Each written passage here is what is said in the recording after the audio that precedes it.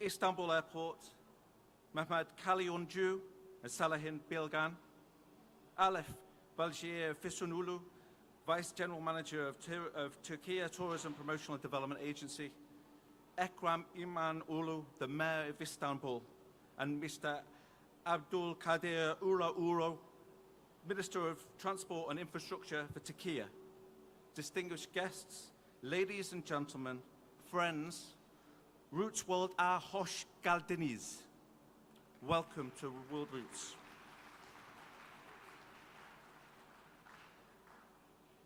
We're very proud that this event has broken records.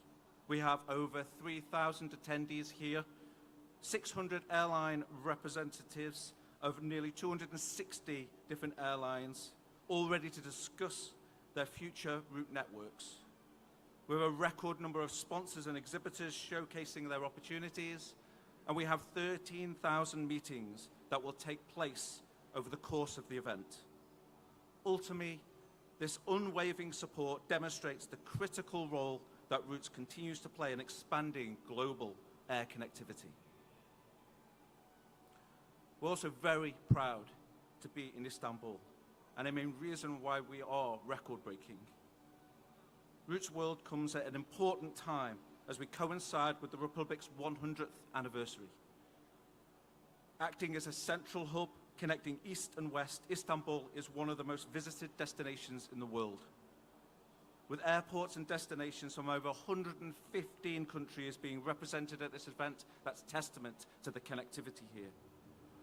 Roots World provides an unrivaled platform for both İGA International Airport and Turkish Airlines to demonstrate the significant growth opportunities to the global route development community. And it's come at a perfect time. The market continues to grow and there are real reasons to be optimistic. Although there are economic uncertainties, they've not dampened the desire to travel. With China lifting travel restrictions earlier this year, it's expected 4.35 billion people are expected to travel in 2023. We are closing in on 2019, which is an amazing achievement. But that's not without challenges. The markets continue to recover at different paces. There's continued geopolitical tensions, tight capacity management, and of course, important environmental considerations. But these are challenges in which this industry will tackle together. And that is why we're here over the next 3 days. This conference will examine the challenges and opportunities facing our industry. We have an impressive lineup of over 50 industry leaders.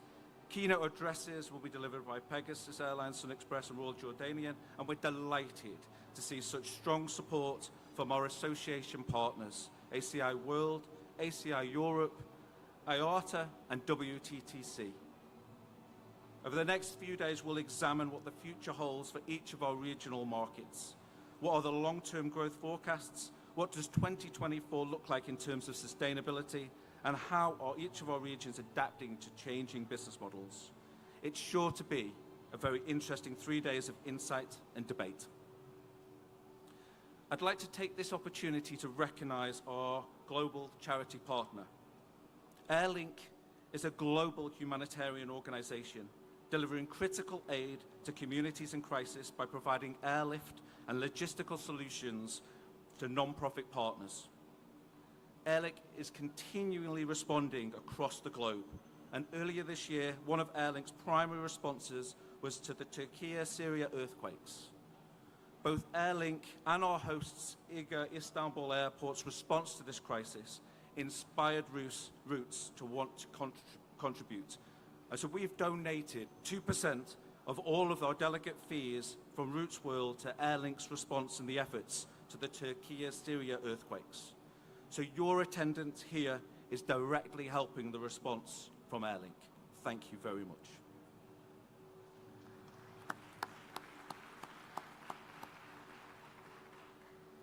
I'd also like to recognize and acknowledge our sponsors. I'd like to thank this year's Platinum Conference sponsors, Rolls-Royce and Expedia Group Media Solutions. Rolls-Royce has always been at the forefront of innovating new technologies, and Expedia Group Media Solutions is dedicated to building innovative media partnerships for travel advertisers, perfect partners for our conference over the next 3 days. So, welcome, thank you for your attendance, and without further ado, it gives me great pleasure to introduce to you Mehmet Kalyoncu, the board member of İGA Istanbul Airport, to formally welcome you to Istanbul.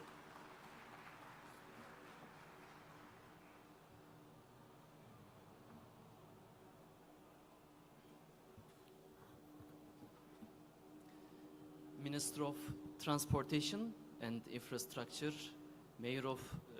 Governor of Istanbul and Mayor of Istanbul, and dear valuable guests, thank you for attending the Roots 28th conference. We would like to welcome you all with our warmest feelings, and I hope you will enjoy your time in beautiful city, Istanbul.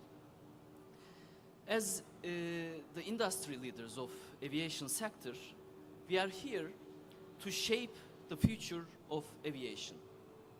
We are here to create new routes, thus create new connections, and make travel easier and more accessible for everyone in the world. Because travel is a very basic human right. Maybe after security, maybe after shelter, travel is a humanitarian right.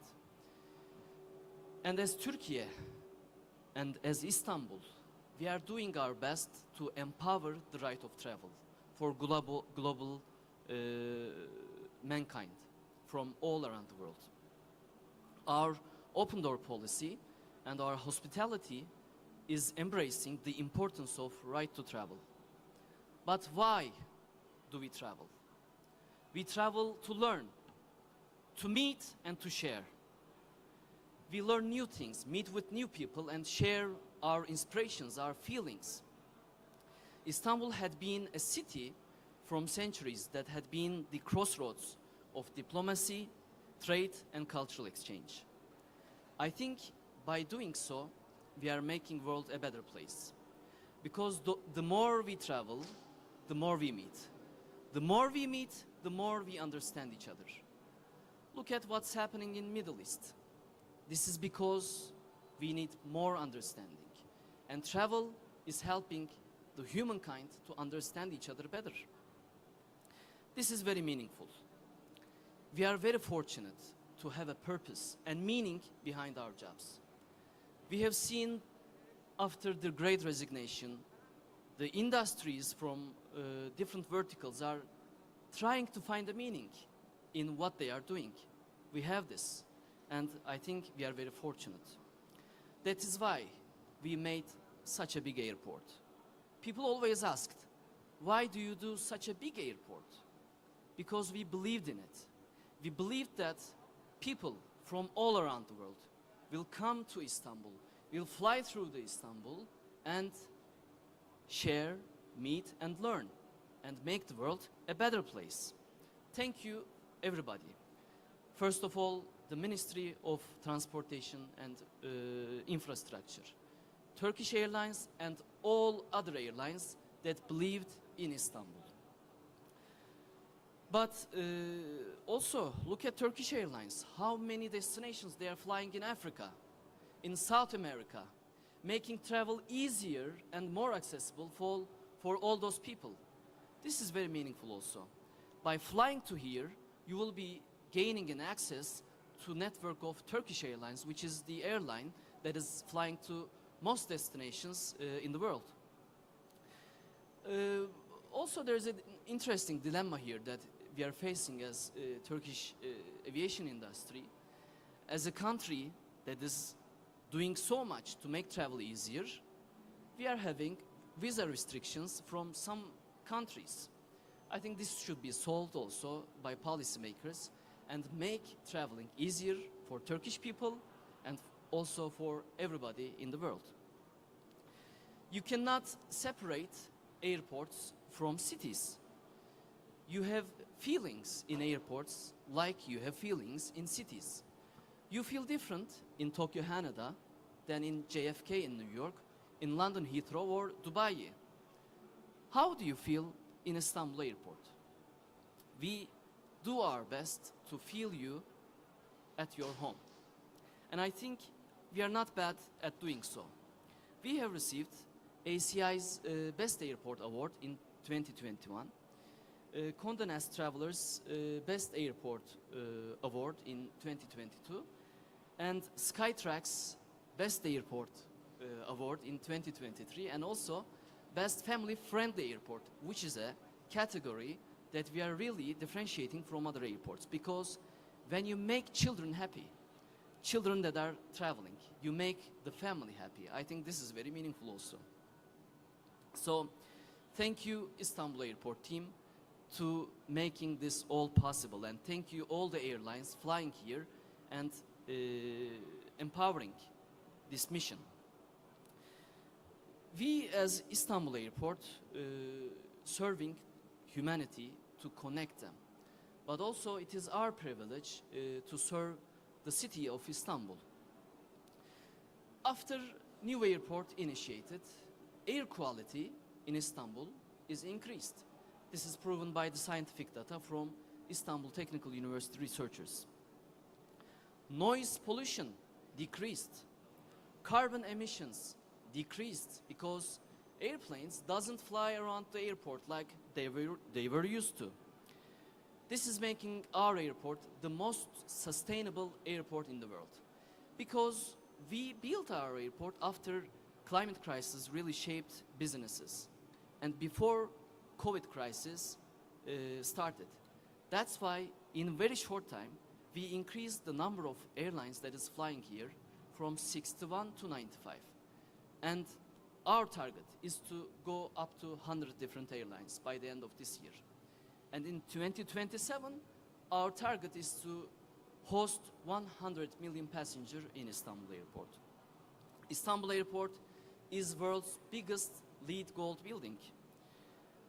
After the new airport, bird strikes decreased, pass rates decreased, and at the place of the old airport, Istanbul gained a new city park, the biggest green place in Europe.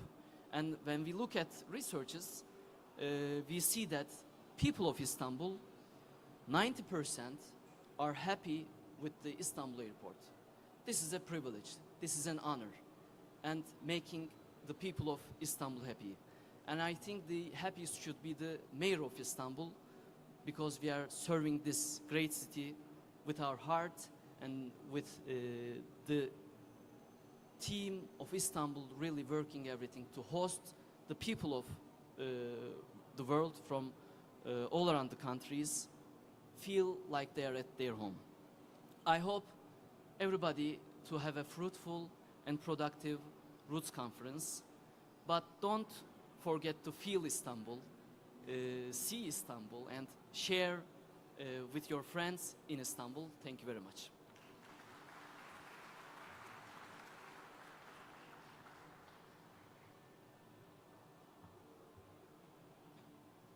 Thank you, Mehmet.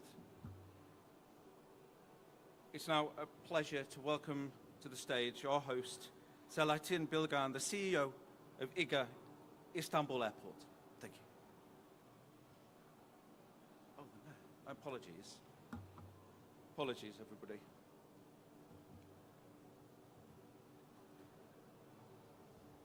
Ahead of our host, and with the due protocols, it is my absolute pleasure to introduce Mr. Ekrem İmamoğlu, the Mayor of Istanbul.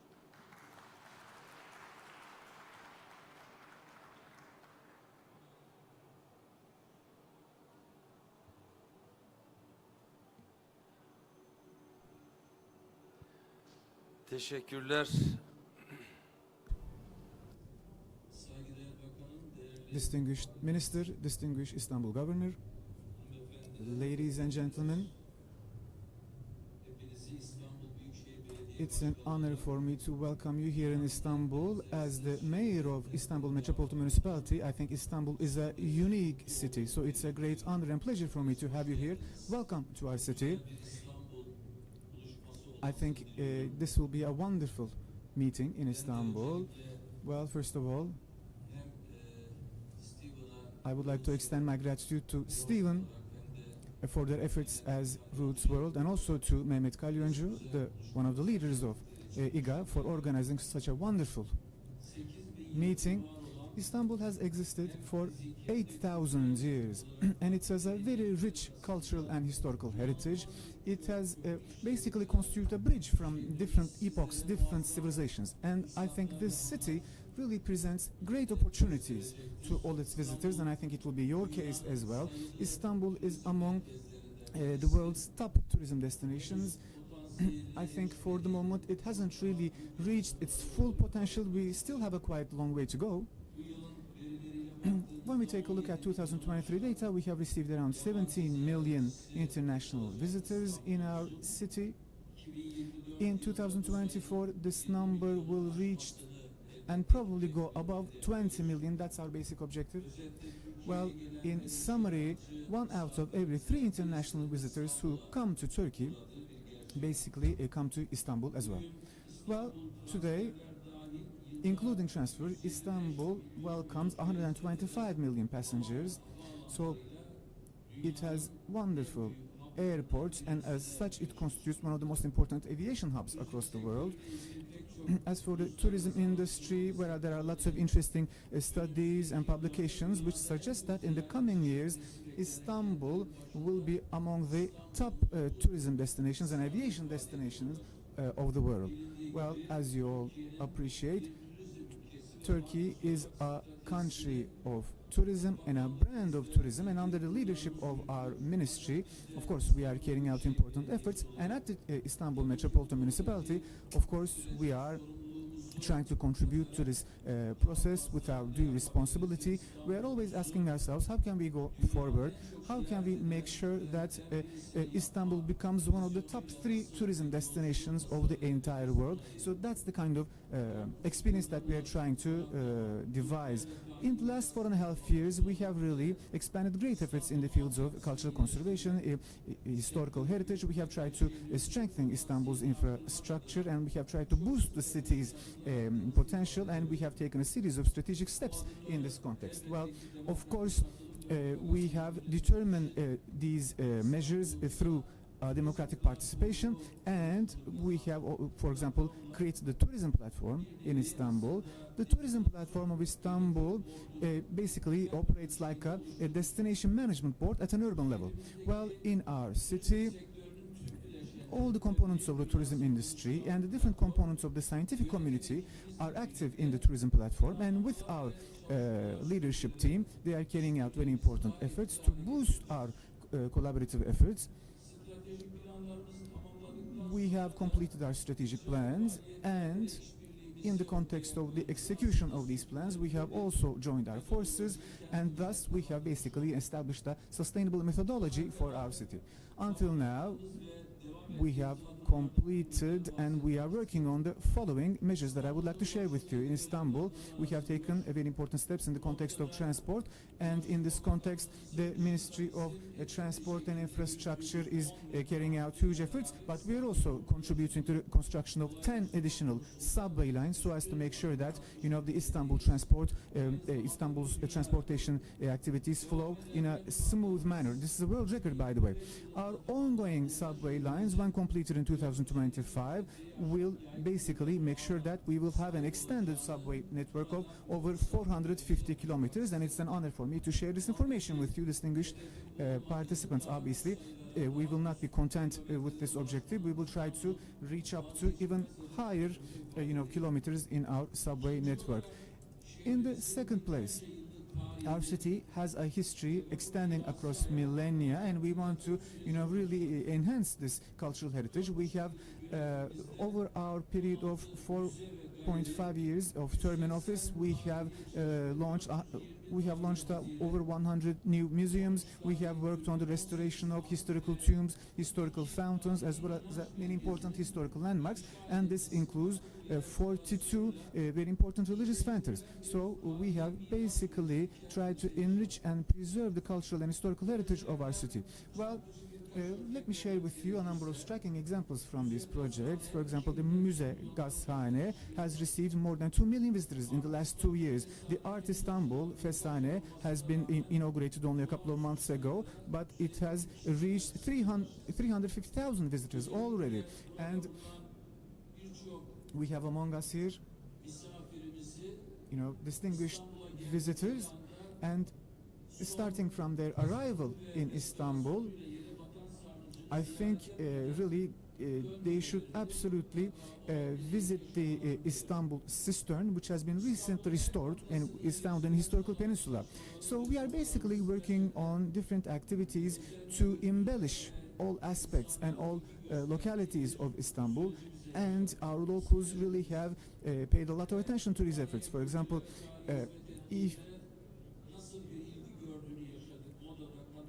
in the Moda, we have renovated a pier which now also serves as a library. We are carrying out similar efforts in Beşiktaş and across different piers. We are also organizing a number of important festivals and events which draw attention of international and local visitors. And through all of these activities, through different sports events, through different arts activities, the city is enriching its cultural life. And so based on this motivation and based on our morale, we will be having the chance to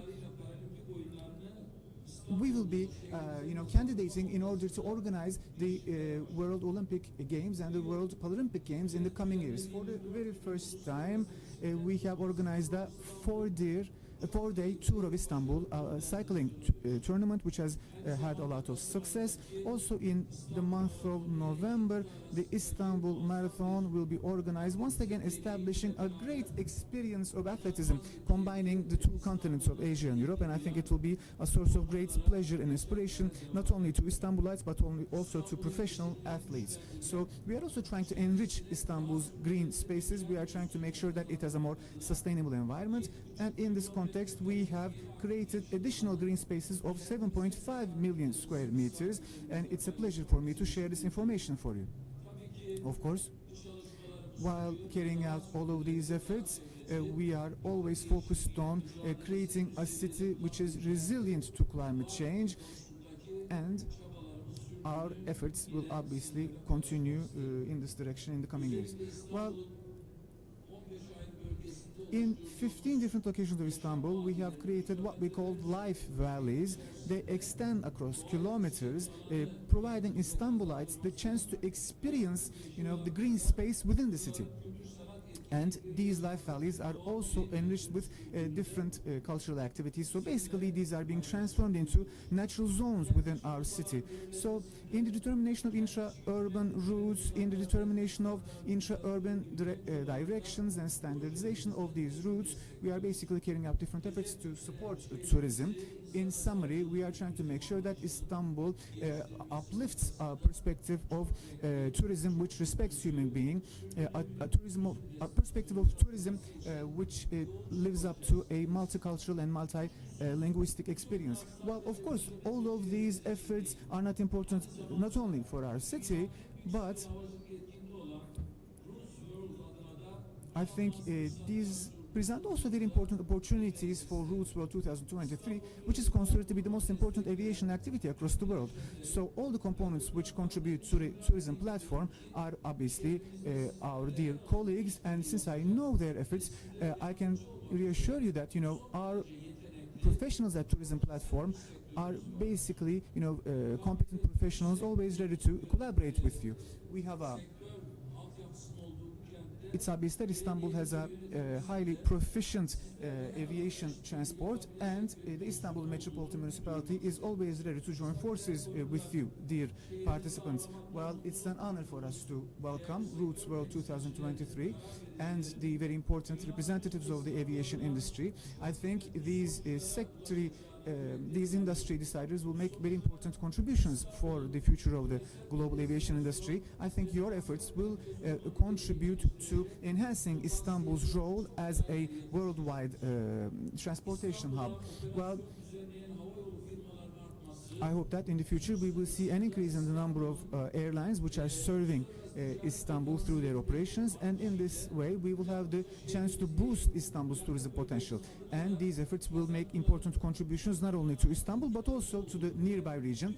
And I think the entire world needs such a strengthened connectivity, and I think the entire world should basically turn their eyes towards Istanbul in this context. While connecting different countries, establishing physical and emotional connections between the countries, I think is a very important effort.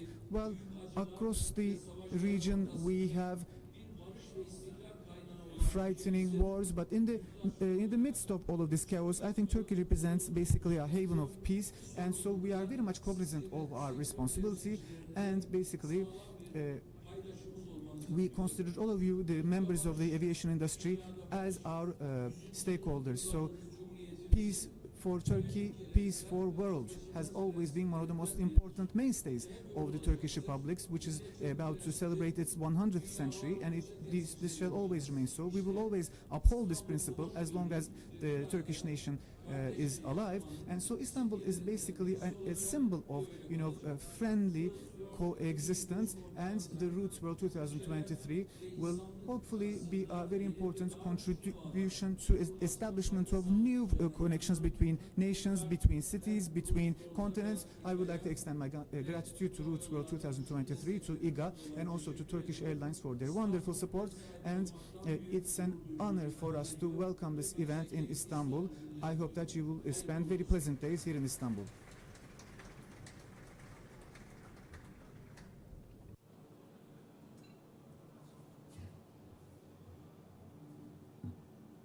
Thank you. It's an honor to be welcomed so warmly to a truly global city. And I'm equally delighted to introduce onto the stage Mr. Abdul Kadir Ulaulu, Minister of Transport and Infrastructure for Turkey.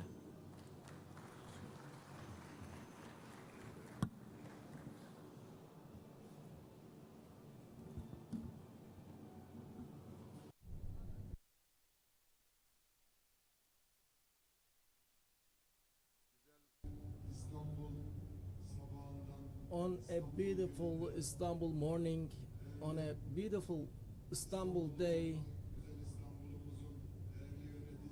esteemed Governor, Istanbul Metropolitan Municipality Mayor, and other officials in our city, and this distinguished participants from all around the world.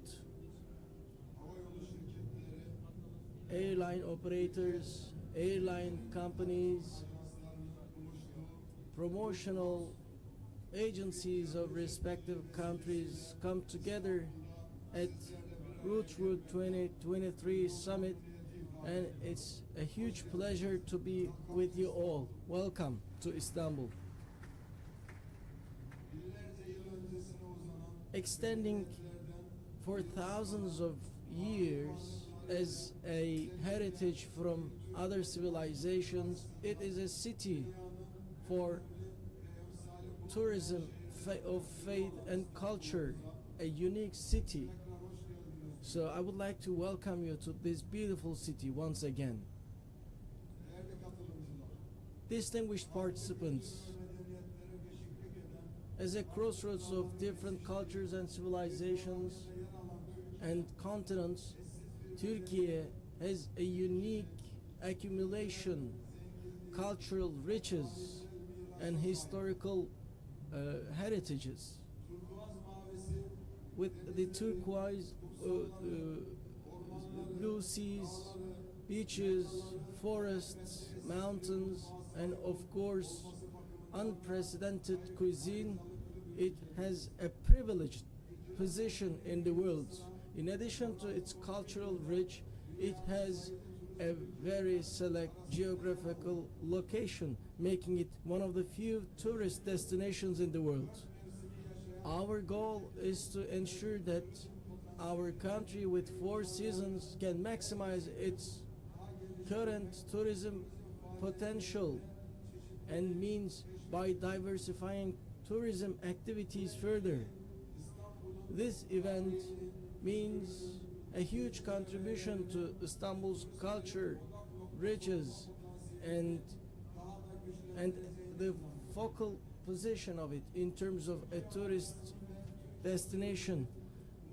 Turkey brand and Turkey tourism hopefully will get its well-deserved place in the world thanks to the contributions of Roots World 2023, which is quite meaningfully taking place in Istanbul this year. Dear guests, throughout history, Turkey, geographically and culturally speaking, has been standing at the intersection of ancient transportation corridors and civilizations between Europe and Asia, East and West corridors. It served as a natural bridge, as well as extending a route from Caucasian to African destinations, serving also in the middle of a north-south transition. It has a huge historical significance as a key destination in the Silk Route, serving as the European part of it. Also very close to the Arabian Peninsula, which has the very rich oil and gas reserves in the world, standing right in the middle of the international energy corridor as well. In history, it has sustained its importance with the Turkish Straits, having a control over them, providing maritime transportation to Mediterranean and Black Sea countries as well. In addition to this key role, it serves almost 1.5 billion people within a 4-hour flight zone, serving also access to 67 countries with a trade volume of $10 trillion. Thanks to our location advantages, our transportation strategies and roadmaps are redefined in line with the global developments and updated accordingly. Turkey is a must for that. At this point, His Excellency, our President Recep Tayyip Erdogan, contributed to investments for transportation and infrastructure, and we keep the pulse of the world, follow up on the technological advancements, and always place integration at the center as we shape our transportation with neighboring countries, because investments in transportation serves not only in a national sense but also in international sense. With this awareness, recently we have included very significant projects in our agenda. For example, Turkey-Azerbaijan Railroad and landlord Zengezur Corridor will contribute to that vision. Together with the deployment of that connection, all middle corridor countries will see an important step moving forward. This project will also be vital for the normalization in the Caucasian region. In line with this corridor, Kars-Nahçıvan Railroad project will connect the entire Europe through Nahçıvan to Iran, Azerbaijan, Turkmenistan, Central Asia, and Southeast Asia. Similarly, another critical project is extended from Gulf region to Turkey borders with land and railroad projects, which is a development route. This development route will serve big countries including India and China, and ensure that raw materials coming to Gulf region will be distributed to these countries. A product handled in the Gulf, Basra Gulf, will be taken to Europe without any transfer, and Yavuz Sultan Selim Bridge will also have a railroad connection whereby we will ensure that we have an alternative railroad line to Marmaray on the Istanbul Strait, over the Istanbul Strait. The development route project undoubtedly will contribute to Far East, Southeast, and Central and Middle East destinations in the North-South corridor as the most economic and reliable path. Also, the development road or route will be a fresh line, a fresh contribution to economic activities here, further contributing to development. Dear passengers, as you know, transportation makes travel possible, and transportation networks make tourism dynamic. Tourism means, if developed, will contribute to tourist activities further. And air transportation is a must for the development of international transportation activities. It is the biggest engine. So here we work not only for the future of the aviation industry, but also the economic development, socio-cultural, economic and socio-cultural development of our respective countries. We meet together for these reasons, because air travels shorten destinations, but also build bridges of friendship, meaning that we make strategic contributions to the economic and wealth related development of our countries. So until a few decades ago, Turkey was only a connection point between Asia and Europe, with an agenda of joining the European Union. Today, of course, the European Union still poses an importance, but Asian countries, African countries, and American continent countries are that much important as well. Our foreign policy has now a broadened horizon, and we started an era of less bureaucracy in that domain. We prioritize further relations, further negotiations, bringing forth common values. As obvious, our country has a key location at the intersection of three continents, serving as a bridge between developed markets and developing markets. It's one of the flight routes. As I stated earlier, you can fly to 67 countries within a 4-hour flight, which is a huge geographical asset. So since 2002, our air transportation activities enabled us to be one of the fastest growing countries. Between 2007 and 2023, we invested 16.7 billion in the aviation industry.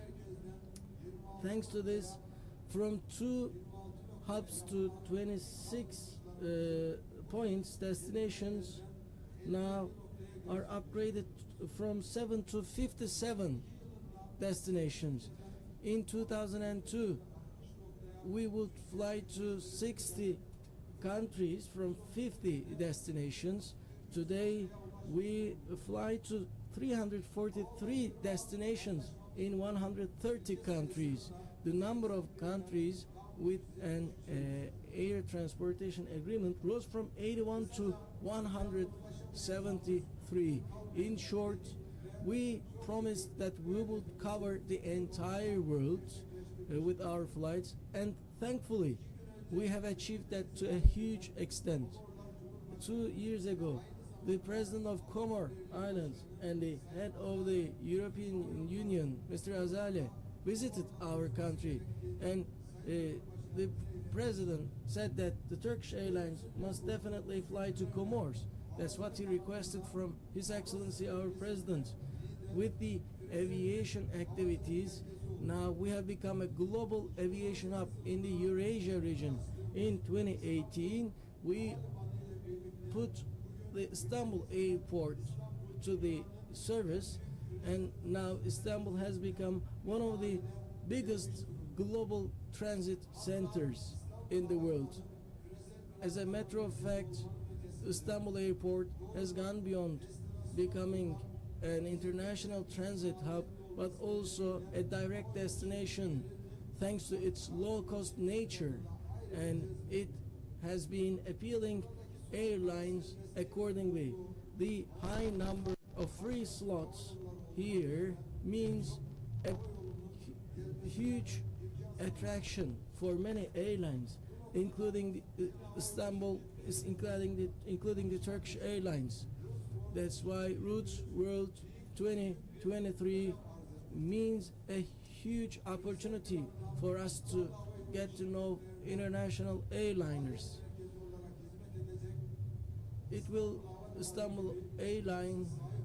Istanbul Airport will serve as a center for big international carriers, and that means a huge advantage for us. So, as a rising value, Turkish Airlines will grow further thanks to Istanbul Airport, which is a huge asset for us. When all the stages are completed, it will cater to 150 airlines flying to over 350 destinations. Together with Istanbul Airport, the Turkish Airlines will also make certain steps on the path to becoming the biggest airline.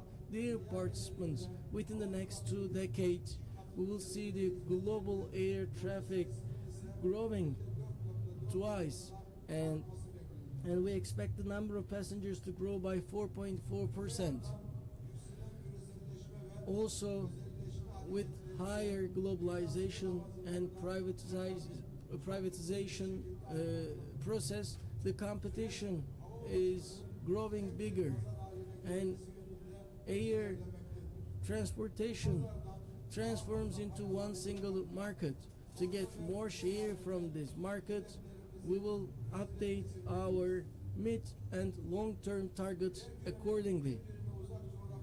The Earth has countries with far distances, but we will ensure that we bring them closer, making them even our neighbors. We will enhance our commercial activities. We will accelerate our cultural and social interactions, ushering in a new era for all these countries. As Turkey, we want to embrace the entire world. We want to make sure that you're a partner in this common future with our partnership. Routes World 2023 will auspiciously lead to beneficial outcomes for all the participants and stakeholders. With these thoughts and considerations, I would like to thank all the people, starting with İGA and all other stakeholders, Turkish Airlines and the organization committee, for their kind contributions. And this event is beautiful thanks to you. That's why I would like to thank each and every one of you for joining us here. I hope this event will lead to auspicious results.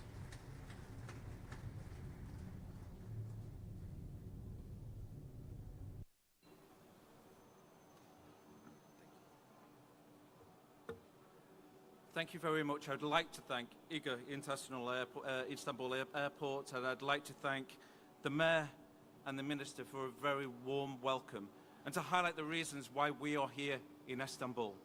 I'd like to thank our charity partner Airlink and Airbus and Expedia Group Media Solutions as our conference partners. As I've mentioned, we've got an impressive conference program over the next couple of days. We're going to take a short break now, but before we do, I'd like to formally invite the Mayor, Minister, the Governor, the İGA Board, the CEO of Turkish Airlines and TGA onto the stage for a family photo. Thank you very much.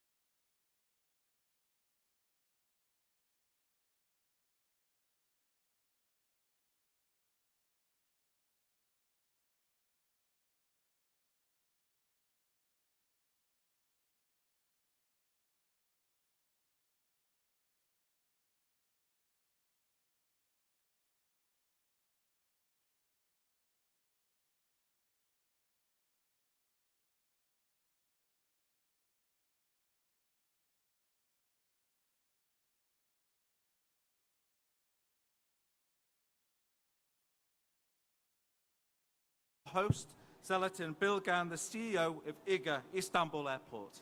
Thank you.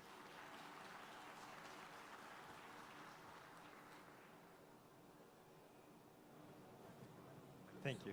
Thank you.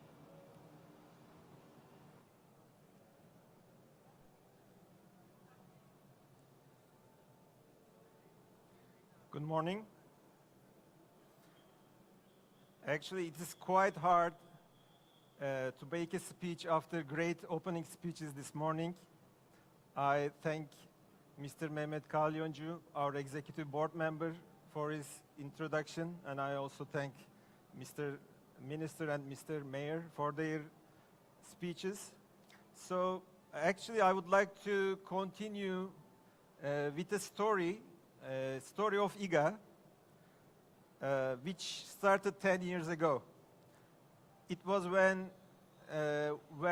I and my colleagues started working for a dream to finance the world's largest airport development financing after our shareholders won the tender for Istanbul Airport. It took several months and days and nights hard work, but after the financing, we completed the initial phase of the investment in a world record 42 months and made the grand opening and grand transfer from Atatürk Airport. It was its first kind for an over 60 million airport to transfer overnight from one place to another, but it was another success story which continued after the construction success. Currently, we operate with 3 main and 2 additional parallel runways and have the largest terminal building with 1.4 million square meters, providing us 90 million passenger capacity yearly. But afterwards, we faced the COVID-19 outbreak. Things became a little bit hard for every actor in the sector. But again, İGA showed quite strong rebound and had the strongest and fastest recovery after COVID-19 pandemic, thanks to our agile organization and strong cooperation with our stakeholders like DHMI, Turkish Airlines, and other stakeholders. We have been the busiest airport in Europe for 3rd consecutive years now since the pandemic, and we expect to host more than 77 million passengers at the end of this year. We aim to reach 100 airlines and increase our number of destinations from its current level of 315 in a very short period of time. We have some ambitious plans for our airport over the next couple of years and have already started phase 2 investments where we will be having 120 million passenger capacity yearly and also have additional runway and increase the terminal capacity. At the end of phase 4, Istanbul Airport will handle 200 million passenger capacity and 6 runways operated. Today, we are delighted to host one of the greatest audiences in the history of routes, which came together here to define the future of global aviation. This has shown also the appreciation to Istanbul as the city and to İGA Istanbul Airport as the airport operator. We have come a long way in such a short time period. We started with dreaming to build the largest airport in the world. Now we continue with dreaming to make the best, because magical journeys start here in Istanbul. Thank you.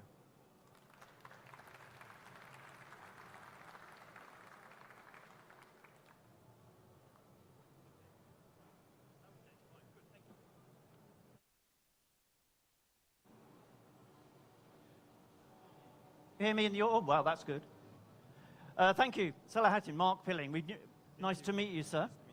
Hi, my name is Mark Pilling. I'm the editor of Airline Routes and Ground Services and write for other publications, including Flight Global, Arabian and African Aerospace, Chloe. And I've been asked to moderate this sort of short panel here. And Seyahat, you're going to be with us. Yep. Please, would you go to that seat there? Thank you.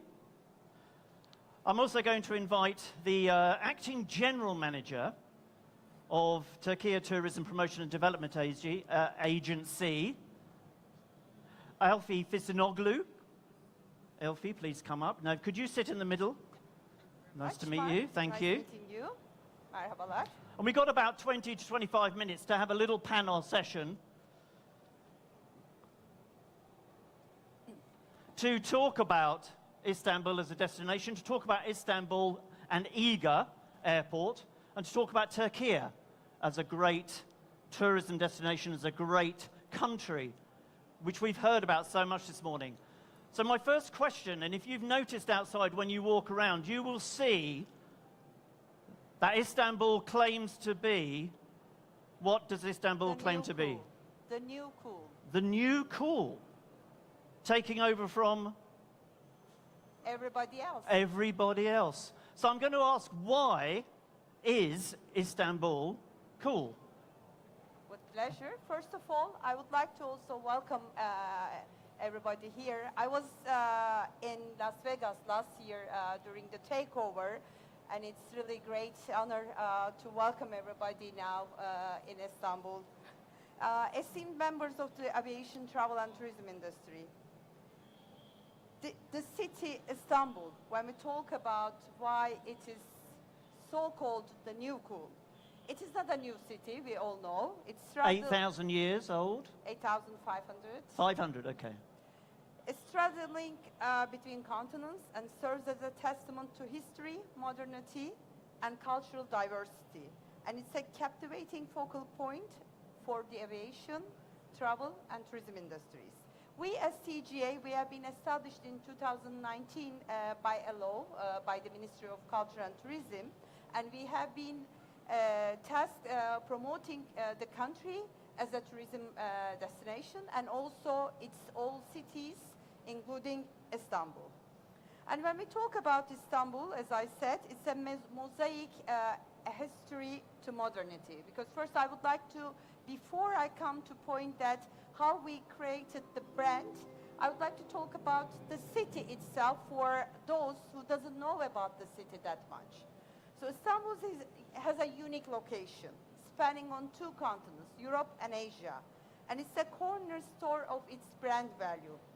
Turkey's rich historic heritage, reflecting the grandeur of Eastern Roman and Ottoman empires, and brings its streets and buildings to life, offering an unparalleled travel experience. A cultural melting pot. Istanbul is a true melting pot of cultures, place where East meets West and traditions merge seamlessly. This cultural diversity presents an exceptional opportunity. And as TGA, we highlight the versatility of Istanbul and the richness of the city experience for all tastes. Our goal is to connect with our target audiences who have different expectations from a destination and reasons to travel. We aim to show that you will have a more personalized experience tailored to your taste and interests when you come to Istanbul. And how was the Istanbul new cool brand created? How long have you been working on this, Ailif? Actually, I have been working at TGA since day one, and the Istanbul New Cool, the first edition of the campaign, was created in 2021, just in the middle of pandemic, I can say. And Istanbul is a meeting center that has been the capital of empires and has an iconic cultural heritage, offers personalized tastes, as I mentioned. So when we come to the brand spirit of Istanbul, unique, iconic, free, fascinating, lively, noble, bright, and inspiring. And Istanbul is the new cool itself, a confident, strong, surprising, warm-blooded, innovative, attractive, harmonious, dynamic and wise brand. When we talk about Istanbul, we talk about history, but I have been working Istanbul as a destination product since 2001, also at my former positions. We always say that it is the genuine, the true gateway between East and West. When you come to, I was in Las Vegas last year, it was a great event. But when you are here at the exhibition hall now, you see more the connection from Istanbul, the gateway to all the world. When you come to Istanbul airport, when you look at the signs, the flights, you see so many new names. Maybe you didn't hear about. You haven't seen at another airport, because it is the true gateway. And when we say it's the modern and the old, it's an old city. We are proud to be capital of 3 empires. But at the same time, we are very new. We have the Galata port, we have Atatürk Cultural Center, one of the newest airports. We are new at the same time. We are young and old. You're young and old. Yeah. So, but you've been doing this for 20 years now. What has been the big change for you personally, for Istanbul as a destination? What's the thing that's really enabled it to take off, if you like, or changed? I can say that Istanbul was always a popular destination. When you look at the history of all countries, of all civilizations, empires, you always see Istanbul standing there as a symbol, as an icon. And when I started first working for the Istanbul brand in 2001, it was the case. But the fashion, maybe the trend for Istanbul was not started by that time yet. And slowly after 2005, there are milestones. Istanbul started hosting the mega events of the international industries, academic side, scientific side, the medical conferences, the mega events, and so on. And then the new openings started all around the city. And when we came to 2010, Istanbul was the number 7 Congress destination in the world, hosting the largest international events. And it continued like this. And now we see that even since 2015, 18, 16, we have with the new openings, with international, organizations, the city is always in the, in the loop of the everybody, international media. So the city is keeping its coolness, which was existing for ages. Salahattin, thank you, Alif. Salah, what for you is really, from your personal perspective, do you see that's changed in Istanbul and Turkey, but Istanbul especially? What's been the thing that's really changed for you over this last decade, say, since you began at IGA, did the financing, etc.? Yeah, actually, there is always a potential in something, but there you need some catalysts to change it and to show everybody the potential. Istanbul had this potential, but had some difficulties in explaining itself, making it known, because even I personally have been living in Istanbul more than 25 years, and there are still things that I just observed or just seen. So for a place like Istanbul, which is competing with other global cities, global cultural centers, or modern cities, Istanbul had to invest in certain areas like transportation, like marketing, and etc. So that was the thing we lacked like 15, 20 years ago, in my opinion. So TGA and Istanbul Airport and similar examples has been the catalyst for this change. And now I've been traveling to other countries and observing the difference. So at least having Istanbul as a transfer hub, but also as a final destination, we've been working a lot on that. When you come to our airport, you will see small samples, a museum, a demonstration of Göbekli Tepe, which is the oldest human population settled. So we aim to show people who are transpassing Turkey and Istanbul that Istanbul is also itself a good destination itself. So and we've been changing this perception, I guess.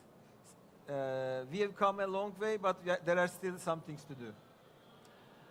Thank you very much for your insight. Really appreciate that from both of you to really understand why Istanbul is cool, why it's becoming cool and will become cooler. Because I think one of the messages from this morning is just look at how everybody's lined up. You have the minister, we have the mayor, we have the airlines are here in force, of course. Turkish Airlines, Pegasus, etc. İGA, this fantastic, Sabiha, we have, a lot of infrastructure, a lot of players.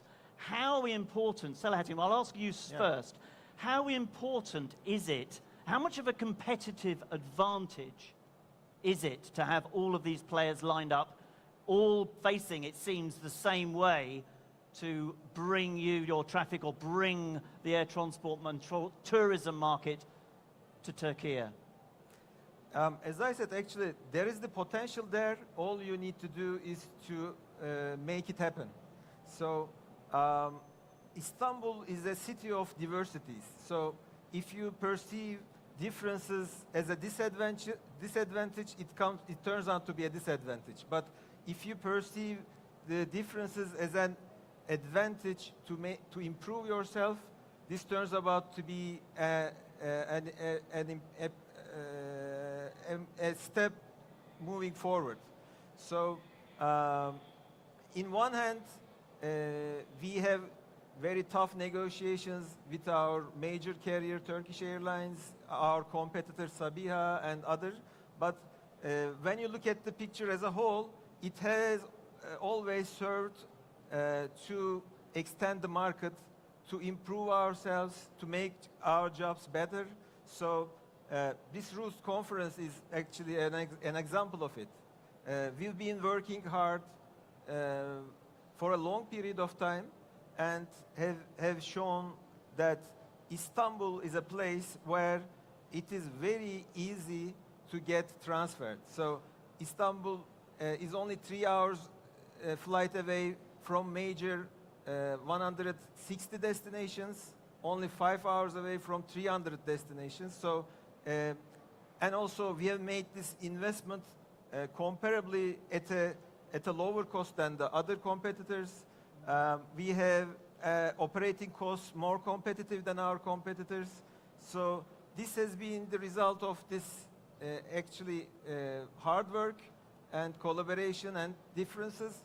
But at the end, I see that this has turned out to be an advantage. We have attracted several airlines. When we opened Istanbul Airport, there were only 61 carriers. Now it's 96. In such a short period of time, we have increased the number of airlines to 96. And we are looking forward to attract more. And we are planning to put capacity, which would also share our advantage with the coming airlines as well. There are still very long way to go.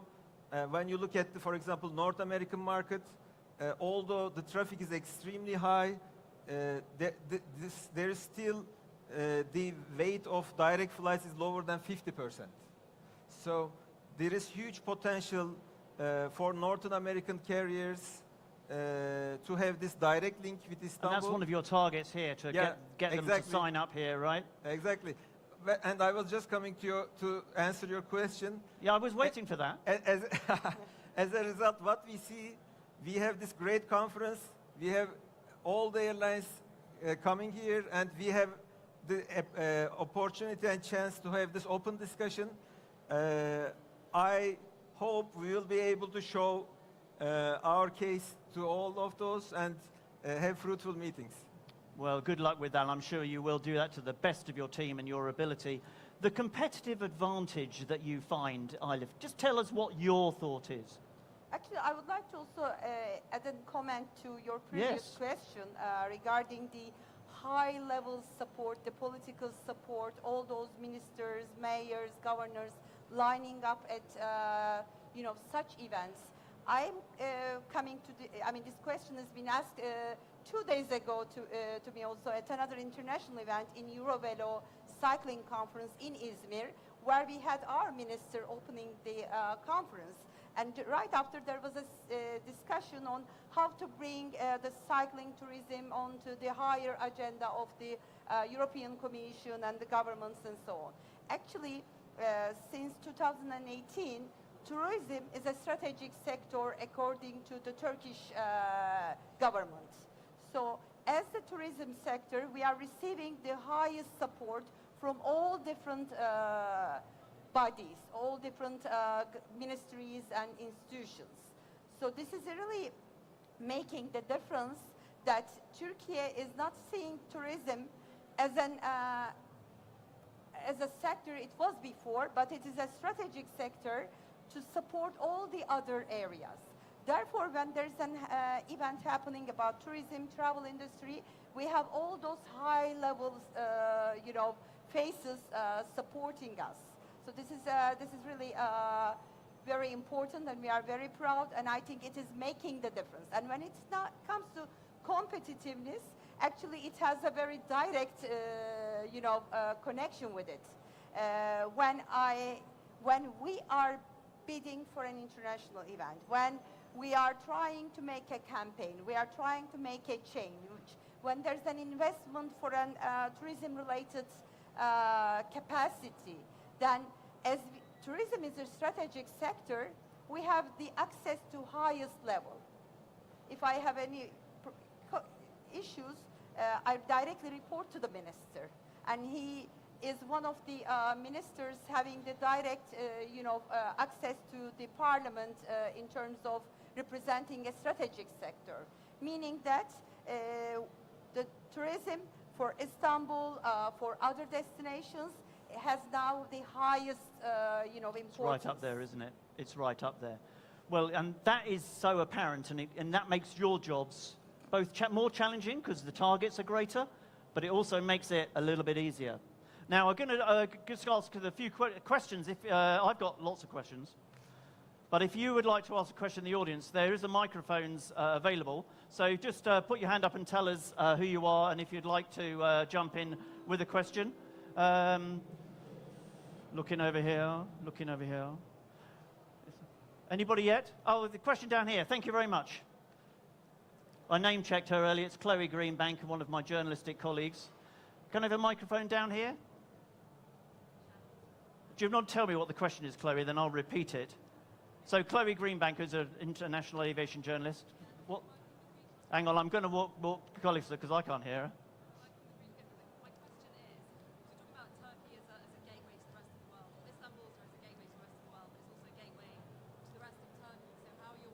We have actually got a microphone, Chloe. We're going to give you, because we'd like to hear your actual voice. Thank you. Hi, hello, sorry. Chloe Greenbank from Regional Gateway magazine. So just saying, you're talking about Istanbul as a gateway to the rest of the world, but it's also a gateway to the rest of Turkey. So how are you at the airport, but also with the tourist board? How are you working with regional airports and the regional tourism boards to kind of boost traffic around the country? Okay, thank you. Do you I want to start can off? reply from the regional tourism board's perspective. Actually, it's also connected with the competitiveness. When TGA was established, we were in charge with the Turkey as a tourism brand. And then we look at our major popular destinations like Antalya, the Turkish Riviera, Türkiye, the Aegean coast of the country, Black Sea, and of course Istanbul and others. But also at the same time, for a sustainable tourism strategy, we said that the tourism diversity should split around the 81 cities of the country. And we created a program that is so-called the City Tourism Promotion and Development Program. And we are working with all stakeholders in each individual city of the country. All those tourism councils are headed by the governors, the mayors, the airports, the airlines, hoteliers, all the tourism industry stakeholders are within this council. So when it comes to cooperation from the city perspective, the tourism also at each region and at each city has taken into the agenda by all stakeholders.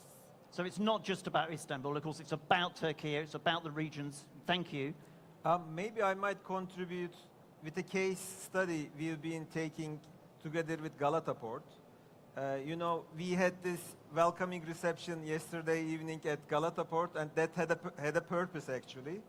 My team together with them has been working on this, so we are trying to connect our flights with Galata Port cruise ship tours. So it's not only at the very smaller region, but also all the Mediterranean area.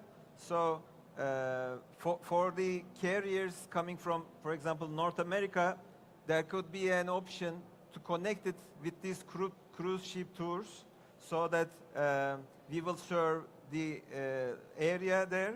So I think that might be a good start, and that's a good example.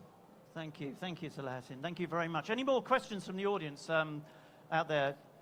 Madam, you're raising your hand like that. Well, I know you're saying we have an orb of greatness in there. Okay, I'm going to ask another. Is there a question there? You've got a microphone there. Okay, I'm going to ask just one more question, maybe for you, Selahattin. Here is, IGA has clearly risen up over the last, sort of few years since COVID as you call yourself a super connector. Who are you competing with in terms of other airports and other, if you like, other cities? Who do you see when you say, we've got to get that, we're going after them? Who is it? Well, and why? Well, actually, it's obvious. There are two groups of competitors, one European competitors and the Middle Eastern competitors. We do not put one of them as the main competitor, but we took as a general strategy to stay competitive with respect to other potential hubs we are competing. So actually, this being itself a final destination is another comparative advantage when we compare ourselves with the Middle East competitors. So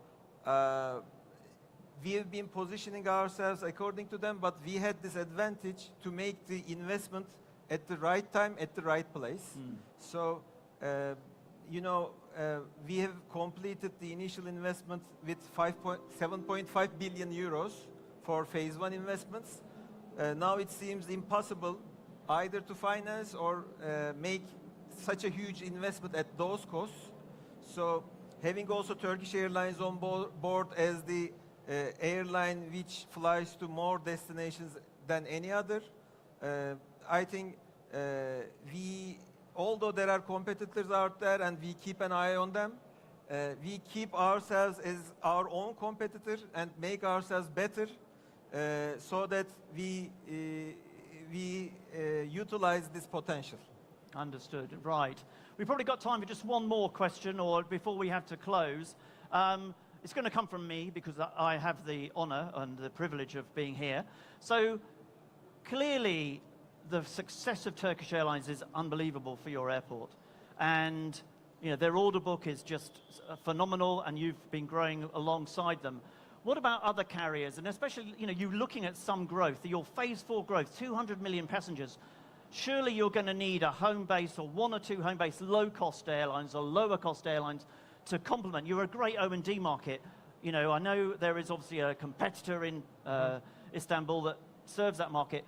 What's your view about maybe attracting that market, getting some airlines of that type into IGA? Actually, you are right. You cannot fill 200 million passenger airport with one single airline. So our strategy has been to grow with newcomers, and also this includes LCCs as well. We have started with 3 LCCs this year, agreeing with them. So, but here we are trying to be careful because it should not distort or cannibalize our existing carriers in the region. But as I said, Istanbul has a very unique positioning. It is offering advantages to different segments as well. So, for example, there is an under-penetrated market where which tend to fly point to point, and with their packaging their bags and going for weekend to certain cities. So we are of course aware of the whole market. We are segmenting it, where we are clearly putting a strategy not to cannibalize each other, but at the same time are welcoming all newcomers like the LCCs as well. But as I said, we are managing that process very delicately. We would like to all newcomers to be happy with their operations. So having this huge capacity available, we provide all the airlines even at peak hours their slots at comparatively good cost and good rates. So I think there is still, that's why there is a room for all newcomers, although operating at different models. Thank you. Thank you, and thank you for explaining that so clearly and openly. I really appreciate that. We're going to have to call it a time out there because I've got a red thing going there on the timer. You can see that, can't you? Yeah. So I'll just ask you to thank my panelists, Ayfin and Selahattin. Thank you very much. Lucia, are you going to come up and do the bit? Let's have a quick selfie. We're allowed to do this. I'll send you the picture. Won't be too much. Kind of new blood. Thank you. This is one race, she won't win. 'Cause life's a cruise with a good trick to many folks feeling sick. I've got another confession. In that, so I'll encourage all of you to enjoy of this amazing city. We are now continue with the content provided by Roots, and we are going to focus on the European region. Along the 3 days, we are going to focus in every region, but we will start with Europe. And the state of the industry for the region is going to be delivered by Olivier Jankovic, Director General from ACI Europe. Thank you so much, Olivier, and welcome. Thank you, Sarah. Thank you.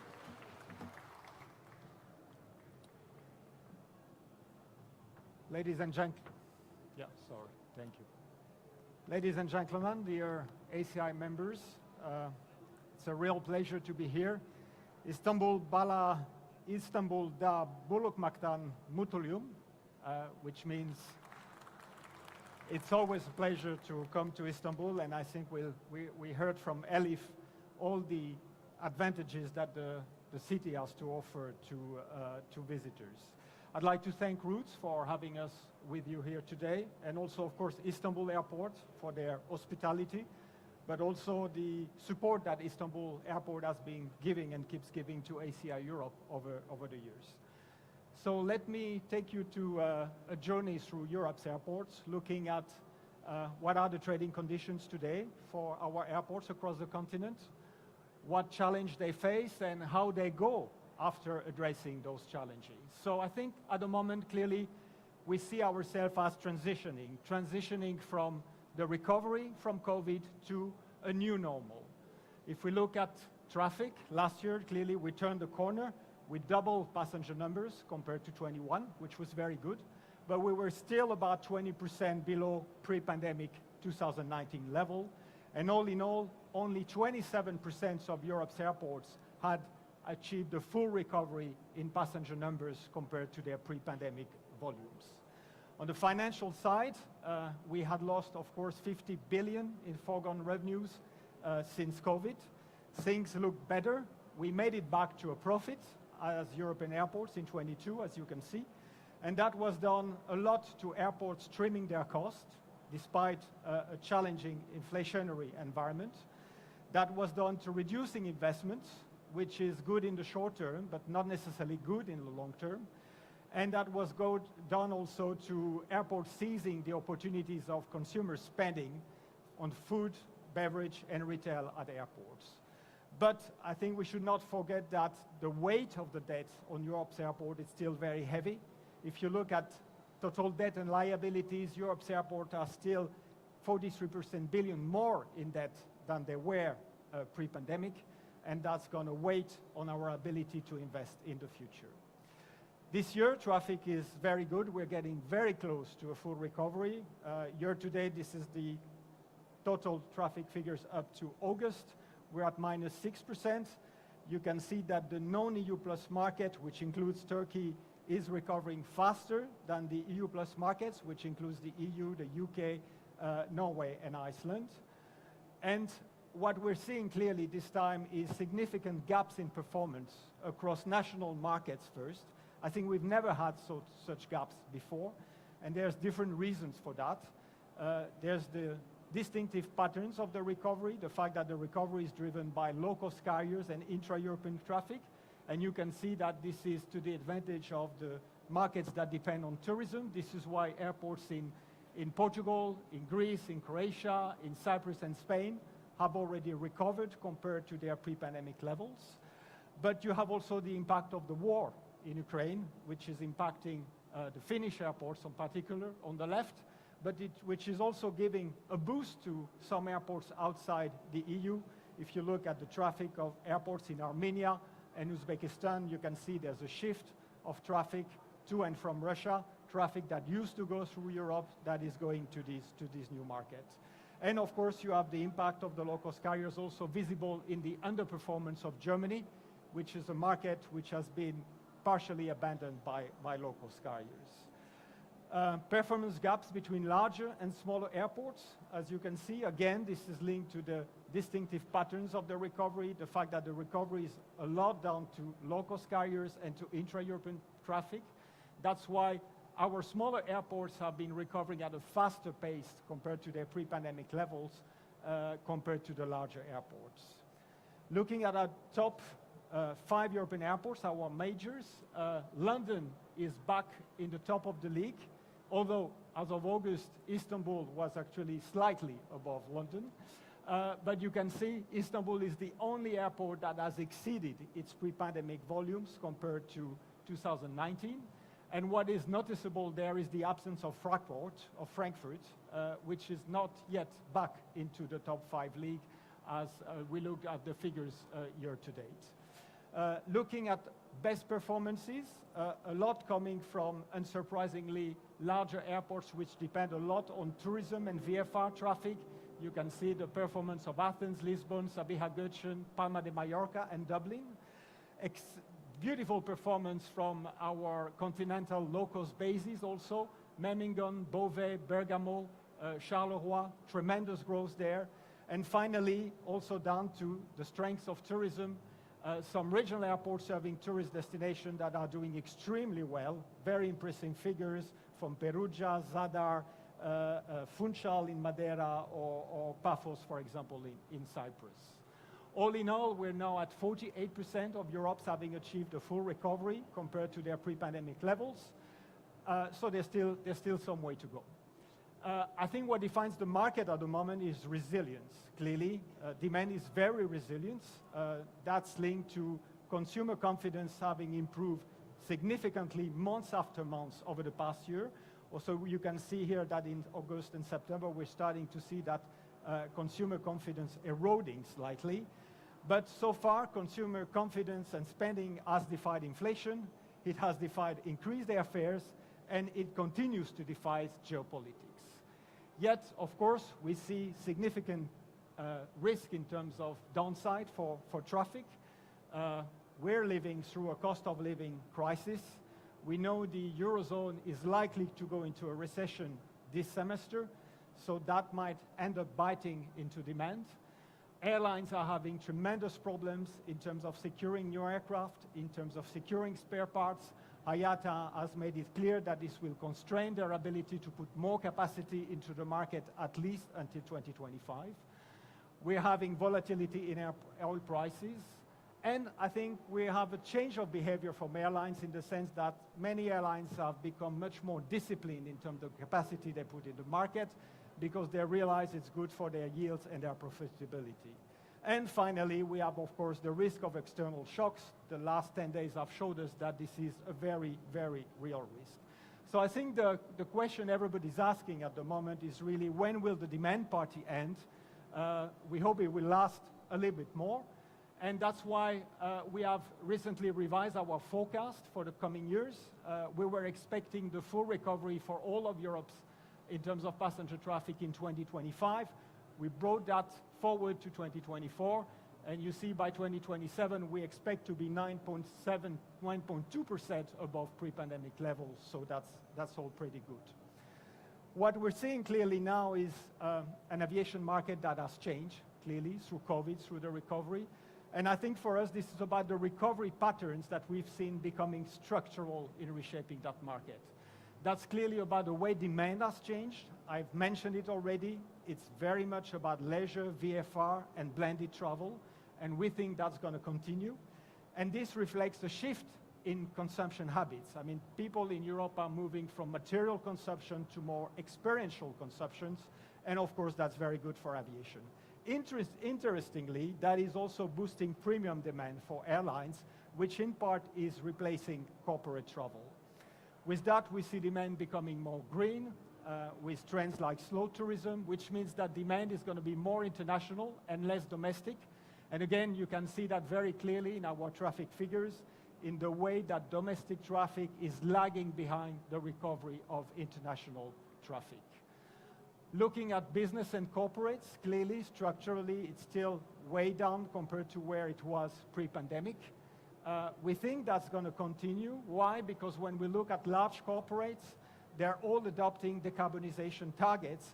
And one easy way to reach those targets is, of course, to reduce corporate travel. And in fact, a lot of the return of corporate travel is done to small and medium-sized undertakings, which are value-driven and tend to be more careful in terms of travel demand. Airline dominance, that's another big way the market is changing for us as airports. And it's done a lot to ultra-low-cost carriers and Turkish Airlines expanding. This is very clear from the capacity deployed in the European market by airlines this summer. You can see fantastic growth from Ryanair, fantastic growth from Wizz Air, very good growth from Pegasus as well, and from Turkish Airlines. And conversely, the Western European network airline groups are still a lot down compared to the capacity they were offering in the market. In the winter, this is of course still preliminary figures, but we see that the dynamics remain essentially the same.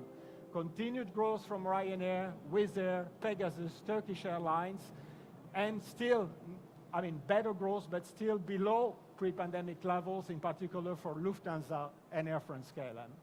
Looking at non-European airlines, the story is a bit similar in the sense that we see a lot of low-cost expansion coming from the Gulf. Good growth also from the US airlines. And if we look at this winter, this is going to be the same. The positive, the additional positive is that we see Chinese airlines finally putting back more capacity into European markets. We see the ultra-low-cost carriers and the Turkish Airlines gearing for more, very clearly, when we look at their order books. This is about lowering further their unit costs. And in doing that, what they want to do is protect their competitive edge. This is about stimulating demand, which of course is very good for us as airports. But interestingly, when we look at Wizz Air, this is also about pushing further the boundaries of the traditional low-cost model, as we know that Wizz Air is looking at expanding into further long-haul beyond the Gulf. We see the same dynamics at play for Turkish Airlines. Again, massive aircraft order coming up. And as the airlines like to say it itself, they are on a journey to the top of global aviation. Conversely, when we look at Air France-KLM, Lufthansa, IAG, they're moving up markets. They're chasing yield, but they're not really chasing market share. But they are driving consolidation in Europe. And that's, I think, the latest move from Air France-KLM and SAS is the piece that was missing in that equation. And in doing that, they are building their hubs, our fortresses, together with their joint venture. So all in all, I think what we're saying is that airlines have recovered, that they've boosted their profitability. That's in particular the case for Pegasus. Well done.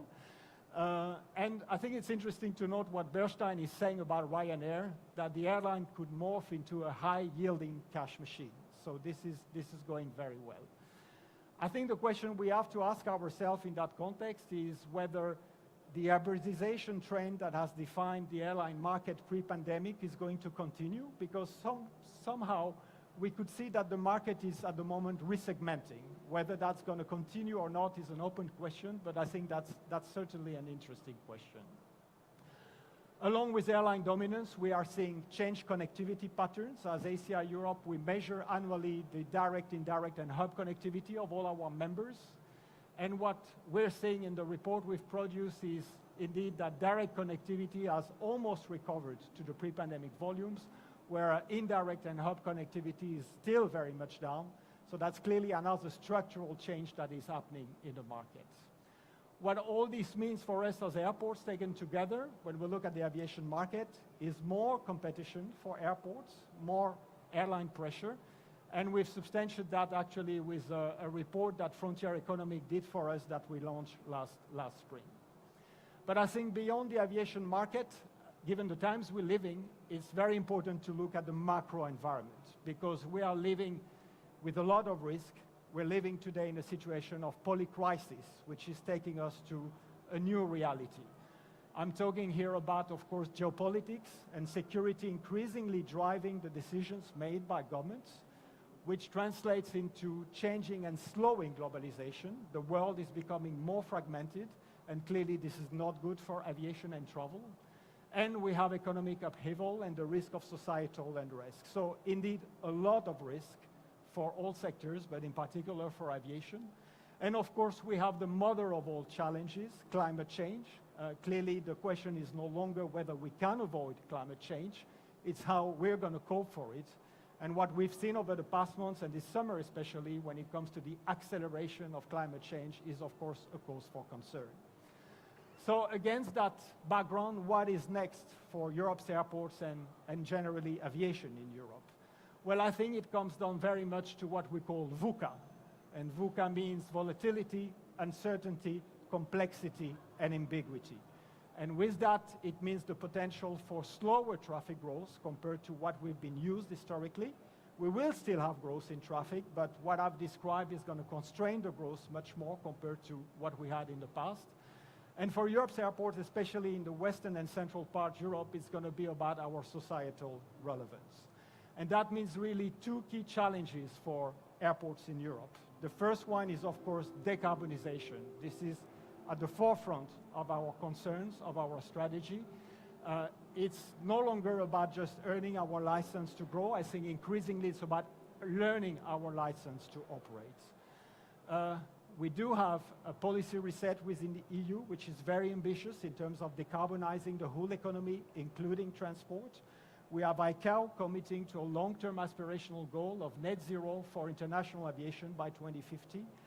And what that means is that, again, this will cost the cost of flying, and that means it will cost demand. We did a study with Oxera to look at what is the impact of the Fit 55 package in the EU on future demand, and you can see that compared to a business as usual, it will impact demand for flying within Europe and from Europe to the rest of the world. Of course, at the same time, we're seeing demand management risk. We're seeing in Western Europe a lot of governments taking punitive measures against aviation. We're extremely concerned by the precedent that could become from the decision of the Dutch government to cut capacity at Amsterdam Schiphol. We don't see these moves as being very good actually for the climate, but more as policy greenwashing. Down the line, this is going to condition our access to capital and green finance, and also our access to human capital. So it's clear that decarbonization is our #1 challenge. Linked to it, for airports, there's the challenge of resetting our economic model. And that means decoupling our profitability for volume growth. As airports, our current business model is very much driven and dependent on volume growth. But that's not going to be sustainable moving forward, because we face structural revenue pressures. If you look at airport charges in particular, I think it's quite striking to see how airlines have been able to increase and continue to increase their fares, whereas airports have been much more constrained in their ability to increase their charges, and they haven't been able to reflect inflationary pressures. I think that pressure on our aeronautical revenues will continue, but we're also at the same time now facing structural cost increase due to the inflationary pressures and the cost of resilience. And that means that indeed this is unsustainable in the medium to long term. And unit revenues at airports will need to increase, which means that airport charges will need to increase. Otherwise, we won't be able to invest. We are already worried by the way in which European airports are at the moment cutting investment. That's linked to the weight of the debt, obviously, because as I mentioned earlier, the debt is still very heavy, and an increasing part of our revenues is going to be used to service that debt. And that presents viability challenge, especially for smaller airports. And I think this is reflected also in the way investors are changing their opinion about airports. That's, for example, if you reach Fitch Ratings recent reports, that's also pretty much obvious. So against that background, I think as airports, we have an agenda of resilience and transformation ahead of us. And that agenda is going to be very much about creating a new airport value creation model where we can go back to longer term planning when less can also mean more. And that agenda will be based on 3 strategic directions. Very clearly, sustainability, the first one, innovation, the second one, and diversification, the third one. When it comes to sustainability, we need to accelerate decarbonization. That's why Europe's airports are committed to. Through ACI, we have an impressive number of airports that have committed to achieve net zero by 2050. Some have advanced that date even to 2030, which is very good. You can see a lot of airports developing their own net zero carbon roadmap. And this is underpinned by the very concrete works that airports are doing through the Airport Carbon Accreditation Program. I think this is a very impressive map because it really shows that carbon management is not ingrained in daily airport management. Here you can see all the airports in Europe that are certified under Airport Carbon Accreditation. And I think we should notice Turkey because it's very impressive the number of airports in Turkey that are doing the job. Of course, this is about moving also to our Scope 3 emissions, so how airports can help airlines to reduce their own emissions beyond the job that airports are doing to reduce the emissions they control directly. And there it's going to be a lot about supporting and incentivizing the deployment of sustainable aviation fuels. We're seeing a lot of airports doing that already. It's going to be about making further strides in deploying green electricity and preparing for the deployment of green hydrogen. And that's a major challenge, that's a challenge where we will need massive, massive investments and massive public support. But I think that challenge is really core to our business transformation because it's about airports becoming potentially what we call N-airports, acting not only as transport hubs, but as energy hubs. That is, providing green energy not only to the users of the airport, but potentially acting as providers of green energy to all of their communities in the vicinity. And I think that's core for airports to redefine and maintain their societal relevance. The second strategic direction I mentioned is innovation. Clearly there, it's about resilience, but also about operational and commercial performance. This is down to maintaining and boosting the competitiveness position of an airport. And there's a lot happening there in terms of leveraging the opportunities offered by digital, artificial intelligence, and automations.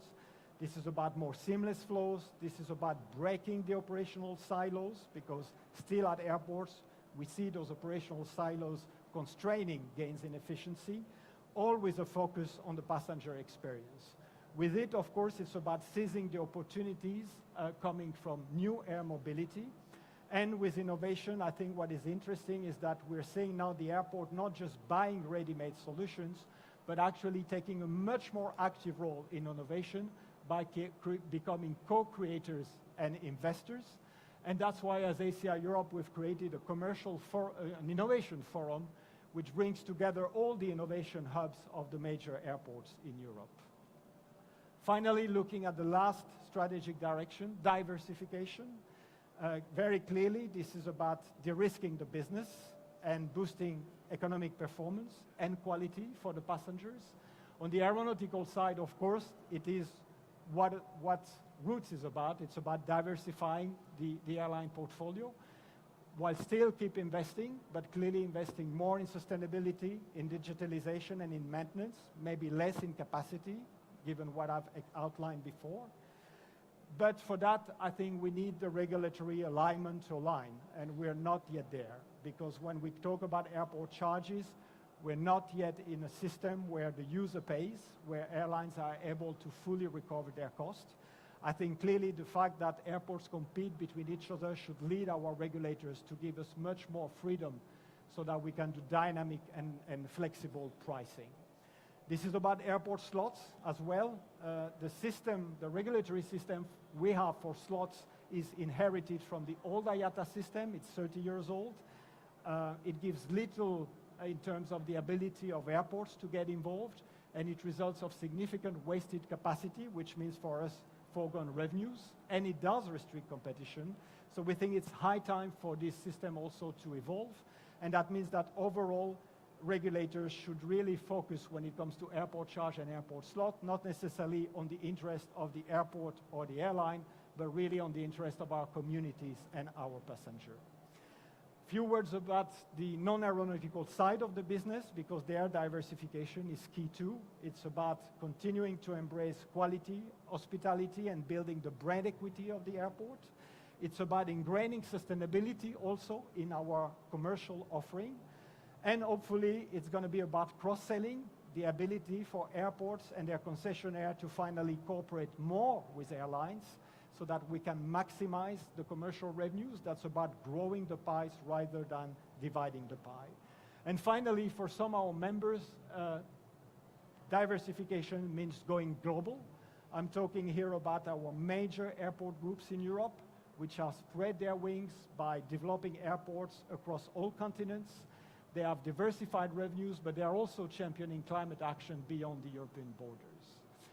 So all in all, I think what we're seeing today is that Europe's airports are really embracing this new strategic direction of sustainability, innovation, and diversification, and they will continue to do so, because down the line, this is about reaffirming and protecting the role of airports as global businesses in our own right that provide value for all their stakeholders. And that's down also, of course, to the societal value of airports for cohesion, livelihoods, and development, something that is very much at the core of the policy being developed here in Turkey. So that's an agenda that we're very much focusing on as ACI Europe, in supporting and working with our members for and with airports, always, as I say. And I will leave you with that, and maybe just one more word about Istanbul, because we want to give you the opportunity afterwards to come back to Istanbul, because Istanbul Airport will be hosting next July our annual Congress and General Assembly. So please come back. We have a special offer for the Roots delegates until the end of the month, and we really hope to see you in great numbers in July. With us, we'll bring the airport community, but also our policymakers, industrial partners from all across Europe and beyond. So that was my little sales speech in ending. Thank you for attention, and have a great Roots, and keep attracting airlines to develop connectivity. Thank you.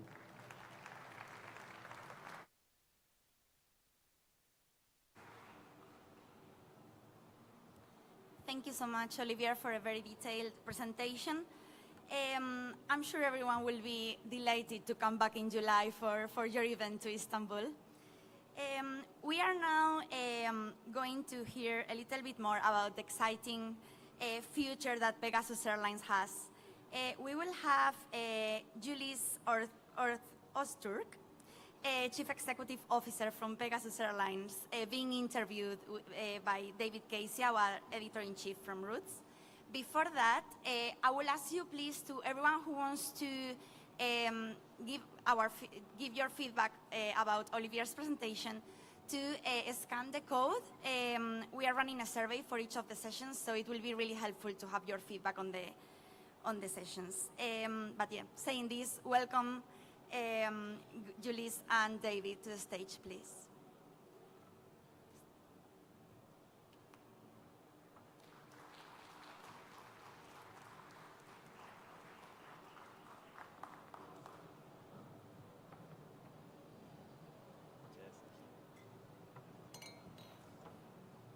Thank you, Luther. Good morning, everybody, and thank you for being here today. As Luther said, I'm delighted to be joined on stage by Julius, the Chief Executive of Pegasus Airlines, and it's fantastic to have you here for the opening day of Routes and to be in your wonderful home city of Istanbul.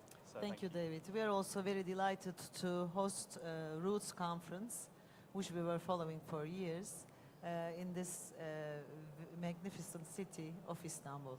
Thank you. Fantastic. Well, just to set the scene a little before we start, Julius joined Pegasus in 2005 at a time when the airline was transitioning to become an LCC. And after becoming Chief Commercial Officer in 2010, you held that role for 12 years before taking the top job in May 22 and becoming CEO of the airline. And it's fair to say that since making that LCC transition some 18 years ago, Pegasus has come a very long way in a relatively short time. You're now operating 100 aircraft, flying to almost 130 destinations, and that's in Europe, North Africa, the Middle East, and increasingly into parts of Asia, particularly Central Asia. And I know that coming out of the pandemic, you really seem to accelerate that growth as well. I know 2022 was a very strong year financially, and 2023, similarly, it seems that you've maintained that expansion path.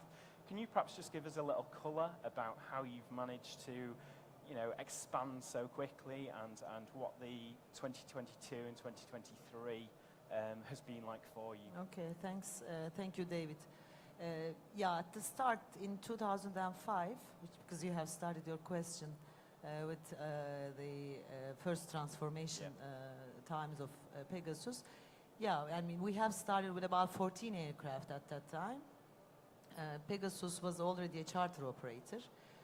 The scheduled flights started with 4 or 5 aircraft, and within 18 years, we have grown the airline, not as a local one, but as an international airline, covering Europe with a wide network, Middle East, CIS countries, North Africa. We're running 100 aircraft, which we have received the 100 aircraft last week at the end of September. Last year, actually, Olivier talked about the numbers and how we have overcome the hurdles of pandemic of 2 years. Pegasus, we managed to surpass the capacity of 2019 last year. So the second half of 2022 was very strong in demand. The pricing environment was strong. Actually, we were ready in terms of capacity planning and operational planning, I have to say. And the financial result of last year was very successful. Our operational profitability was about 34.1%, which was the highest globally in the airline sector. And then we have, with that successful financial results, and operationally also, we were better than the many European operators, because last year at the European airports we had so many disruptions. We all know, some are continuing still. And then by 2023 we were ready to increase our capacity by 20%. So we are receiving another 16 aircraft this year, all our Airbus 321s. So that capacity plan is in force now, and by the first 9 months we carried about 24 million passengers. Again, on the international side, it's about 28% increase vis-a-vis last year. What is the demand we see in the first 9 months is still strong. I mean, I may say the pricing environment, Olivier, you talked about airport charges, but we have lots of cost increases at the airline shoulder, so I'm not, of course, supporter of that, but the demand is strong. But the pricing environment this year is not as strong as last year. But having said this, Pegasus, we forecast to be at the 30% zone of operational profitability, which is again a very successful achievement. At the end of this year, we had new routes, new destinations. We're looking for more routes in Europe, in Middle East, and especially in CIS countries. So, financial health of Pegasus in 2023 seems robust. Fantastic. You mentioned about the capacity. You exceeded 29 capacity last year. Yeah, last year. And this summer as well has been similarly strong. You've grown by about 20%. You also mentioned about demand being strong this summer. What is the picture though like for the winter season ahead? Are you seeing any slowdown in demand? We obviously saw a lot of revenge travel or pent-up travel coming out of the pandemic. Is that continuing, or is there a little bit more of a slowdown now with inflationary pressures and whatnot? The pricing environment of that revenge travel has come to an end. We have seen this with the entrance of quarter 3, because last year whatever we have put on the table as an extra capacity at whatever price, it was consumed. This year that is not as strong as last year, but the demand is strong, so the load factors are strong. What we see into October and November, we still see the extended summer traffic.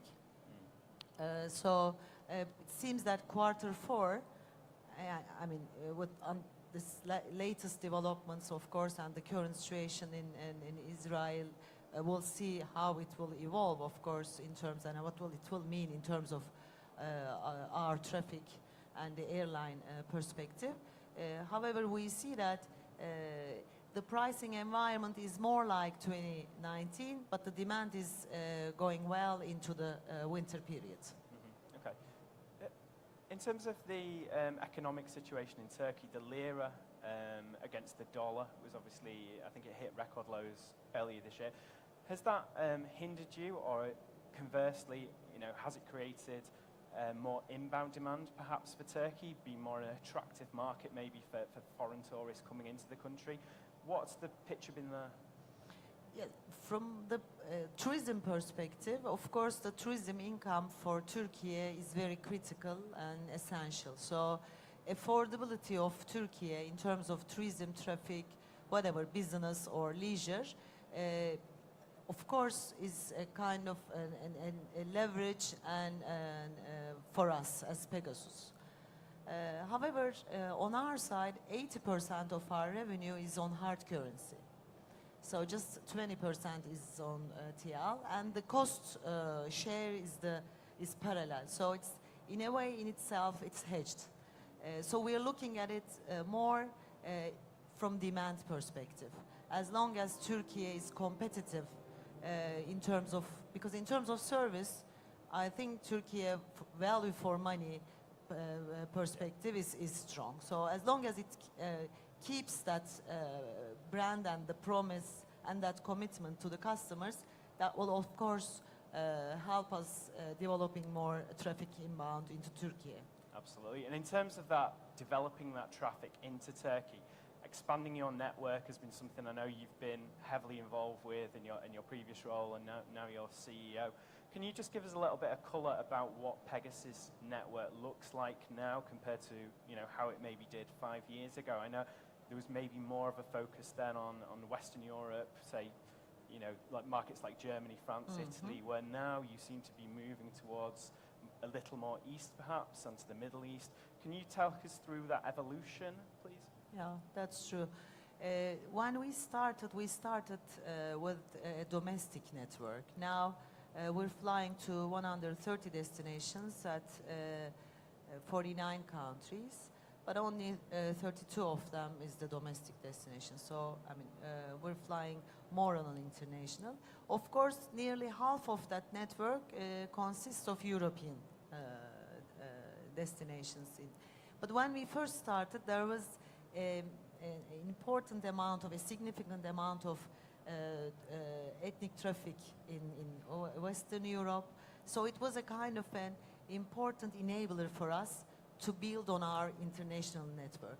That's why we started more developing and including more routes from Europe. But at the same time, yes, we are an LCC and we devote ourselves to the principles of this model. However, we have, within the years, we have defined the model into where we are. Istanbul is very well located, connecting east and west. So connecting traffic gives us a competitive advantage. That's why, I mean, LCCs do not carry connecting traffic. No, we do. 25% of our traffic consists of transit traffic. And if you are also focused on connecting network, then you have to build a parallel network for Europe. That's why, and Middle East, CIS countries, these are high yield markets, plus LCC penetration is low. And once we started developing the network into those regions, the traffic has really increased. So, I mean, the competition has earned also from that market growth. The strategic growth areas of Pegasus is CIS countries and more Middle Eastern destinations. But while saying this, we also would like to have more frequencies into Europe so that we have that inbound traffic into Turkey, touristic traffic to Istanbul, to Antalya, plus the connecting traffic into Turkey, so that it will be balanced in both east and west. By the way, Pegasus is not operating only from Istanbul. I mean, the main hub, of course, is Istanbul Sabiha Gökçen. We're running around 70 aircraft at Sabiha Gökçen, but our second base is Antalya. So we're having point-to-point traffic, point-to-point flights from Antalya. We have about 20 aircraft next year running at Antalya. So we are also running different bases, basing both point-to-point and connecting traffic. So this means we will have new destinations, which also feeds into our network, but also at the same time, which is strong in terms of traffic out of Turkey or into Turkey. In terms of those new destinations then, how far east do you see Pegasus going? You mentioned you're in Central Asia already. I know you fly to some of the stands, and I think you fly to Pakistan as well. We fly to Pakistan, Karachi. It's the Bishkek Osh in Kyrgyzstan. I'm just now looking at my colleagues here, getting some tips from them. The longest one is Kyrgyzstan, by the way. Osh, Karachi. We're flying to Azerbaijan, to Kazakhstan. And do you see, though, your network evolving further east as you take more aircraft? I know we will come on to the aircraft deliveries shortly, I think, but as that fleet grows, you obviously need new points to connect to, and you obviously want to attract more of that east-west traffic. So are you looking at different destinations than further east? That's true. We're looking for further destinations in east, as long as the air services agreements allow. Why? Because the air services agreements with the Western countries, with the European countries, are more liberal. Yeah. So it's much more easier to grow in Germany, in the UK, for example, or let's say in other areas of Europe. But Eastern countries have limited frequencies or limited airline operations into those countries, and as we got liberalized agreements, yes, we want to grow more on the eastern side. We want to grow also on the Eastern Europe and include more destinations into our network, both from Istanbul and Antalya, Ankara, Izmir. You mentioned then about difficulty growing in some markets because of bilateral agreements and air service agreements. Would Pegasus ever consider setting up AOCs in different countries? We've seen it with Wizz in particular. They set up in Malta, and we've seen the Abu Dhabi and the Saudi Arabia push probably to come. Is that something you would ever explore as Pegasus? We have such thought that we can have an AOC in abroad, but that's not necessarily to be in the Middle East. It can be elsewhere. Because what we know is we know this LCC business, and we had run a successful LCC model in Turkey, and where we are now, our growth can be accelerated by looking at those opportunities. We had done before. We had set up an airline in Kyrgyzstan. We had run that airline for about 3-4 years there. So we know how to run a separate sister company. It was small, by the way. So that's, yes, those opportunities are, as long as they're, we're ready to explore those, yes. Okay. Let's talk a little about your fleet then and the growth there. You've just hit 100 milestone in the 100th year of the Republic of Turkey. Do you have now the critical mass you need to continue that expanding and to be a real sort of force within the LCC space, would you say? Yeah, 100 aircraft is a critical threshold, yes, that's true. But however, I mean, we have already signed a contract with Airbus. We will be receiving another 74 Airbus 321s until 2029. So we will continue to grow, adding more Airbus 321s. 321s are having 239 seats on board and fuel efficient, more capacity, so they are really game changer aircraft, and it's both economically efficient and also environment, from environment perspective, it's efficient. You know, I mean, if you want to grow, you have to grow your fleet. And this fleet orders should come like 5-6 years ahead. So, and now we had the order of 150 aircraft from Airbus, which we have signed in 2011, and we added 34 more this year. So next step will be looking forward beyond 2029 now. 2029, okay. Do you see any opportunity for conversions among those orders? We've talked about the East-West model. I mean, would you look at the XLR, for example, to push deeper, maybe into parts of Asia that you can't reach now? Before COVID, we looked into XLRs, and there the feasibility did not prove that with the addition of that range of XLR does not bring us incremental routes. So we don't have any plan to go deeper into an XLR. But as the fleet grows and our network strategy develops, maybe in the future that can be, I mean, studied again. But we did so we don't have any plans right now. Okay, so nothing as yet, but maybe watch this space maybe for the in future. yeah. Okay. You mentioned about your home market. You've obviously got your really strong network here from Istanbul, from Sabiha Gökçen, but also from Antalya. We're seeing quite a bit of development in Istanbul, in Sabiha Gökçen. You've obviously got the runway is coming on stream, and the new terminal as well. Will that change the competitive landscape for you? What does that mean for you? Do you expect to see added competition coming into the market because of that? That means a lot to us, of course, because Sabiha Gökçen is our main hub, and we're waiting for the second runway for about, I think it's now 110 months. But finally we're there.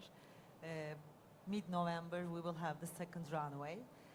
That doesn't stop there because we need a second terminal. Yeah. The current terminal may turn into a bottleneck now because the runways will be parallel. So it means that we have the opportunity to double the capacity. There are, I mean, the new terminal, adding a new terminal into Sabiha Gökçen is on the table. So that will be also, I think within 2-3 years of time, will also be there in use. It's our main hub. That capacity growth means growth also for Pegasus. Does it change the competitive landscape? It doesn't, because Istanbul really deserves 2 airports which operates at this capacity. Sabiha Gökçen is at the maximum capacity right now. İGA is also with 3 runways. They are increasing the capacity each and every year. Istanbul is growing, Turkey is growing, attracts much more traffic each and every year. So, I mean, with 2 airports, which is growing here, will add incremental value into Turkey's traffic, both tourism and business. Okay. Let's move on then to talk a little about sustainability. We touched on it with your fleet. So you're investing in the new fleet, as we've discussed, but you've also committed to reducing carbon emissions Net zero. per RPK by 20% by 2030. Yeah. I mean, how big an agenda is sustainability in Turkey and for Pegasus in particular? And can you talk us through maybe what that journey has involved for you as an airline? Sustainability in terms of environment and diversity, inclusion and equality is one of the 6 strategic focus areas for Pegasus. So we have several initiatives since more than 3-4 years on both areas, but talking mainly in terms of environment issue. Of course, the fuel consumption is the main carbon footprint for the airlines. We have signed net zero by 2050. We have an interim target for 2030 by decreasing 20% of our carbon emissions. Last month, when we had the transition roadmap of Pegasus in terms of environment, we had the board approval, so it's ready up until 2030 and then 2050. However, SAF is the critical enabler for this. So it cannot be only on the shoulders of the airlines. It should be a kind of a stakeholder management with all the governmental authorities within the picture. We don't need any different technology for use of SAF. But the production should be accelerated. It's very minimum. The price is too high. There is no economy right now using it, and we cannot find the SAF now to use it. So what we are doing, specifically, we're following the projects within Turkey for the production of SAF, because this is the key also globally, not locally but globally. We're also following and being a part of, right now we're working on it, a part of some carbon offsetting projects in the near future, just to reach this target. But besides these, we also have initiatives on the waste management in the cabin. We have vehicles on the ground ops working with electricity. So it's really a very hot topic within Pegasus in terms of sustainability. One thing that we're seeing in certain parts of Europe in particular, thinking of Amsterdam here and what's going on in France, we're seeing governments that are putting caps on capacity from major hubs.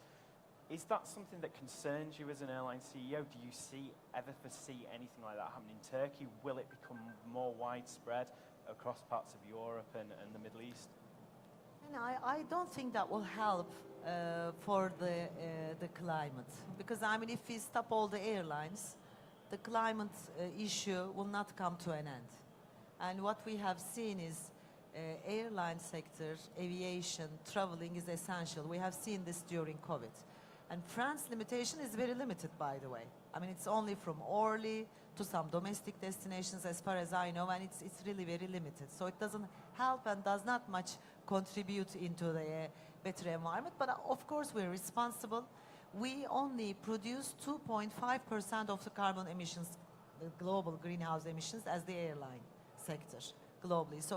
But we're responsible. So we should, instead of putting some restrictions on it, because aviation is needed for the country's developments, for the people's mobility, instead of putting restrictions, instead of spending our energy to penalize the airlines by putting some fees or so, let's spend all our energy for the other technologies which we can have and which we can reduce the carbon emissions. SAF, for example, needs an incentive to be produced in the countries. So of course, as an airline CEO, I'm not favoring of limitations or penalizing or any additional fees, which makes our lives, which are already challenging and difficult, harder. Plus, the growth of the countries are also getting limited on this. Okay. Moving on to talk about gender diversity, which I know is very important for you. I mentioned at the start, I think you're the first female CEO in Turkish aviation, which is obviously, you know, a big milestone. Can you talk us through about how you're changing Pegasus and how you're leading Pegasus to ensure that it is a more diverse working environment and that attitudes do change within the aviation industry, which is, as we all know, has been historically male-dominated?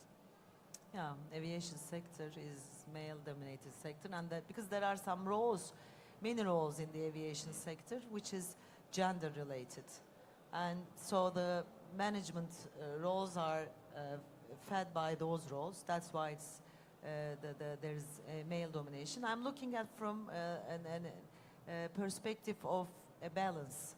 So where there is female participation is low, then we should have initiatives on that areas. When there's male participation is low, then we should also change our focus again to create that balance. So it's all in a gender balance issue. Now Pegasus, since I joined, was always in its DNAs. There was always such kind of an environment, climate in Pegasus. I mean, I have never felt that I'm a female, that's why I'm seeing such kind of an attitude or this negativity. I mean, personally, I haven't seen it, or I haven't focused on those. Maybe I've seen those, I have experienced, but Pegasus in itself, lots of initiatives was there. Like 6 years ago, we were the first airline to join UN's Women Empowerment Principles, for example. And then we were the first airline, one of the first airlines to join IATA's 20 by 2050, 25 by 25. So the environment, there were several initiatives. What I did after I took over the role, I wanted to bring this under one umbrella, under one roof, and initiated a program called Pegasus Harmony, where we will speak more about what's gender diversity, what is inclusivity, what is equality. Now, within that program, we have volunteers from the company, around 100 colleagues, who are working on different targets, how we can achieve this gender equality within the company. I mean, we are on the right track. The climate is very inclusive also. This is, as long as the top management is the sponsor of such initiatives, then this can be this can be developed within the company, because our lives are very challenging. And weekly our agenda changes at the airline. So this issue cannot be something that we put aside whenever we see the first challenge in front of us. That's what I'm trying to be that's why I'm positioning myself as a sponsor. Keeping this issue as one of my priorities in my daily agenda. So, I mean, this program now is very new. We have started as of April. We're working on putting some targets also, some quotas. That's not yet there, but we're working on it. This is all like I see it all like a basic human's right. It's fantastic that you have got this initiative in place now and that you are leading from the front when it comes to this gender diversity issue. So I think that's to be really applauded. We have got a couple of minutes left if there are any questions from the floor. So I think we do have a microphone perhaps at the back. So if anyone does have a question, if you'd like to raise your hand, and we'll try and get a microphone over to you now. Yeah, Mark Pilling at the front. Yeah, thank you, David. Great interview, Gülis. Thank you very much. I just wondered, obviously, with the A321 expansion, you're up to 239 seats in the aircraft. Do you consider adding some of your routes? You could even go wide body. Have you considered a wide body subfleet? Is that something you've studied or thought about? That's something we didn't study, but we thought about. Now, under our business model, we don't have any intention to have wide-body aircraft to include those longer routes, long-haul routes, or wide-body aircraft. Just stick with the high-density narrow-body. Because we have right now, within the range of our fleet, 500 airports, 500 destinations to cover. And we're only flying to 97 of them right now. I mean, we have so many countries and destinations to include into our networks with the current fleet. I'm sure your network team are going to be very, very popular in our meetings. Yes, that, I that think we're so. having. Now I'm giving you the... So we have one more question The just floor, at the front yeah. there. Thank you. Thanks very much, Andrew Charlton from Aviation Advocacy. I was really interested that you said 25%, was it, of your traffic is internally connecting through your own airports. Do you offer through check-in and through baggage connection and Yes, things we like that? do. Right. Mhm. So that International to international, international to domestic, and vice versa. Right. So that cuts away from the classic very low-cost model. So you're starting to add in extra services. Yeah, it's not a classical low-cost model. That's why I said we have defined the model itself on this area.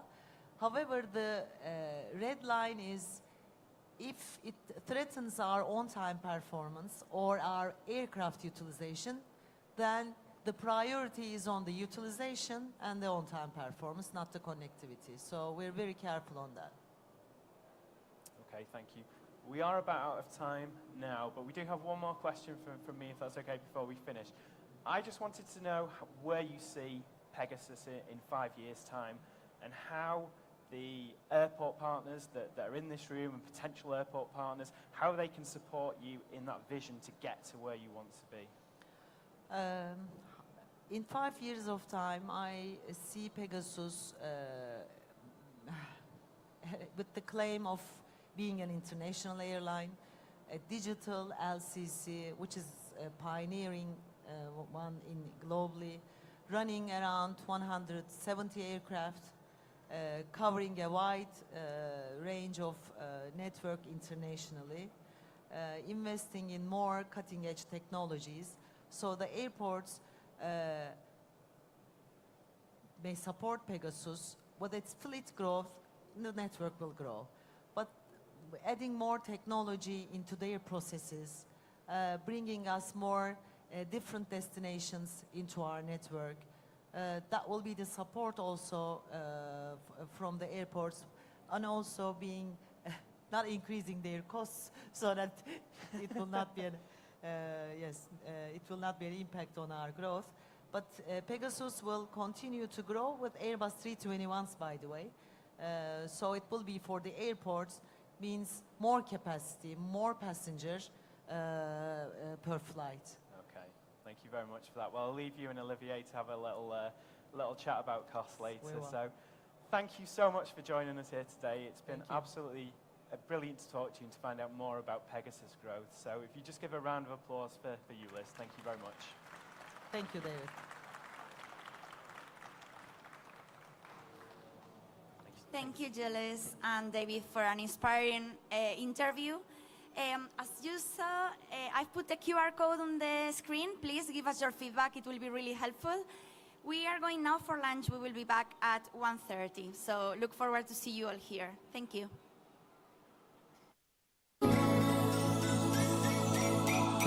Everyone's got the chance to play,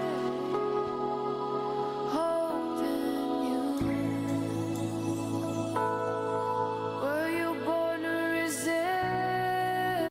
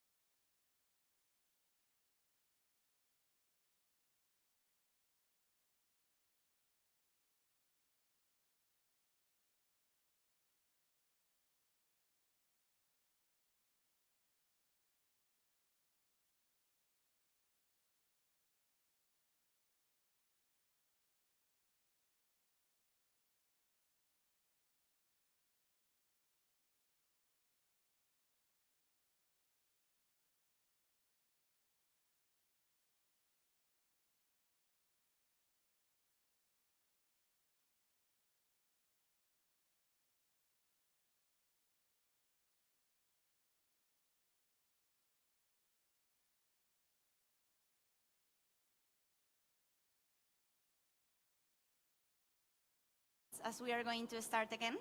I hope you enjoyed lunch and you are full of energy for our next session. And yeah, that is going to be a keynote address of TAV Airports, and Serkan Kaptan, Chief Executive Officer from TAV Airports, is going to present it. Thank you so much. Welcome on board.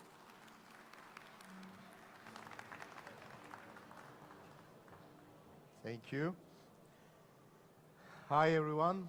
It's not easy after the lunch, I know.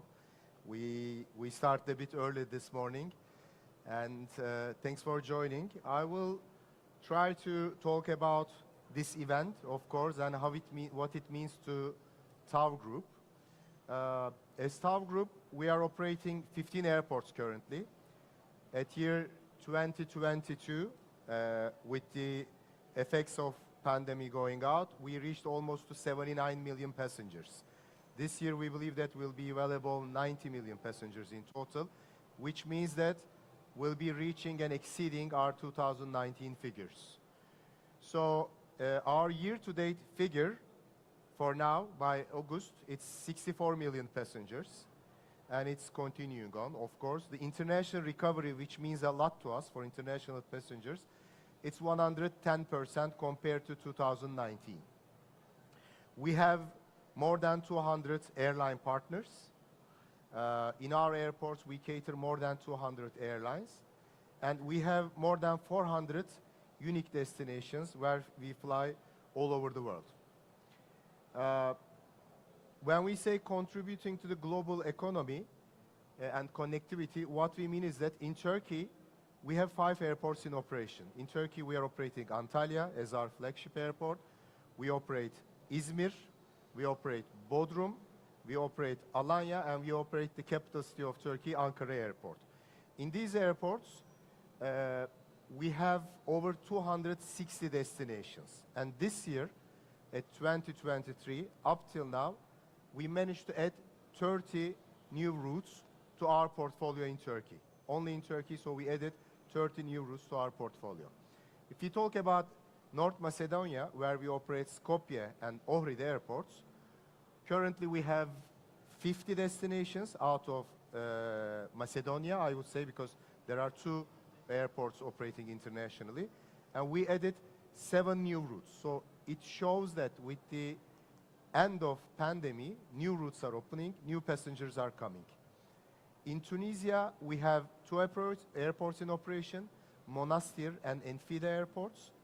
There, we have more than 70 destinations, and despite the decreased traffic in Tunisia because of the political circumstances, we managed to add 4 new routes in Tunisia. In Saudi Arabia, in Saudi, the traffic is back. We are operating Medina Airport there. In Medina Airport, we currently have 120 destinations. You know, it's a pilgrimage destination. We have Hajj and Umrah flights as well as international flights. It's a 120 destination airport. In Georgia, where we operate Tbilisi and Batumi airports since 2005, we have 50 destinations, and this year we added 3 more new destinations. And in Kazakhstan, our recent addition to our portfolio, in Almaty Airport, we have 75 existing routes, and we added 4 new routes to this portfolio, which is a very high growth market. How is the growth in our sector? You all know this. In the morning, Olivia also talked about the global growth. As TAV, as I mentioned, we have 15 airports globally. We have 6 service companies under TAV Airports Holding, which provide duty-free services, food and beverage services, ground handling services, technology services for airports, and hospitality services, where we do operate loyalty programs, lounges, meet and assist services.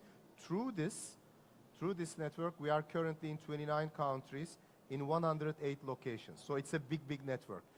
It means that we are not only operating airports, but through our services companies, we are in 108 different locations.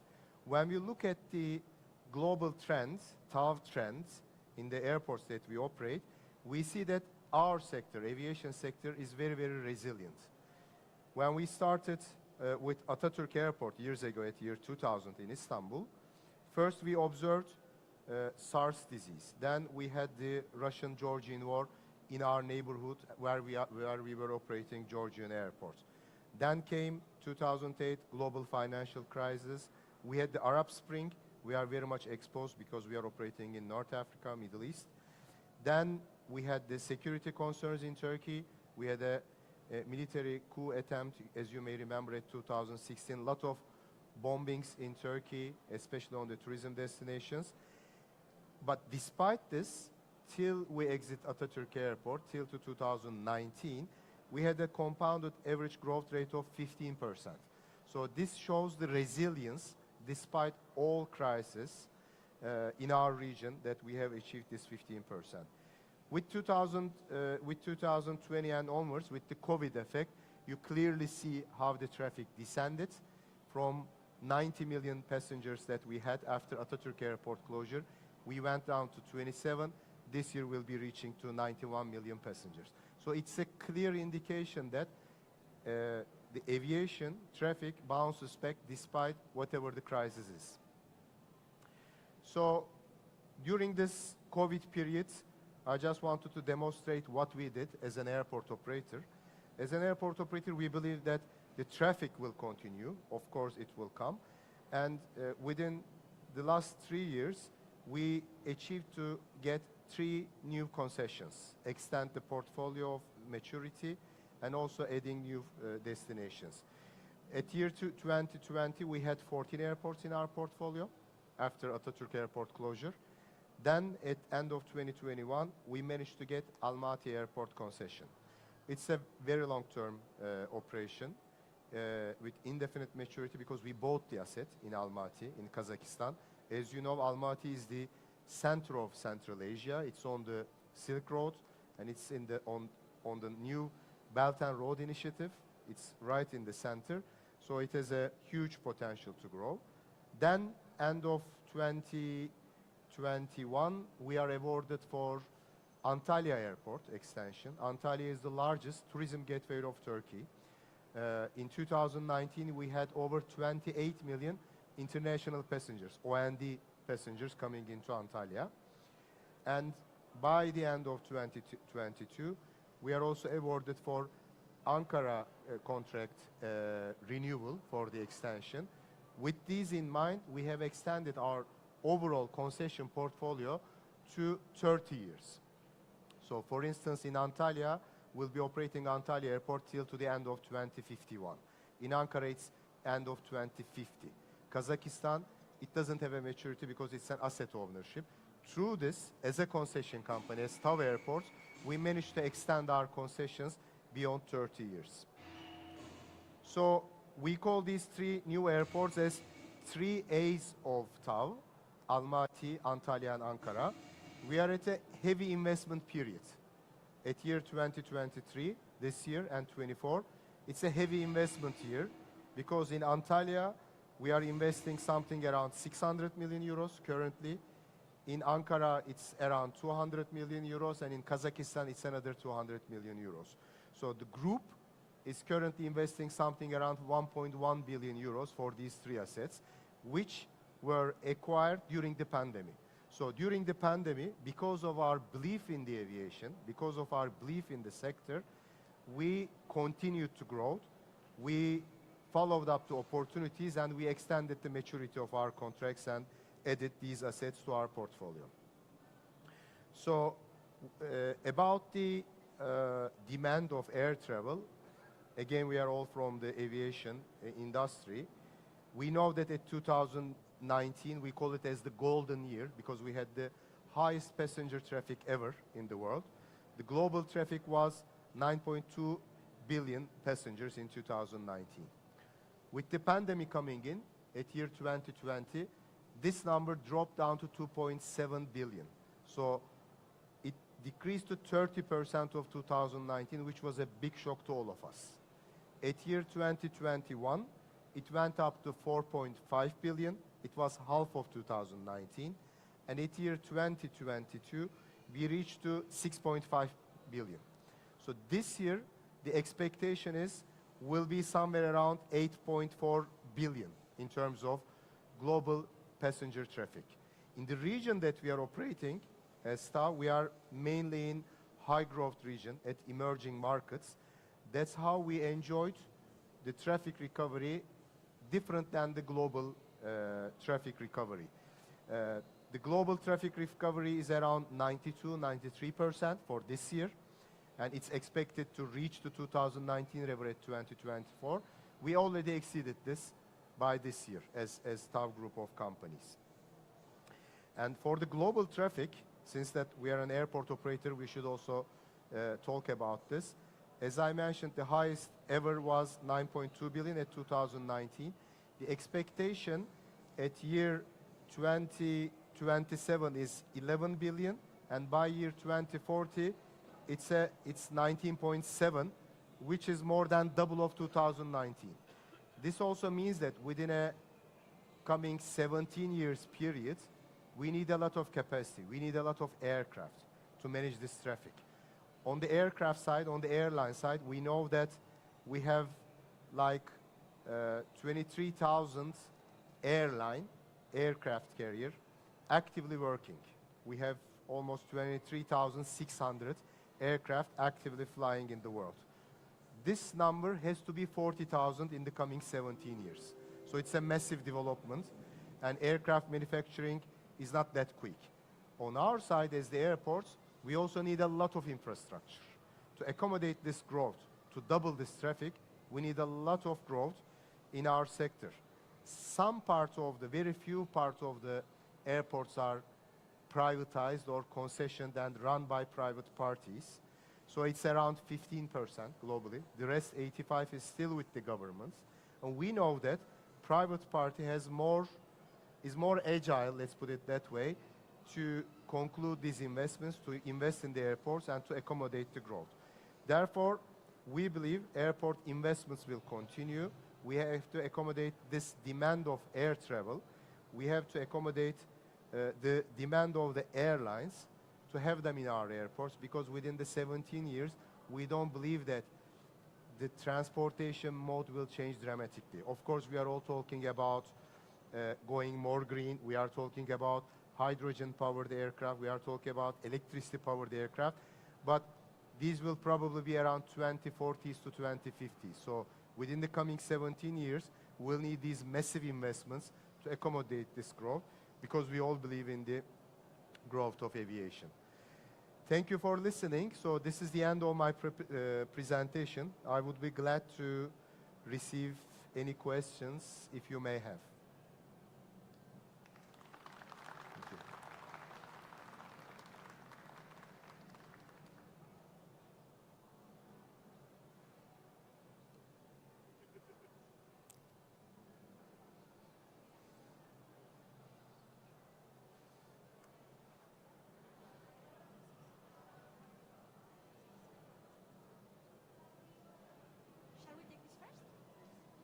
Hello, Kostas here, True Air Transport News. Sir Khan, I know you do a great job in expansion over the last years, despite all that what we faced. You saw really well covering the area. It's other area of the world that you might be of interest for TAV Group? Yes, it's a very good question indeed. I forgot to explain the global strategy of TAV. We are mainly focused on Middle East, Africa, Eastern Europe, and Central Asia. Of course, through our services companies, we are everywhere. Our technology company is doing businesses in Mexico City, in Panama, to the west. To the east, we have operations in Indonesia at Jakarta Airport. To the north, we have operations in Riga, Latvia, and to the south, we have operations in South Africa and some other countries as well. This is for the technology company. For our lounge and hospitality services company, we are pretty much exposed in US, in Latin America, and in South America through Chile, New York, Washington, D.C., Bermuda, and many other airports in the Americas. Europe all over, Africa from Kenya to South Africa we are there, and to the east from Almaty onwards we have a lot of operations. But as airports, our main focus is our core region. When I define the core region, as I said, It's Turkey, of course, it's our home base. East Europe, in Europe we have Croatia, we are operating Zagreb Airport, we are operating 2 Macedonian airports, as I said, and we are in Riga Airport for commercial management services, so East Europe.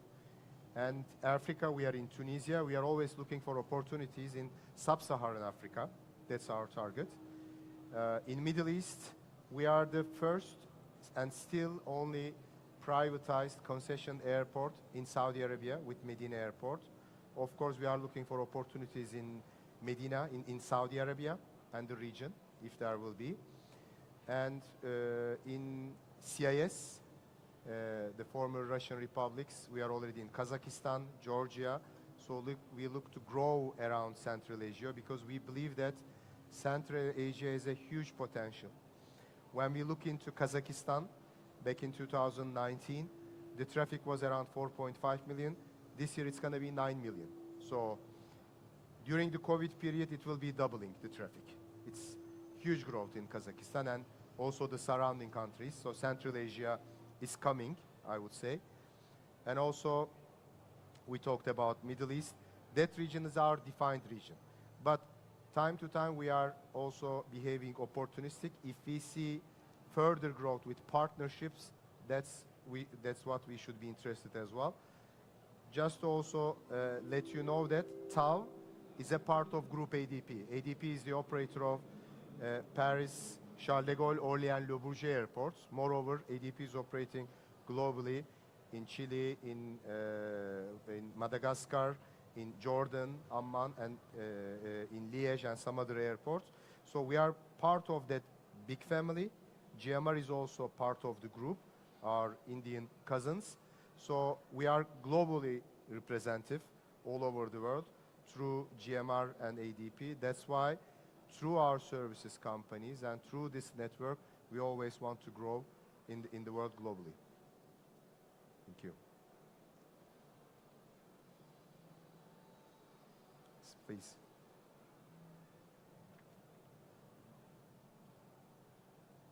Thank you for this very interesting presentation and impressive traffic growth figures. Could you elaborate a little bit on the optimistic and pessimistic of your scenario? What do you think the forces driving those scenarios, please? Yes, of course. About these traffic forecasts, it's for sure that we'll catch the red line, but the question is when. So, as you clearly see here, there is this trend to cope up with before pandemic period, with 2019. When we look at the pessimistic scenario usually covers an additional risk of any kind of pandemic, any kind of terrorist acts and so forth. The base scenario, which is currently for the path which is happening in the world, I would say, because it's collecting all information from different parts of the world. It's a combination and weighted average of the traffic. The optimistic scenario is what we are witnessing currently in Europe. In Europe, because we are around 90%. And the historical data is what we're gonna catch up by time. So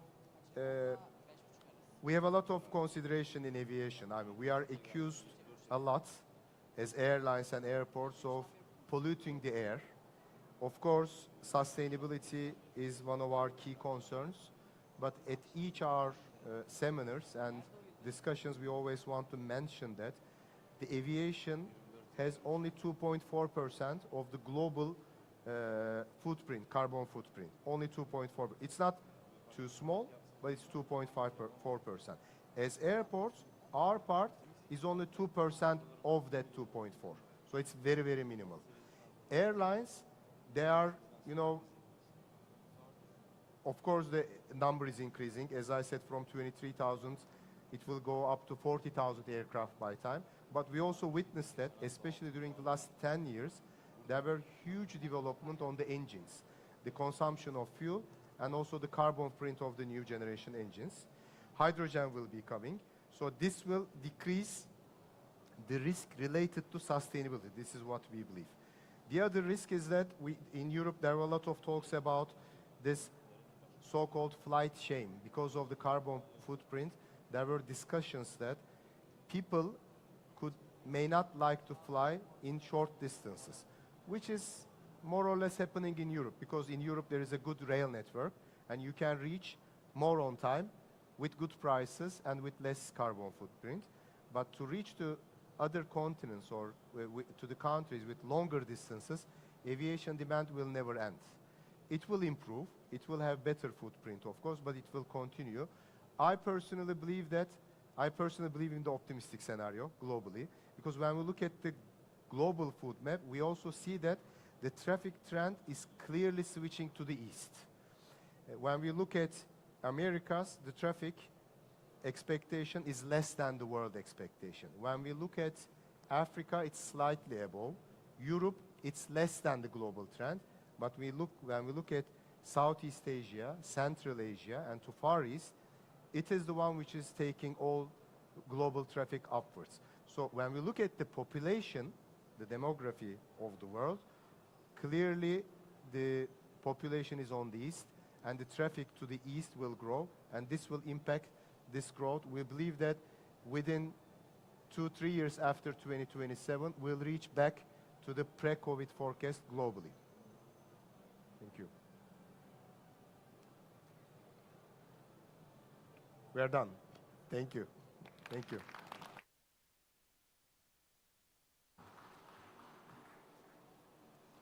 Thank you so much, Serkan. Really interesting presentation. Our next session will be about sustainable tourism.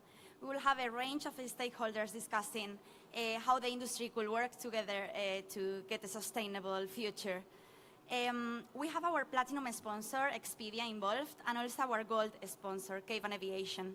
I will introduce the moderator, Maribel Rodriguez, Senior Vice President from WTTC, Andrew van der Veld, Senior Director of Business Development at Expedia Group Media Solutions, Mehmet Cavan, Chief Executive Officer from Cavan Aviation, Maria Elena Rossi, Global Marketing and Promotion Director from Enit, Carlos Mercado, Executive Director from Puerto Rico Tourism Company, Ali Rajab, Chief Executive Officer from Saudi Air Connectivity Program, and finally, Jai Lingeswara, Vice President Commercial at Vietjet Air. Thank you. Thank you. I hope that you can hear us very well. Thank you so much for inviting us today. Do you hear me? Not so much. Not really, right? I think in the audience we are well listened, but if not, tell me. Well, first of all, before we start to talk about sustainable tourism travel trends, it is really important, this subject, and today we have 6 different panelists that are gonna address the situation from their point of views. We all know that our sector is growing, our sector is non-stoppable, but at the same time we all know that we have to really grow in a sustainable way, not only because of our companies, but because of the citizens, because of the planet, and because of every single stakeholder. So we need a balance between economical growth and environmental responsibility. So we have here today 6 panelists to talk about that. I'd like to mention as well that Andrew van der Veld from Expedia Group Media Solutions and Mehmet Cavan from Cavan Aviation, which are the gold sponsors for the conference at World Routes. So before we go into the discussion, I'm going to introduce my panelists in different order, because Maria Elena Rossi, Global Marketing and Promotion Director at Enit, the Italian Government Tourism Board. She's as well the Vice Chair of the Marketing Group of the European Travel Commission in Brussels. Hello, Maria Elena. We have Andrew van der Veld here, Senior Director of Business Development of Expedia. And Expedia, as you know, works closely with DMOs, hotels, airlines, and you are focused on the advertising and campaign opportunities. Mehmet Cavan, the CEO of Cavan Aviation, he's the founder and one of the only 4 EASA-approved global companies that process and deliver accurate aeronautical and navigation data for aircraft, avionic, and navigation systems. Data is paramount, is so much needed that I'm sure we are going to have fun talking to you. Jay Ligensvara, the VP Commercial at Vietjet Airways. So, and one of the most sustainable airlines, actually the most sustainable airline in Vietnam. So you need to tell us afterwards why, what have you done about it? Then we have Ali Rajab, the CEO of Saudi Air Connectivity Program. He's the CEO. And at the same time, he's the Executive Vice President of General Authority of Civil Aviation, GACA, in the Saudi Arabia, governing body responsible, being the responsible of the civil aviation with extensive experience and a highly respected figure in the field. So looking forward having you today. And last but not least, Carlos Mercado. He's the Executive Director of Puerto Rico Tourism Company. He leads the organization which is in charge of tourism matters and the regulation as well. He promotes Puerto Rico, a strategic geographic location and economies incentives to deliver the unique advantage of such a hub in the Caribbean. So we can talk about the connectivity and the destination. But before we go into this conversation, a little bit of context. I am Maribel Rodriguez. I am the Senior Vice President of World Travel and Tourism Council. Who we are? We are an association that represents the private sector globally.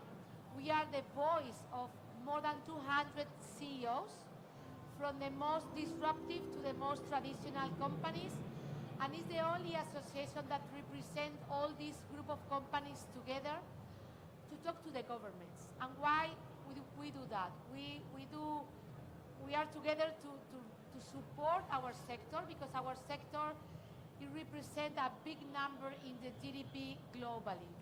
Before pandemic, it was 10% of the global GDP is because of our sector. One every $10 is because of our sector, and one every 10 employees. I say that because we do a lot of this research and studies, and we are going to be growing. So by 2033, our sector is going to represent $15.5 trillion. That is the 11.6% of the global economy.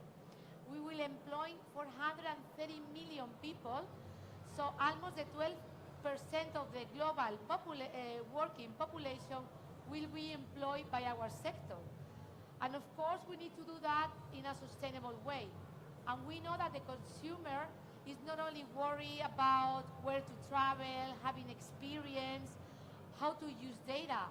Our consumers are as well very worried about keep on growing in a sustainable way. So the discussion today is going to be about that. We know that we are impacting the sector, like many other sectors, but we want to work together to, make those figures, lower, and to be part of the solution, because we need to keep growing, but in a sustainable way. So I'm going to start now with Maria Elena, having a mature destination like Italy, how Italy is planning to go further, developing its leadership in international tourism, combining value growth and sustainability. Well, thank you for the question, and I'm very happy to be able to start this interesting panel. Well, Italy has the highest number of UNESCO World Heritage Sites, and it is also a leader destination in terms of tourism flows. And this means carrying a great responsibility in leading the path to a balance between growth and sustainable practices and a future. And in this respect, when we talk about value growth, many times we look at how much are the recipes from international travels. If I look at data 2022, we have already surpassed 2019's in terms of value from international travelers. But we are now facing problems which were existing already before. And in this respect, Italy is a country which is based on cities. As you all all over the world, Italian cities are, of course, well known and need a better visitor management approach, which thanks to data can support better strategies and a better experience. But value growth is also communities, so the value should be given both to tourists and to the communities themselves. That's the only way to find the balance. And in this way, if I have to give you like an example, talking about Venice, where all the people in the world would like to go once, at least once in a lifetime, Venice is of course facing important problems because of this unbalanced approach, but they're leading now the way, and that's one of the best practices that as Italians we wanted to show. Through big data, there is now a very concrete approach to visitor management, thanks to a platform which will allow people to book in the best times and therefore to be able to travel in a different way. So I think that as Venice being one of the leaders in the world in terms of tourism, city tourism flows, I think this already could set the path for good practices. But I just give you another example in terms of dispersal strategies which we are developing. Thinking about Florence, another beautiful city, also going through important impacts of tourism. Well, the Uffizi Gallery, which is one of the most beautiful gallery in terms of Renaissance works of art, is exhibiting its pieces of art in the whole Tuscany, in all the villages around. And this is a beautiful example how networks can be created between the large cities hosting many tourists and the surrounding areas. So I don't think, again, there has always been kind of a opposing big city to small villages, and this is exactly not the way that the sustainability and community development should be approached. But it should be a network. It should be working together, all communities, in order to solve the problem. So I gave you two examples just to show you how Italy is approaching, especially, let's say, the big city problem. Last but not least, just to give the floor to the other panelists, we will be hosting in 2 years' time the Winter Olympics. And there again, we have Milan, one of our main cities, working together with the alpine areas of Cortina, and again, having a much broader approach or in terms of exposure, communication, but also practice of networking. And I think that's really key for better tourism development and sustainable development. Thank you, Maria Elena. And as well, destination like you work with data, you are working, spreading the flows, making sure that, we're using the innovation in a good way to make sure that the communities are happy. Andrew, you are, as a company like Expedia, which is working very close with DMOs, working very close with destinations, what is the role of Expedia to help them to achieve their sustainable goals?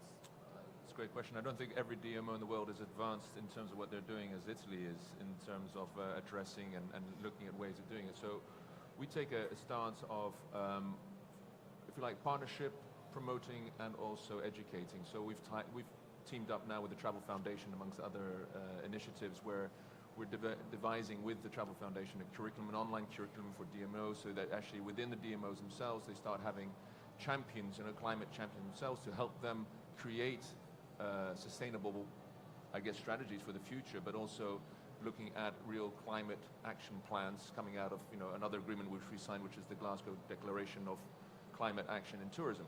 So from a DMO standpoint, we look very much in terms of, as I say, that whole idea of educating, helping educate them about ways of creating sustainable strategies, but also in our, if you like, promotion of a destination. It's also very often sustainability is such a wide word as well. What does that mean? It's environmental, it's ecological, it's community, it's cultural, all these different elements of sustainability. So we look at how one of them is also, it's just, seasonal or regional spread. We talked about Winter Olympics, but there's also a need in a lot of these destinations to get regional spread. Yes, Venice is getting too many people, but they may not have heard about a couple of villages or a smaller city further away. So there's this whole need for also regional spread of that travel. Now, obviously we're not the only OTA in the world, as you know, or distribution of the message, but we can certainly help working with the DMOs to get that better idea of seasonal and regional spread and getting that through to the audience at the end. They're the traveling audience. And when a traveler is looking for, I want to go to Rome, I'm in Expedia, searching, is the people really looking to, or ticking the box when you put sustainability next to them? Are they ready to pay more? Yes. To go to a destination, which is going through, all those steps? That's a loaded question, isn't it? Look, I think people will say in a review, so we know that so we did a survey last year, 11,000 people around the world, 11 countries, to find out a little bit more about the intent and behavior behind their decisions. And we know that 90% of the respondents globally said that they are looking and searching for information for sustainable travel. They have an intent for that. But at the same time, 70% of them can't find it, don't know where to look for it. We make ourselves our own. There's so many, it's so fragmented in terms of what is the right credible messaging or badging that they're looking for. So they lose, I think, a lot of that traction in terms of, so the intent is there, the behavior is there, but the actual end result, I don't know. I suspect that at some point, lack of information or right information or trusted information makes it very difficult for a consumer or a traveler to make that decision. We're trying to help that by working with travelers, and that's again partnership with the industry as a whole. Is how do we work with travelers to create a more credible, sustainable message that people, and it's consistent as well, that people can buy behind or get behind. And as a result, we're using badging on our site for lodging, so eco-certified lodgings. You can filter on that, and then you get the list, the research results. But also equally, we're also doing carbon emissions for airlines. Now it's very rudimentary at the moment. It's above average, below average, or average carbon emission. But it gives an informed or more informed choice to the traveler. Because I think, without taking too much time, I think the future is all about this. I mean, the trend is there, and we have to evaluate and move with what consumers and travelers are looking for. We are here having the audience today, the Turkey destination, Elif. I don't know if she's hello. Sorry to just bring her to this discussion, and they are doing great.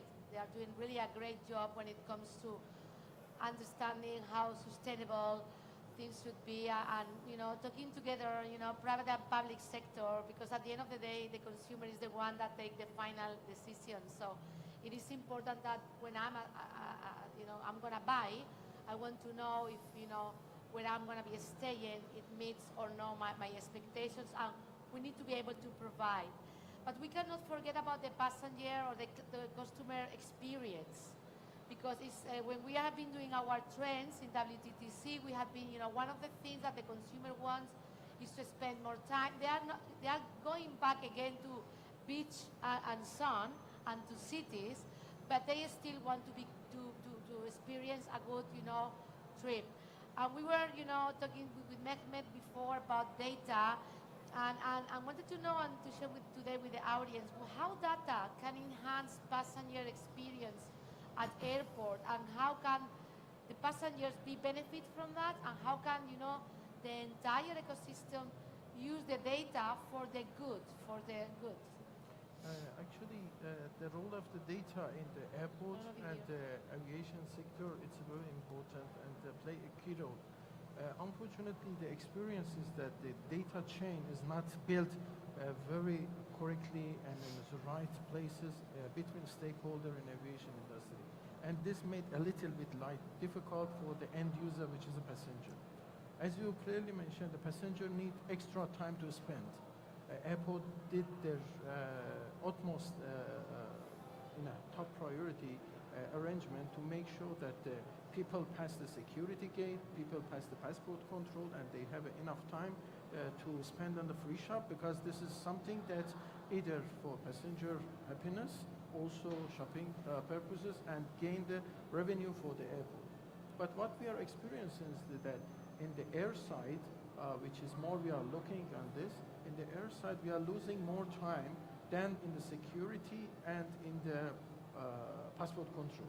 So we help the passenger while into the airport, pass everything very fast, but the same passenger when board into the aircraft took 25-minute, 30-minute taxi time, or gate departure time, which affected immediately in the passenger experience. So you feel that the passenger is not happy because either it's a family trip, the kids asking the family that why we are still here because we already fastened our seatbelt, but nothing happened. Or after a short trip, you are experiencing a long taxi time, which is sometimes, based on the data that we reviewed, up to 40% of the flight time, it's spent in a taxi time, taxi in or taxi out. So for the frequent travelers, which they are traveling between cities and airport, which is shorter distance, like 1.5 hours, it's spent 40% of the flight time in a taxi time is a huge number. And this is, let's say, we are using the customer time, which also affected in the cost of the airline. So once the authority interested to offer more and more options to the arrival passengers or to the global community to visit the city, we need to match whole stakeholder, whole data chain to make sure that this passenger reach to each point at the minimum time, not only in the security, not only in the inside the terminal, and also when we manage these portions, we can create a less cost model for the airlines. Then they can offer a better price through other platforms to the same customer. So we made customer happy by managing the time, by managing the cost at the end of the line. So we have more sustainable tourism. What I would like to share is that my experience about the sustainability, it's also in aviation industry, is just limited to the green flight. It's not about the green flight actually. We should consider that the sustainability, either the green flight, it's a cost, time, it's also included. So not talking about sustainable fuel only, we need to consider whole options together to make it this journey really sustainable. Thank you. Absolutely. When you are using the data to improve efficiencies, we all gain money, time, and experience is much better. Jai, because I would like to know two things. How are things going in your part of the world when it comes to, are you back from, after COVID? How is the airline doing? Are you recover the capacity? But first of all, I would like to ask you, you became the most sustainable company in Vietnam. Tell us why. What have you done? All right, good afternoon, everyone. It's good to be here. Thank you, Maribel. If you ask me to describe, I would say good as gold. It's getting back to much better on the pre-COVID level. And, well, there's no secret to this. First of all, it was the quick effort from the government of Vietnam to reopen the border. And that gave us an advantage to pull back the trigger and start up all our existing routes. And I would say we are the very few airlines who actually start up more new routes. And for the first half of 2023, we opened 11 new routes. We expanded Australia, we expanded India, more routes in Northeast Asia. So it's a good busy. So it keeps us to have more option for the travelers. I mean, I won't touch on the trends because we will have more discussion on that. But what we see, there is a big shift in terms of the behavior of the passengers, especially on the students after the COVID pandemic. There's a big surge of students traveling abroad to continue their studies. So Australia is a biggest Vietnamese population who's actually in Australia, and Australia is the #1 market for the student. So that's actually helped us to stimulate new markets. So we started Australia back in April, and by winter schedule we are going on a daily for Melbourne, Sydney, Brisbane, additional 3. So it's a good sign. It's a very good sign, and with support from the government, things are actually doing very well for us. Thank you. Ali, we were discussing about, before COVID, after COVID. We know that we went through this big pandemic. What should we do to avoid and be ready again if something happens? I think that is very important because an authority like you, what is the role of a government? Good afternoon, everyone, and I'm happy to be here to discuss matters. Thank you, Ms. Martel. I think this is very important question. One of the things to have a sustainable tourism, to have a sustainable travel is to make sure that we are ready if we have another COVID that come or another pandemic that could come. This is very important for countries to have unified laws and regulations, easy to be adapted to any circumstances that could happen anytime. I think the international community headed by ICAO have done a great job. In Saudi Arabia, we have introduced at the Future Aviation Forum last year the harmonization of regulation. And this has been taken all the way to ICAO, and this is being reviewed, being studied under the ICAO specialized committees. Hopefully that's going to help countries and the aviation industries if we have another crisis anytime in the future. But this question would be asked honestly in every single present to us. And surprisingly, I had these two questions today twice in our Saudi booths at the end of this hall. But this is one thing that GACA, along with its partner, done last year. We need more cooperation. We need more of understanding and more ease of regulations to have that sustainability in terms of regulations. We can talk about a bit more about the public-private partnerships.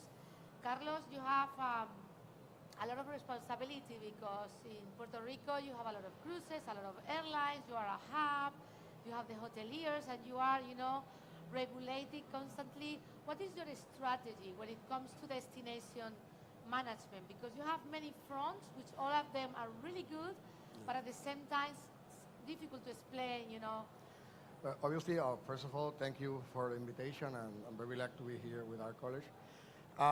Puerto Rico is a very interesting case, and in terms of sustainability, is very important for us. Our island measure is about 160 kilometers by 60 kilometers. So we have a very small space to manage, but there's a lot going on that space. And obviously, with that limitation, we have to put sustainability as our top strategy, planning short-term and long-term. Something that has been very successful for us, I would say, after the pandemic, is that people were looking or are now looking for places like our island. We have a lot of activities and entertainment outdoors. We have a lot of open space. And people were looking for those kind of experience that they can be in contact with nature. And obviously, we had a lot of it. So our focus, maybe before the COVID, was to showcase our beaches, our weather. And then it has changed to showcase all the experience that you can have on our island. And it has been a very successful, I would say, strategy. We have doubled the numbers of passengers that we're receiving in our island. We have doubled the number of tax rooms collected. So putting, I would say, as a protagonist, the sustainability and maybe tourism with a purpose have helped us, or have given us a competitive advantage towards other great destinations that have great beaches and great weather all year. So I would say that even the profile of the people that visit has changed. Now, when we got a visitor, they come to the capital of the island. They stay maybe one night or two nights, and then they rent a car and they go explore all over the island. So our island has become our product. And that's why us as a governor, as the governor, has a great responsibility and maintaining that any of the regions that compromise our island doesn't get left behind. That we have the same standard of quality, security, and obviously the way that we handle our attractions and the sustainability that we work with them. It has to be very, I would say, work as how we are being managed, I would say, a single park or a city. And I would say that that strategy had made us be more aware of what is happening around us.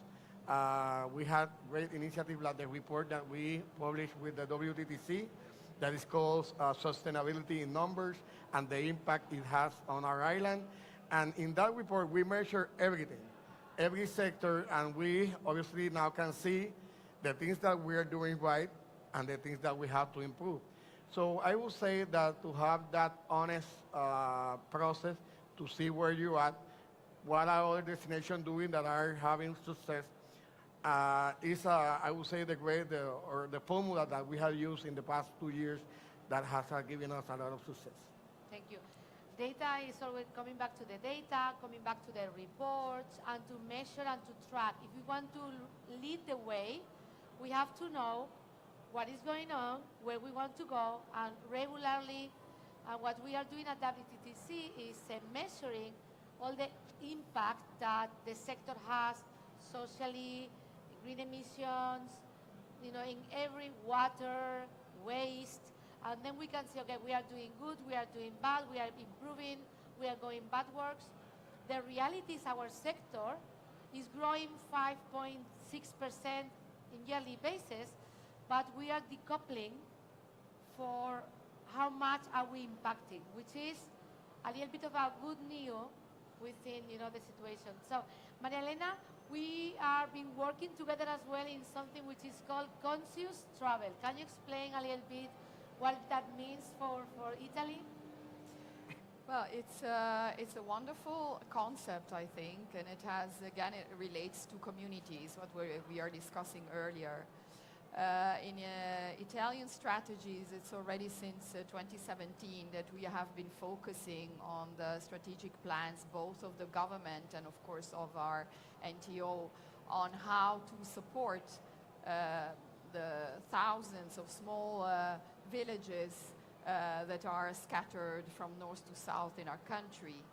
And so when we looked, apropos data, 5-6 years ago, only 5% of our tourism accommodation was in these villages. And that way, it was also impossible to imagine a real development approach if there is no accommodation services, if there are no infrastructure, no accessibility. So the investments which have been carried out by the government are focused on supporting the connection of these areas, so better connections. And there, aviation, I think, has a great role. When I was listening to your example from Vietnam, students being able to go to Australia, I mean, this is a social role that aviation can have. And again, if there's no connection, it is impossible for people to travel, to do business, to study, to exchange, and to grow, and to thrive.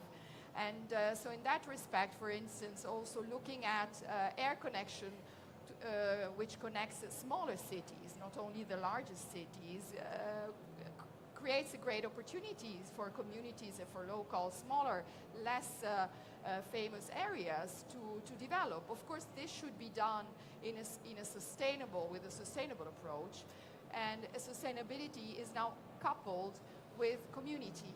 There is no sustainable development, especially when we think about Europe and the way Europe is built, with small cities, communities, which have very ancient also histories. So that's the strength of Europe, but that's at the same time also the fragility, because everything is scattered and it's not connected. So as DMOs, exactly what we have to do is create connections is create connections and create also this consciousness which should be first coming from the citizens and from the communities, which can then build also conscious travel from also the traveler's side. So the process which WTTC and these projects on conscious travel is exactly about this. So getting the local communities being conscious of their role within tourism development, and at the same time communicating to the travelers these opportunities. And I think one of the key words that you were talking about it earlier is really communication. I really do think that the travel industry should be learning to communicate much better with the media internationally about its role and about the opportunities which it creates. So this, I think, is we are starting with this project with WTTC. We're very happy to be developing it, and we hope also that it will become a best practice for other countries too.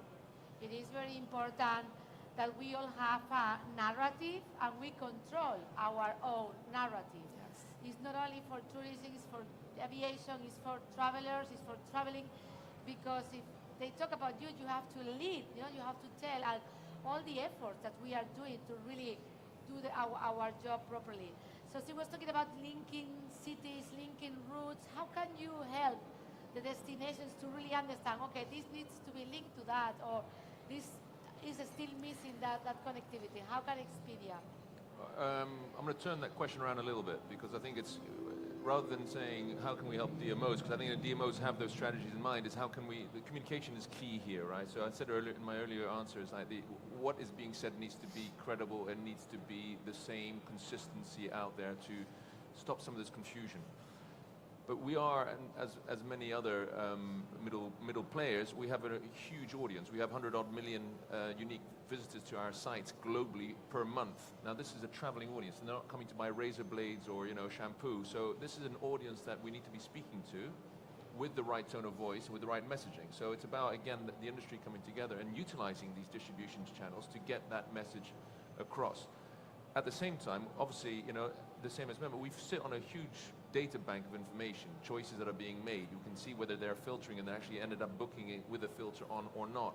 So we can see how those things are evolving, but we also know that 75% of people who are choosing to travel want their values reflected into where they're going.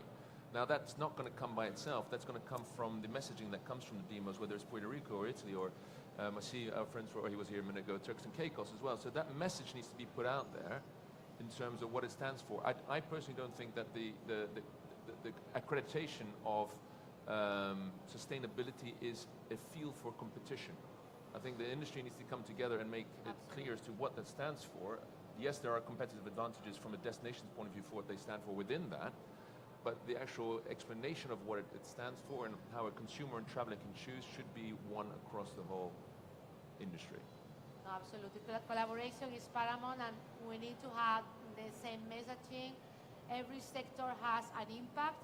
Of course, it's very simple for example, a travel agency be more sustainable than for a plane, because it's a question of technology. It's time. And maybe it's more about how can we work together to really make it faster. And we can talk about SAF later probably with you. But I'd like to know before about how does the integration of data analytics and technology in aviation support the goals of sustainable tourism, including the environmental and the well-being of the passenger? How can you help in that front? Actually, between authority which looking and interested to gain more visitors and tourists, and portals and companies to promote this interest to the guests, we are in the middle, we are in a kitchen site.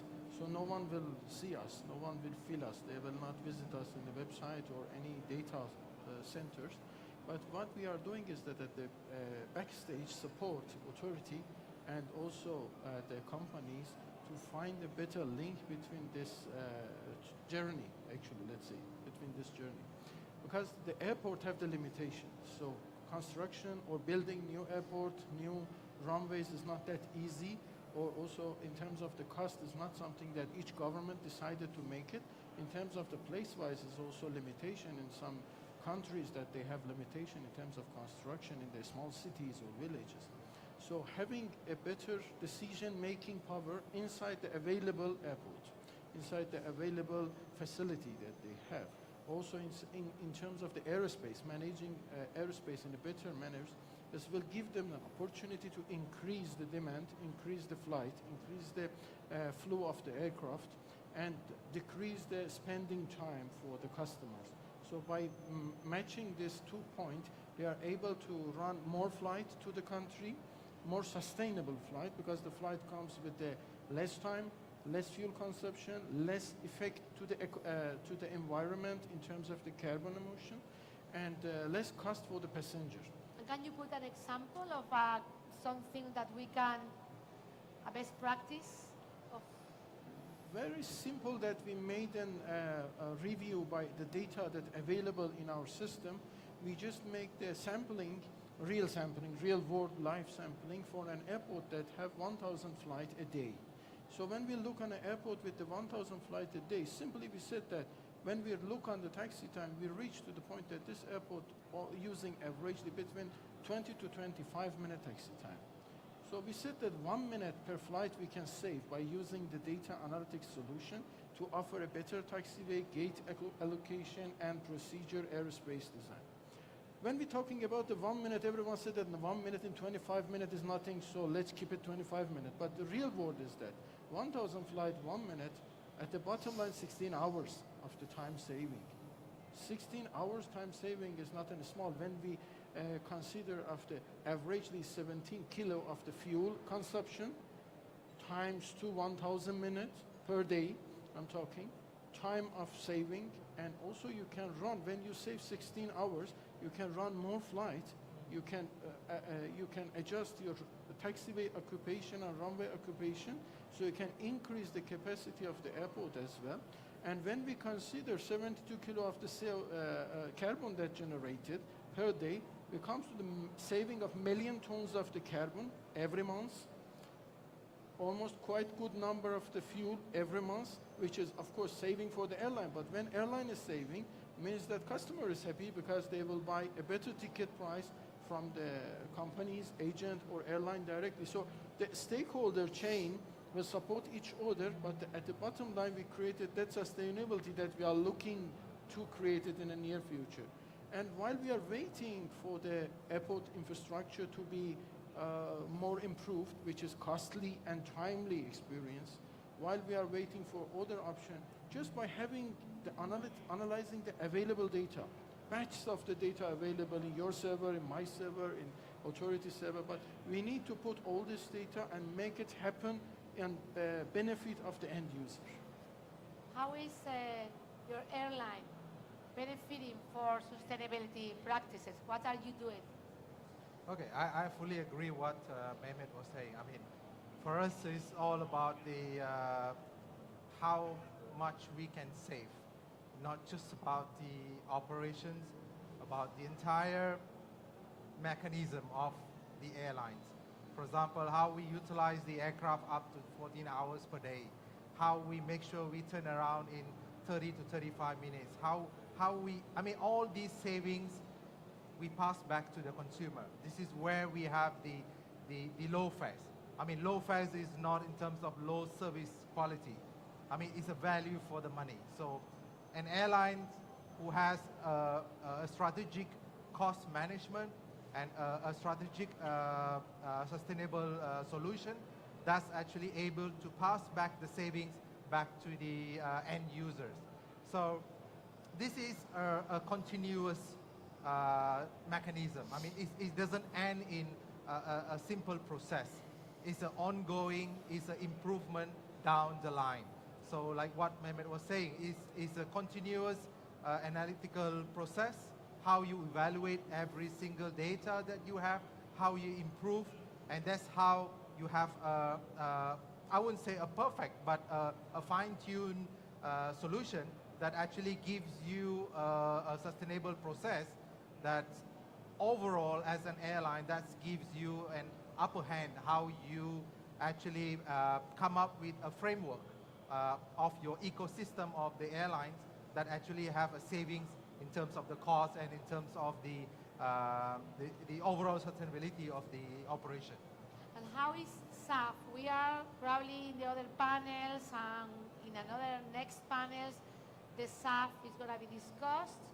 Till we have another technology, this is going to be one of the biggest solutions. We in WTTC has developed a report on SAF, and we are aiming to read it if you are interested. But at the same time, it's very expensive, and we are asking the governments to support the companies to really make it quicker, because we cannot, wait till there is a new innovation in the near future if we want to become being sustainable now. How are you when it comes to SAF? What is your company doing? Are you considering? There is an opportunity in every crisis. When COVID hit us, we took one step back and we asked ourselves, is this the right time for us to invest on digital? Is this the right time for us to expand our digital business? And yes, we did it. So, digitalization, continuous improvement, sustainability, I know this word sounds expensive, but again, this is an investment. This is where airlines, not just airlines, aviation in general, including tourism, airlines and etc. They need to look at how AI is reshaping the entire lifestyle, and this will definitely jump into aviation sector as well. So for us in Vietjet, we are pretty much very focused. We are very much serious about investment on digital, and we believe this is going to be the next part of the aviation industry, where digital, where sustainability is going to be a big factor in reshaping the entire business structure. Thank you. What is, Ali,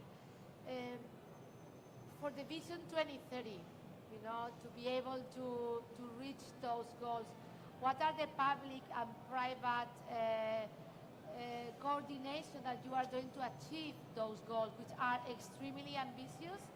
But every time, if you go to Saudi Arabia, you see that, oh my God, more things are happening. It's like very vibrant. But what is the secret in this collaboration?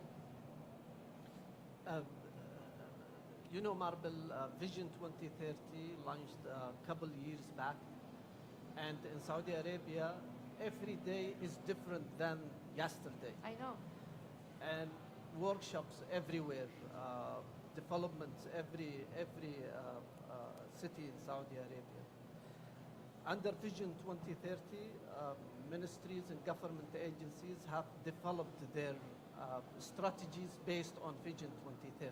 And these strategies considered to be enabler to Vision 2030. For example, Tourism Authority, they have adapted and launched their strategy.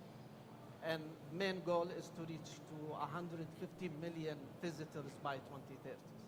And you can tell how massive opportunities that requires. You need to triple the number of hotels, you need to double the size of hotel rooms and enhance infrastructure, you need to ease process, and that's, they launched multiple initiatives, including ease of visa process last year.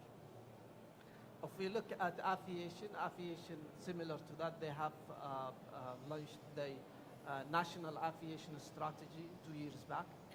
An ambitious strategy that will put Saudi Arabia as number one in the region when it comes to aviation.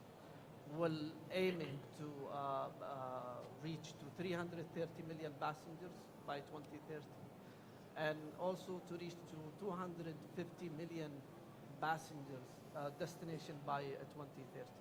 Just remember, from less than 100 destination to 250 destination. And also for the cargo, we need to triple the number of volume and cargo from around 850,000 tons to 4.5 million tons by 2030.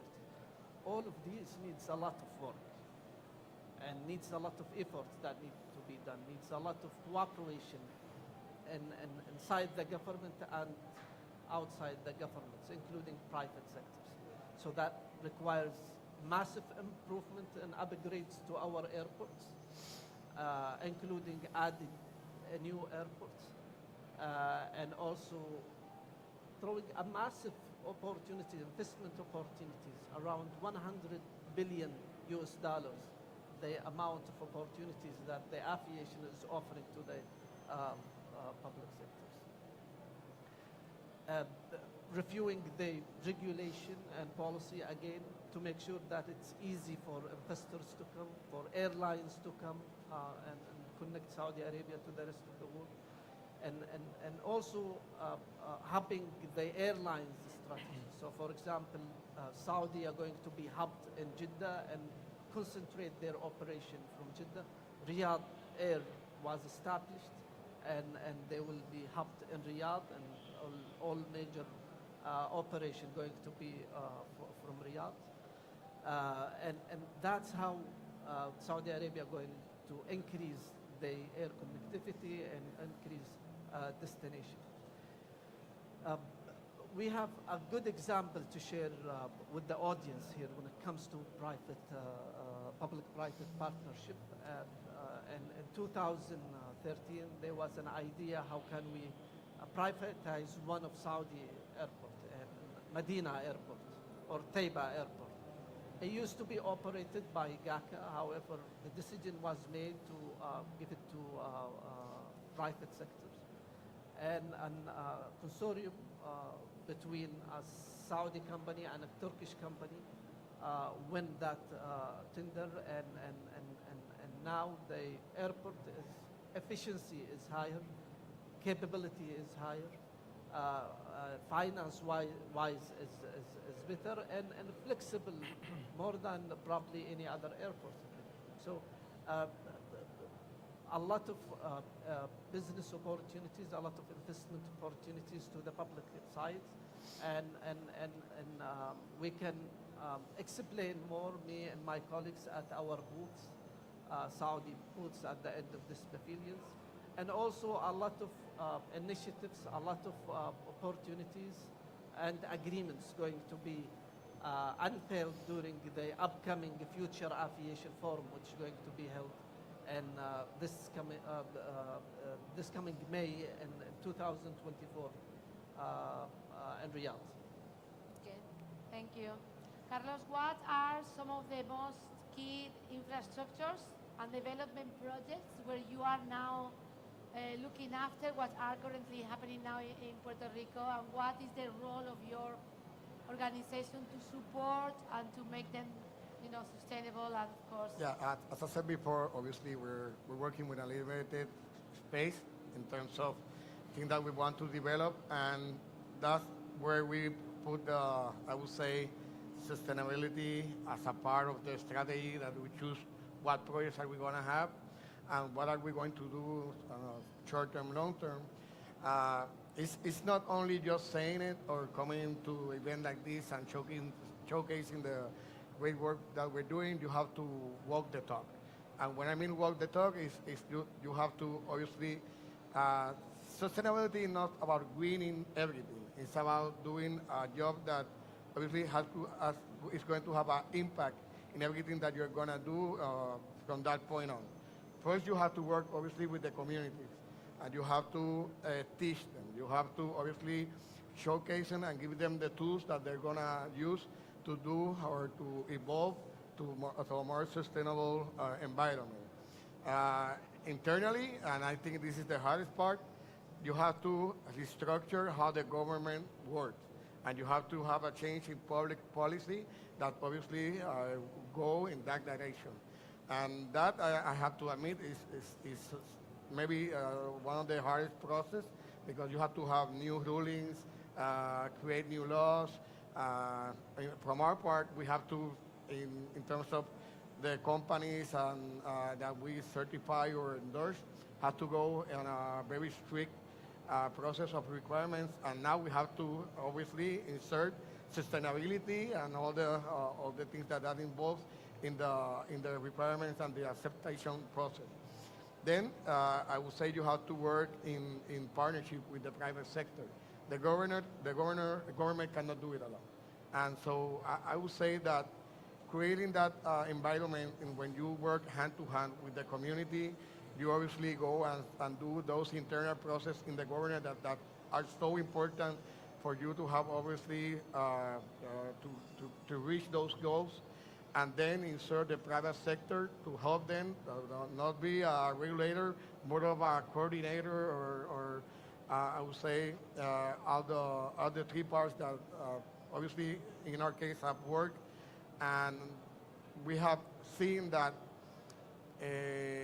working in that path and having the partners at the community and the private sector are the key to achieving the goals that we have planted before of us. And in terms of the projects that we're working, obviously organic, in a very organic way, I would say almost 80% of them, or what we're seeing now, are very eco-friendly, obviously have the tourism with a purpose on mind, a lot of experience, a lot of open spaces, dealing with the crops. So I would say it has been a perfect storm in terms of everything that's aligned, and obviously that our destination is so rich in natural resources, and obviously it's a great place to visit. Thank you. So actually, you are talking about destination stewardship. It's helping everyone entirely in the whole process to make sure that you are helping, but at the same time doing the right policies. We have a few minutes, and we have actually 6 minutes, 6 speakers. So a general question that I would like you to all respond in your way. How can innovation help support sustainable development and better serve the local communities? Starting with you, Jay. Okay. I did summarize in my previous quote. Innovation and digital is the next world. I mean, everyone, all of us have to embrace this. We have to prepare ourselves. And the most important that for aviation industry, we need to adapt this sooner. It's an investment that every component in aviation industry have to look at in order for us to cope up to the goal, to achieve the goal of the sustainability for the aviation, for the tourism, and for the global in terms of moving forward. So it's all about now, and this is all what we need to look at and what we need to achieve. Thank you. Ali? I agree with my colleagues. Innovation is the most important thing that we need to look at. It's the thing that is going to take us to the next era of development. We have come up at the air connectivity program with some innovative idea to make sure that we are connecting the Kingdom of Saudi Arabia to the rest of the world in a most sustainable way, including giving some incentives to airlines that they follow a certain procedures in terms of sustainability. So I agree with you. Innovative is a very the way forward and the way we should look forward.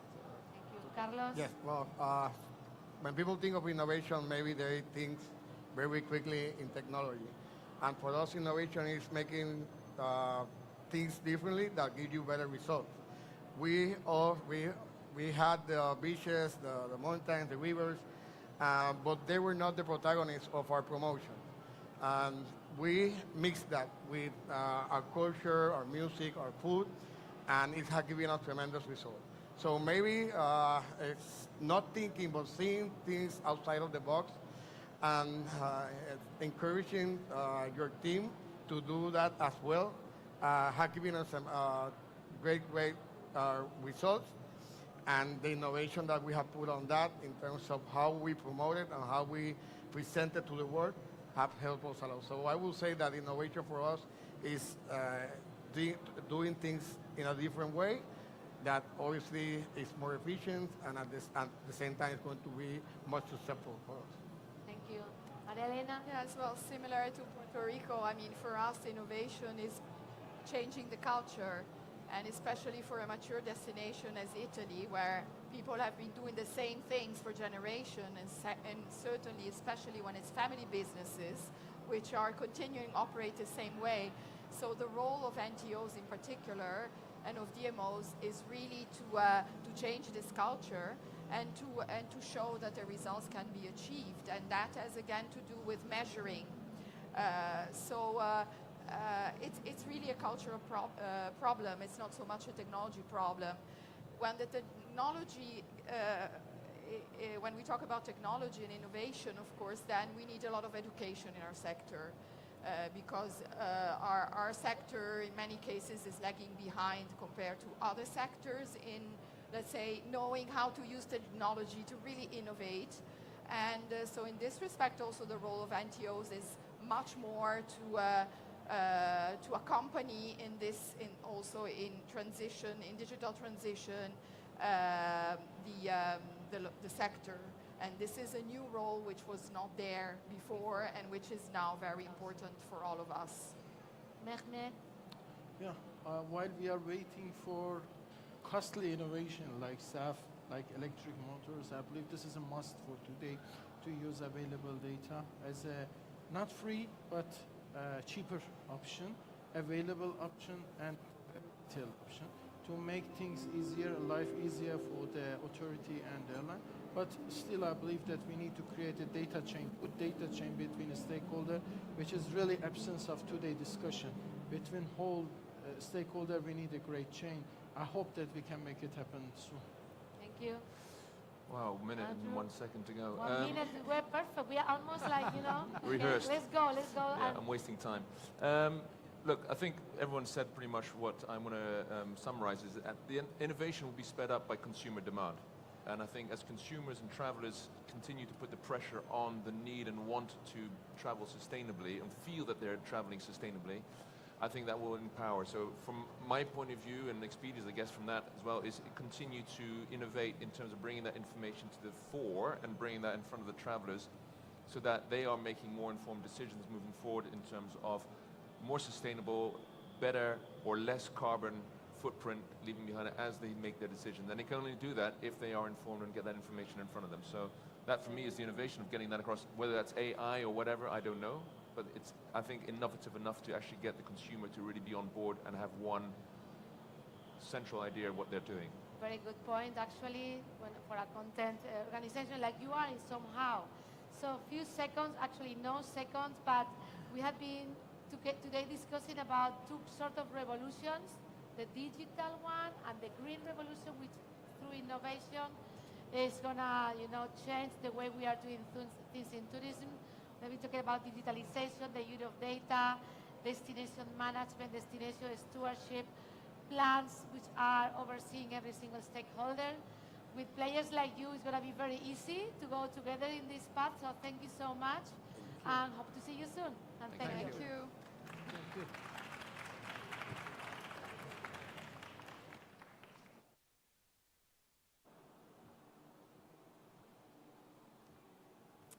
Thank you so much, Maribel and the rest of the panelists. We have now a 10 minutes break, so we will ask you to don't go so far, because we are coming back at 3:05 with a panel discussion focused on route development. Ian, remind me that we have here the QR code. Please rate the session that just have happened. It will be really helpful for us. Thank you.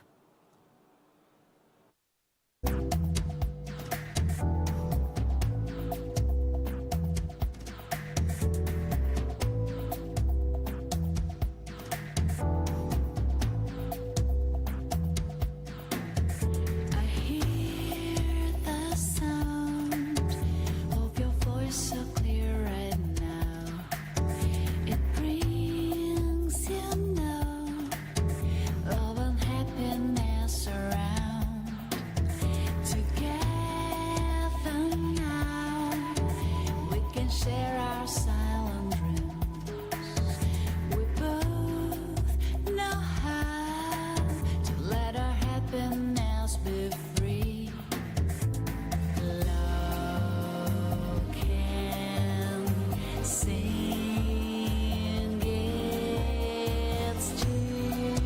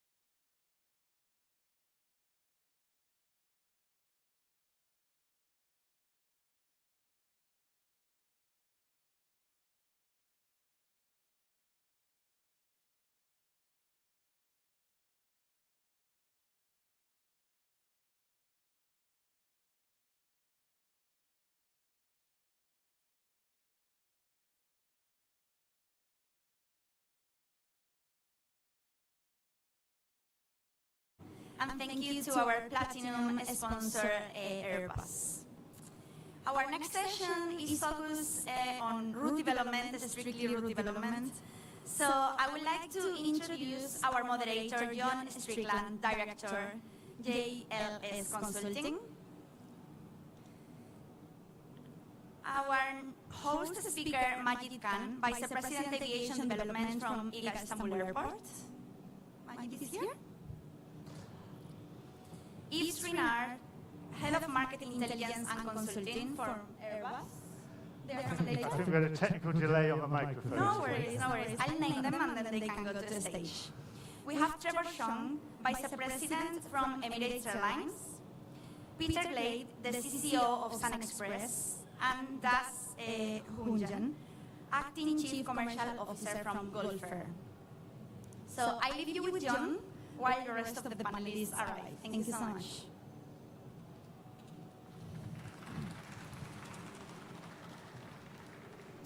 Thanks very much, Lucia. As you heard, I'm John Strickland from JLS Consulting. Welcome everybody to this afternoon discussion.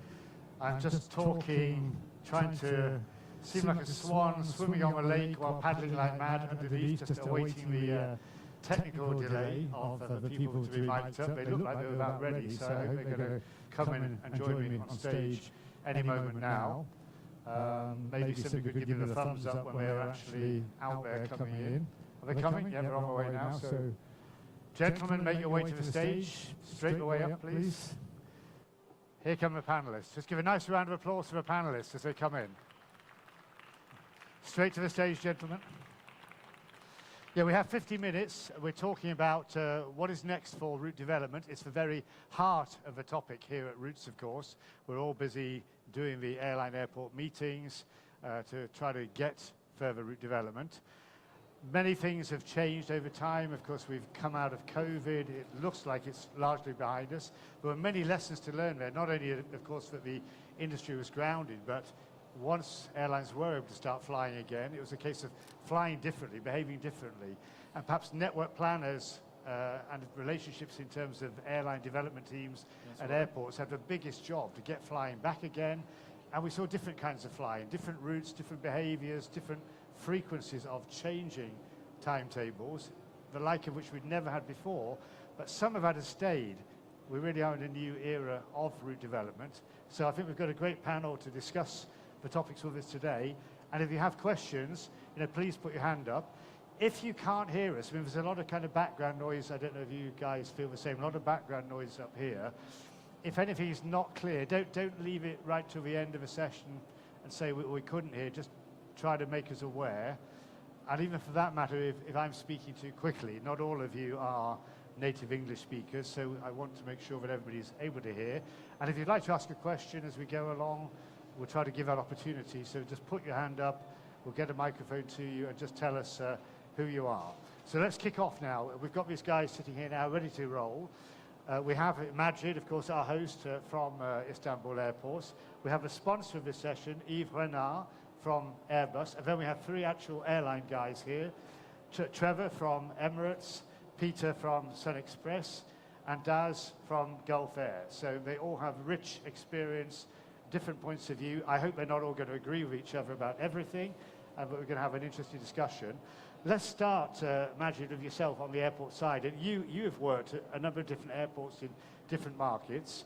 Just tell us a little bit about the position at IGA as a new airport, because you've opened you opened during the end of COVID, and it certainly changes the dynamics of route development in Turkish Istanbul terms. Thank you very much, John. First of all, welcome again to Istanbul. It's a record-breaking number we have received this year to Routes World. Concerning IGA, we opened our airport October 2018 with the light opening and a full opening in April 2019. And suddenly the COVID struck us during 2020. I mean, it has been, you can say, a roller coaster ride, but we can say we are out of the woods at Istanbul Airport. Our target initially was to reach 100 million passengers within 5 years. In 2019, we had 69. that was our targets before the pandemic. And when the pandemic hit us, obviously we decided to set our strategy for from 2020 to 2025, the route development strategy. Of course, we have a strong partner, which is Turkish Airlines, but we would like to diversify our airline mix. And then we set a target that we would like to be the first airport in Europe to fully recover from the pandemic. We were the 6th largest airport in 2019. and 6th largest European airport. European airport, Yeah. exactly. At that time, we have approximately 61 airlines, with Turkish Airlines covering approximately 80% of our traffic. Now we have reached 96 airlines, 310 destinations, and 3 years in a row we have been the largest airport. Compared to the pandemic, this year we expect approximately 12% increase. And then you can ask, okay, where did we get all this traffic from? I mean, during the pandemic, we had two options. One option was, okay, do we downsize our organization and do we try to fit compared to the new COVID conditions, or do we prepare ourselves for a post-pandemic era? We decided to prepare ourselves for post-pandemic era, which means not downsizing the organization, making sure that not only working actively with the airlines, because at some stage airlines would be back, but we could see from the passengers, all the surveys we did, that the passenger profile have changed. Airports were no longer the infrastructure providers, so the passengers, beside having various expectations to their favorite airline, they had expectations to the airport as well. So we went into the product side and said, okay, which are our key markets? For instance, China. I mean, China will recover. That's the next big thing. We decided to, during the pandemic, to make Istanbul as Chinese-friendly airport. We went into the digitalization side, so you will be able to see all our digital screen in 11 different non-Latin languages. We hired multilingual staff. In our opinion, we didn't differentiate between, it was not one size fits all. We didn't say, okay, we have a narrow body aircraft, wide body aircraft. Obviously, if a wide body was arriving from Tashkent with Uzbekistan Airways versus a wide body from Turkish Airlines, we said we need to learn which types of passengers are sitting inside these aircraft and then making sure that they get a seamless customer journey. We signed a strategic partnership with Trip.com. They have 400 million customers in their database. We decided to, I would say the biggest surprise for me personally was when we started our dialogue with the airlines about Istanbul.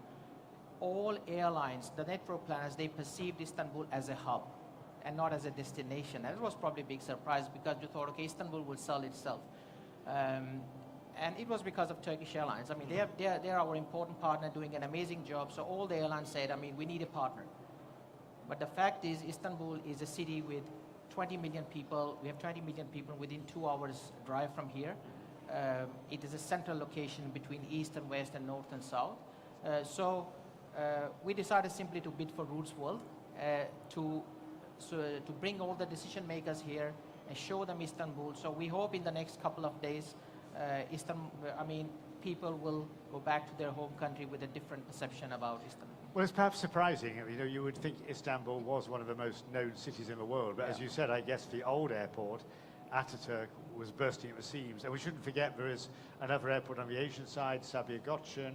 So there were 2 airports, that one also pretty full. I know it's getting a new runway shortly, but did you say the figure when you opened in 2018, 2019 was 69 million passengers a year? 69 million in 2019, yes. That was here at IGA?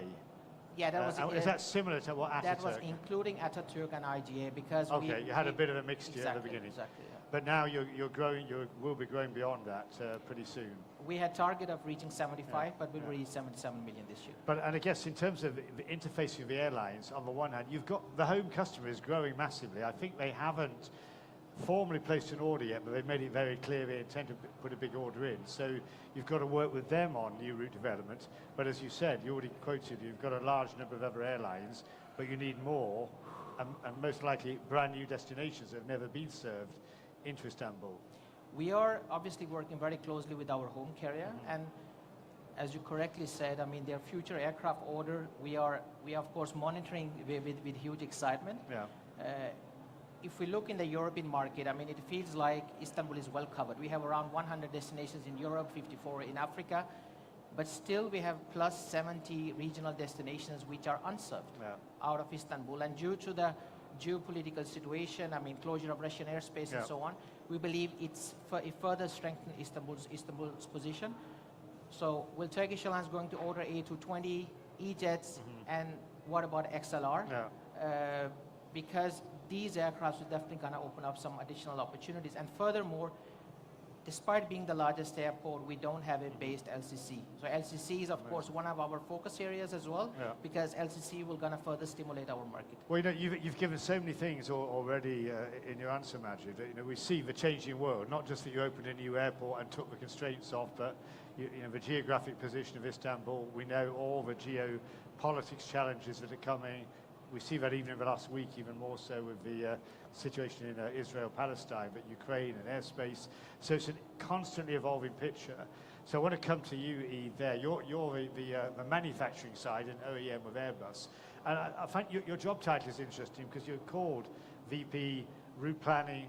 So no, that's Trevor from Emirates. You are called Head of Fleet and Network Planning, but you're not running an airline, but you, as a manufacturer, have to look at airlines and market development.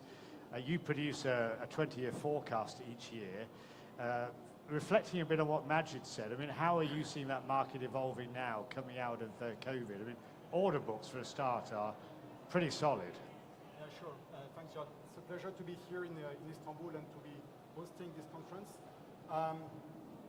Yeah, we had COVID, like everyone. Indeed, it was tough, but we can say that we're on a much more positive note these days. Over 1,200 orders already this year, and hopefully it's not over for the year. So yes, the recovery is there. And you rightly say it's important to us to be close to our airline operators, to understand what they need, to be able to anticipate what they want. And also sometimes, actually, they do even better. They do things that we have not thought of, actually, like opening routes that we'd never see even through the data. And that's the beauty of it. That's the beauty of being there. That's the beauty of speaking with everyone at this event. More to say in terms of the dynamics of the market? Do you see a change in the mixture of airlines coming out of COVID, or any particular points in evolution of business model that is affecting decisions about network? I think the key word is flexibility. And during COVID, our operators have learned to be extremely fast in making changes and deciding to move quickly. You need to have the aircraft in order to be able to do that. Aircraft that have the range capability, the payload capability, so we have that. Today, as you may have noticed, we have the A321XLR, who is going through its route proving, and this aircraft will be delivered to our first operator earlier next year. And this is really going to be a game changer, but that's not the only one. You can have game-changing opportunities with the A220. There will be this Australia to Europe launching non-stop also that we'll see happening in the near future. So watch out for this space. There's going to be a lot of innovation. There's going to be a lot of testing. Some of it will not be necessarily successful, but the idea is to be able to react quickly and anticipate to the market needs. Great, thanks. Turning now to some actual airline guys. Trevor, I mean, Emirates has been around close to, what, 40 years now? Nobody would have imagined an airline could be established in Dubai, never mind the scale you've built to today, but it hasn't been a situation where everything has remained the same. There's always been change. You've come out of COVID very strongly. Indeed, Dubai as a destination, as well as a hub, came out very strongly. How do you see the future? I mean, you are heading up network planning. You're about to embark on a big change in fleet mix from next year. What's top of your agenda at the moment in terms of looking forward? I think COVID obviously was a big shock to the industry, but you know, people have come out. All of us are here today. I think travel is very much a need nowadays. It's no longer a luxury, and I think certain destinations took different decisions when to open, how to open. But I think initially, I think as an international carrier, connecting the world, it was a very difficult start, but I think we quickly understood that no matter what authorities did, everyone really wanted to travel. And I think that we all have to keep faith that, you know, the world will continue traveling. But, you know, as different countries, as different airlines emerge from COVID, there will be the subtle nuances.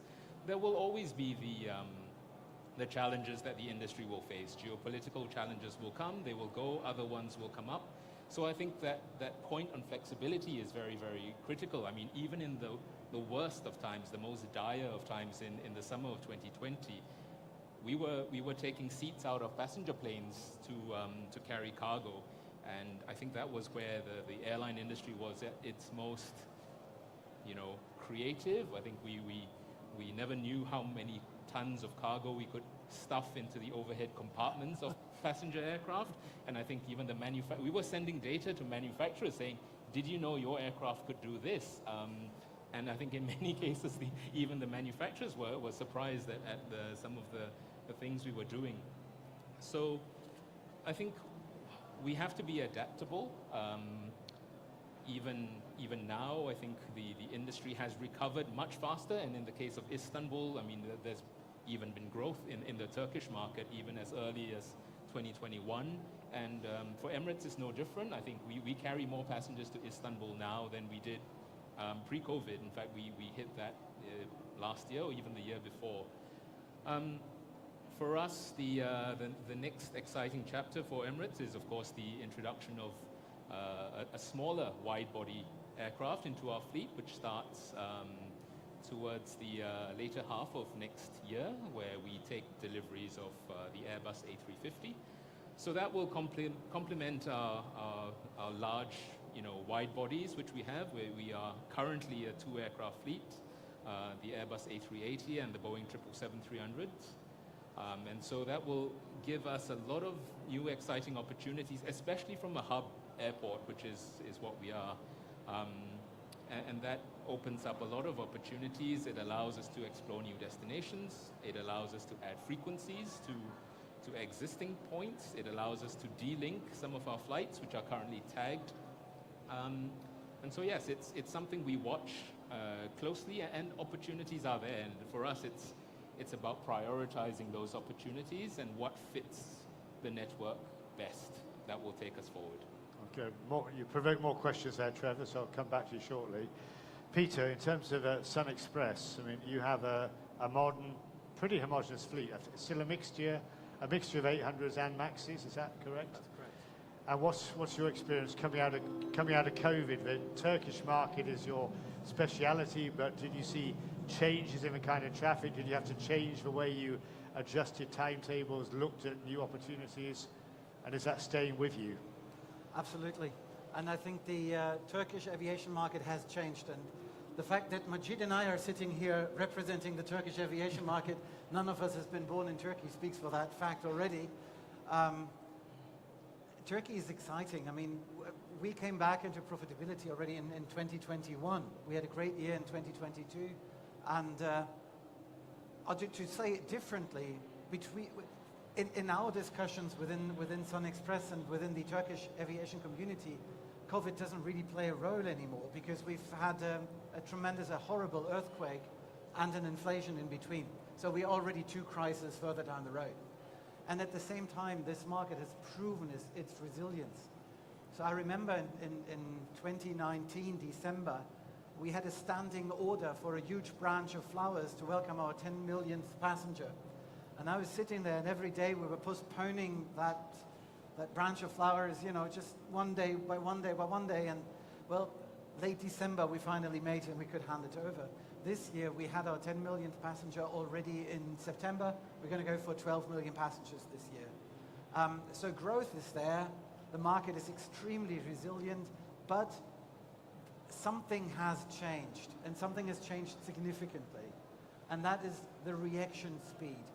At Sun Express, we used COVID to replace a lot of the infrastructure that we're having on the IT side. The way that we plan our network is far more, sorry, buzzword, agile than it used to be. So between wanting to fly a route and the first flight, we've proven that the minimum time that we need is 6 weeks now. And that gives us, and the first flight is full. That gives us a huge opportunity. Booking times, lead times for booking have significantly decreased, especially in the touristic field. Those people that book their flights 2 years in advance, some UK tourists still do that, but even in traditional markets like Germany, that is not happening that much anymore. So booking lead times have shortened, and that gives us a lot of flexibility if we are able to react fast, which is why we changed a lot of the way that we are, set up process-wise. Which now means I can sit very relaxed and talk to the airports here at Route Conference and say, look, we've planned this and this amount of flights for you this summer. We're going to be looking at it in pre-season. If it's working in pre-seasons, we keep the amount of flights. If it's not working in pre-season, you know what? I'm going to be pulling those flights away from you in high season. You're going to be putting them somewhere else. Peter, that question of flexibility, I mean, it sounds on the face of it something simple, maybe something logical, but not that easy, not as easy to do as you would think. I mean, you've got to plan aircraft, you've got to plan crews, handling agencies, and obviously at many airport slots. And if I just get Daz and yourself to come in from the Emirates perspective, you've got different scales of airlines, and you can think of that, the wheels, the cogs turning slowly. How easy is it, if you just continue, Peter, and if you want to come in, Trevor and Daz, on that? It has become a lot easier than it has been in the past. Right. And I think it's a lot more difficult for these gentlemen who have actually a hub and spoke system that they need to run and that they need to optimize than for me as a low-cost point-to-point carrier. So yes, for us it is extremely, I don't want to say extremely easy, nothing's ever easy, but if it was easy, we wouldn't be in aviation, would we? Daz, maybe I can lead into you just to review. Thank you for that great introduction and bringing me on board. Absolutely, you're right in terms of the whole industry changed, but for us as a connecting airline, one of the benefits we got is we got the ecosystem working more collectively. So the tourism, the local authorities, and that's something which historically everybody's been working in silos, and I think that to me is one of the great sort of changes in the whole ecosystem which has created this buzz of survival.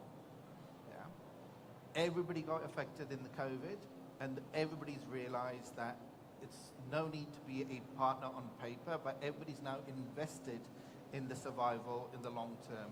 So even from a planning point of view, the traditional planning methods have changed. We do not do planning to the traditional methods, but now we are more integrated to understand customer behavior. How our customers, because all the seasonal trends have disappeared. History has gone back to zero. We're seeing a very different view of what customers do today versus historically what they've been doing. And that's due to the change of customers and the way they react. Exactly a valid point. Historically, customers used to book 3 months, 6 months. Now it's in the window of the last 2 to 3 weeks on certain markets. And that whole essence of the whole environment being involved. This is how is that a customer calling we are, yeah, in terms of, but anyway, coming to the point is, it's the whole ecosystem now being involved, and that change has really spent a lot of time. In the market of Turkey, you see this change, that the whole ecosystem is working together. Hotels are working together.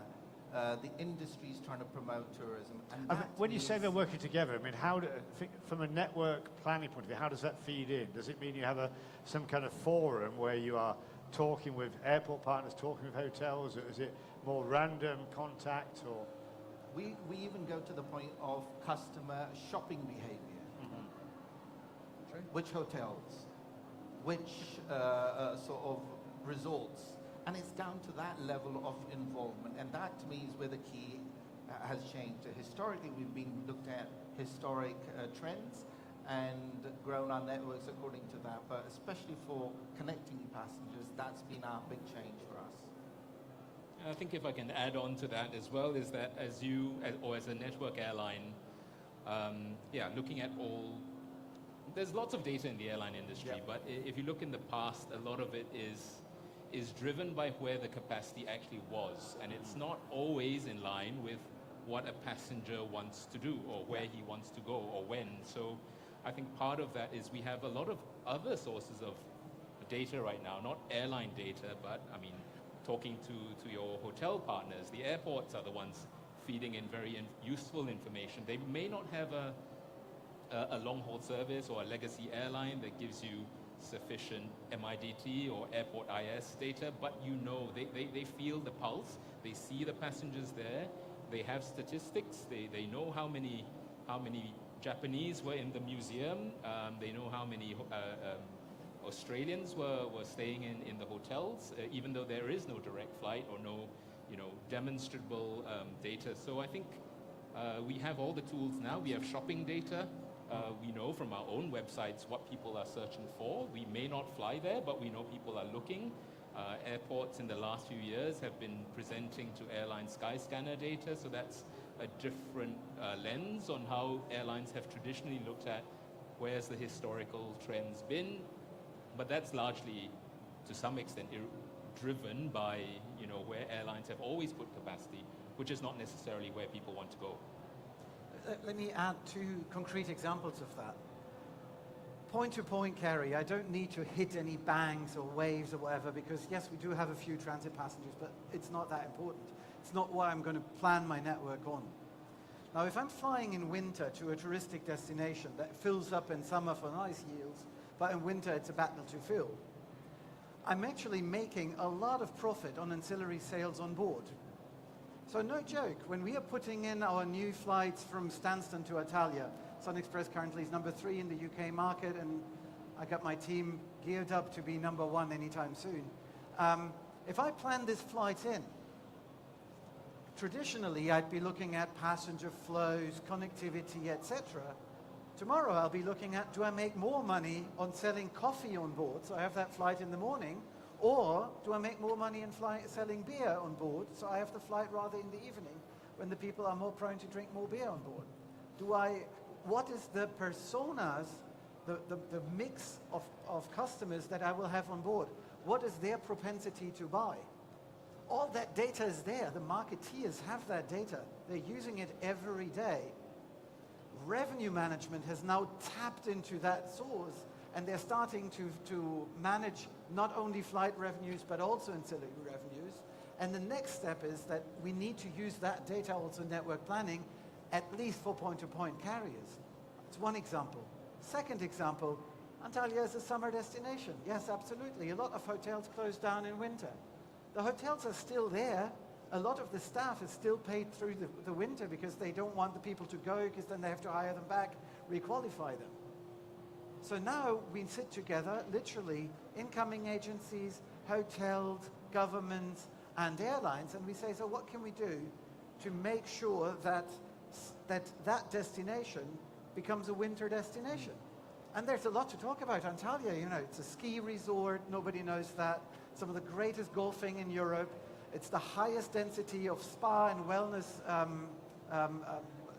entities all over Europe. So you can actually, in one day, right now, October is perfect to go. No, a little early for skiing, but in November, you can already ski and lie on the beach on literally the same day while your spouse is out golfing, and in the evening you go for a nice massage and then have dinner in Yedi Mehmet, one of the star restaurants there. It's a perfect location. We just need to make sure everybody knows, and we can only do that collectively. That's the new approach of network planning. Absolutely. Better data and full cooperation with our partners. I mean, it's a new world, isn't it? But we didn't have this before. We didn't even have the behaviour. Airlines were not doing the ancillary sales. You look at some of the low-cost carriers, Ryanair and Wizz Air. Wizz Air in particular rings a bell. Often up over 50% of the revenue is coming from ancillaries. I think Ryanair adds up about 30% or so. So it's a different dynamic in looking at the routes and the revenues. Just want to bring you back in here, Majid, because I guess airports for a long time have looked at passenger flows through the terminal in terms of retail spend, and even putting up pop-up shops, and they know maybe certain long-haul markets are high margin, other tourist flows are lower margin with a lot of volume. Is there more sophistication in your approach on that, and how you use it with the airlines? You look at your own revenues, but are you able to feed that through to help airlines as well in decisions on routes based on these non-aero revenues for you and ancillary revenues for airlines? Sure. I mean, the important thing for us is that airline can make money, obviously, in Istanbul airport. So As I said, more than 30 airlines have started have actually had entry in Istanbul during the last 3 years. We haven't seen one single airline pulling out. We are mainly looking on total cost of operation for an airline because, as I said, we have a responsibility as well. We are no longer an infrastructure provider. So what we have done, you can say, compared to many of our European partners, we don't have any aviation taxes. I think aviation taxes, if they're used for sustainability purpose, that's fine. But if you're lacking a couple of $1 billion in your state budget, I mean, it's not serving anything good. I mean, furthermore, when we compare our charges with mega hubs and mid-sized airports in Europe, we are very competitive. We have 96 airlines, so we work actually in 96 different ways with the airlines. Like, okay, gate allocation, gate allocation, taxi times. Is there any products we can develop for an airline? I mean, for instance, we got feedback from China that and beside China from rest of the world concerning. I just want to jump in a second, Magic, because I don't want to lose this revenue point. I mean, obviously, as pressure comes on aeronautical charges and the negotiation with airlines, non-aeronautical has become more and more important for airports. But until really Peter was making this point about airlines looking at it to decide where to fly, and I don't have the answer, I'm just thinking, is this a new way to think? You've had these new airlines in, but is that a factor now coming into decisions about routes? Are they looking only at the traffic, or are you saying, hey, there is traffic in this market, now we have the space of this very modern leading-edge airport, but you also see your non-aeronautical revenues, or would you be too worried to think, well, I might be giving away my share of the non-aeronautical pie if I tell them more about this? No, it's a very good point you have. I mean, I personally believe, especially concerning low-cost carriers, I mean, we know they want to squeeze more seats in instead of having, the food carts. I mean, personally, I think going forward a few years down the road, there should be a kind of a revenue sharing model between the airlines and the airports. So instead of, not knowing how many sandwiches or soda you were going to sell on board, airlines can promote, retail of an airport. Yeah. And kind of share the pie, make a bigger pie. Exactly, simply, and make the cake bigger. Exactly. So instead of, there is a competition, you're absolutely right, there is a competition between, airlines who have revenue on board versus the retail. So I believe in cooperation, not only in that cooperation, beside that, all stakeholders within route development community, I think that's the next step. That's probably another topic that we need to collaborate, which we are not doing in the industry. It definitely has to be a future potential, doesn't it? But why stop there? Why not have skin in the game? Why revenue share? Why not put skin in the game and say we invest and take the risk together? Why stop at just the revenue share? Absolutely. Because the airport would like to ask. Absolutely. Yeah. Absolutely. And I think I fully agree with you, Daz. I think airports, because when we are, designing our shopping center, it's based on feedback from the passengers, but not based on feedback from the airlines. Exactly. So definitely feedback from the airlines is definitely needed as well. Yeah, let's grow the pie. The discussion that we need to have between airports and airlines on this is how we grow the pie, and then redistributing the pie comes a close second. Exactly. And that's the same for network development and airline cooperation in my world. So in my old job, I was extremely lucky to work with a very innovative airport where actually the home carrier flew together with the home airport, with the airport, to other airlines, and we tried to lure other airlines jointly to start flying into, at that point in time, Vienna Airport.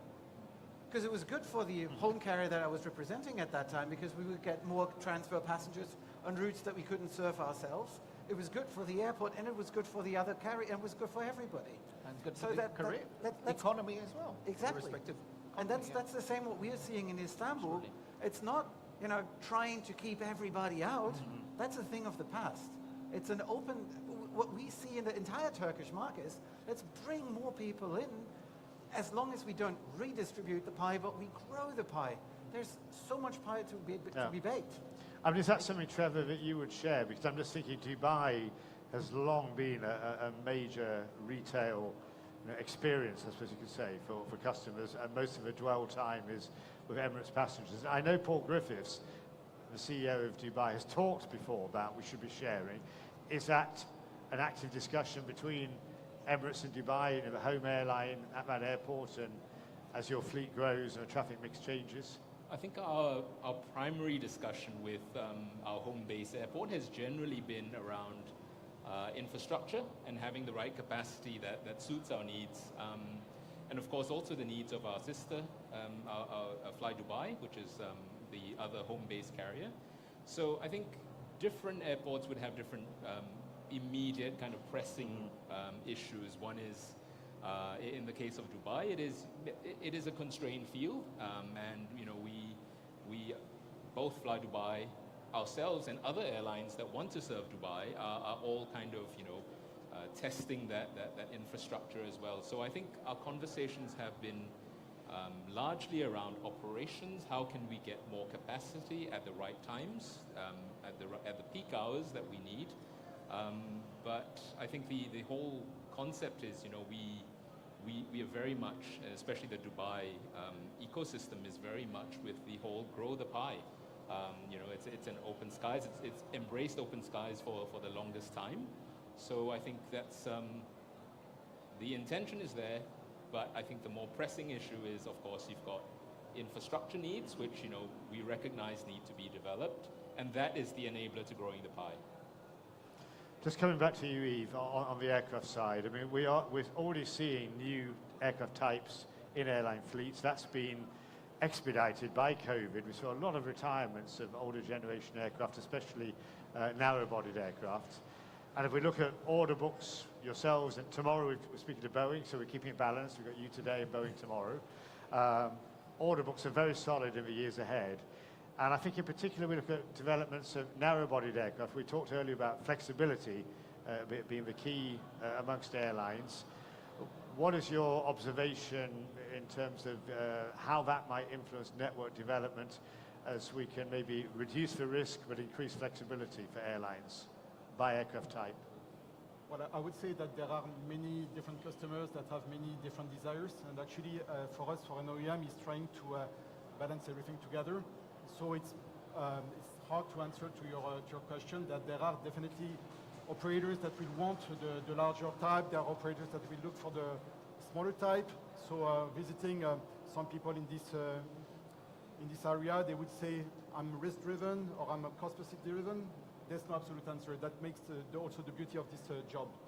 Now, as for the how do we get flexible is maybe through the cabin, what we can design, make sure that our cabins are able to accommodate for something that is super premium, all the way up to something that is super dense. I'm sorry, we're not going to get draft beer for the time being, although maybe the team will think about making some developments on the galleys. But definitely it's about making everything that is possible in order to optimize these cabins, increasing the usage of the space and the volume, and at the same time also making sure that whatever the need, you can have full flat beds on an A320. You can have super dense cabins up to 460 seats on an A330, which is excellent for certain domestic markets in Asia. The idea is really making sure that we can get the revenue, because you are talking about the data. There's plenty of data available, and it's true that this industry is mostly speaking in terms of passenger numbers, and MIDT are passenger numbers. And then we forget about the fare, the revenue, and all that. And you're absolutely right that these days it's about working together, understand how we can make money out of these changes, whether they are at the airport, at the airline, or what we can supply as an OEM, making sure that throughout the journey, not only the experience is perfect, but also that the passengers are willing to spend. But I know we have vendors at the event, and we have people using MIDT, but I mean, I used MIDT 30 years ago, and it was already out of date then. It had an error margin of about 30%. I don't know what it is today. I tend to get my crucifix out and say, just don't even bring MIDT near me.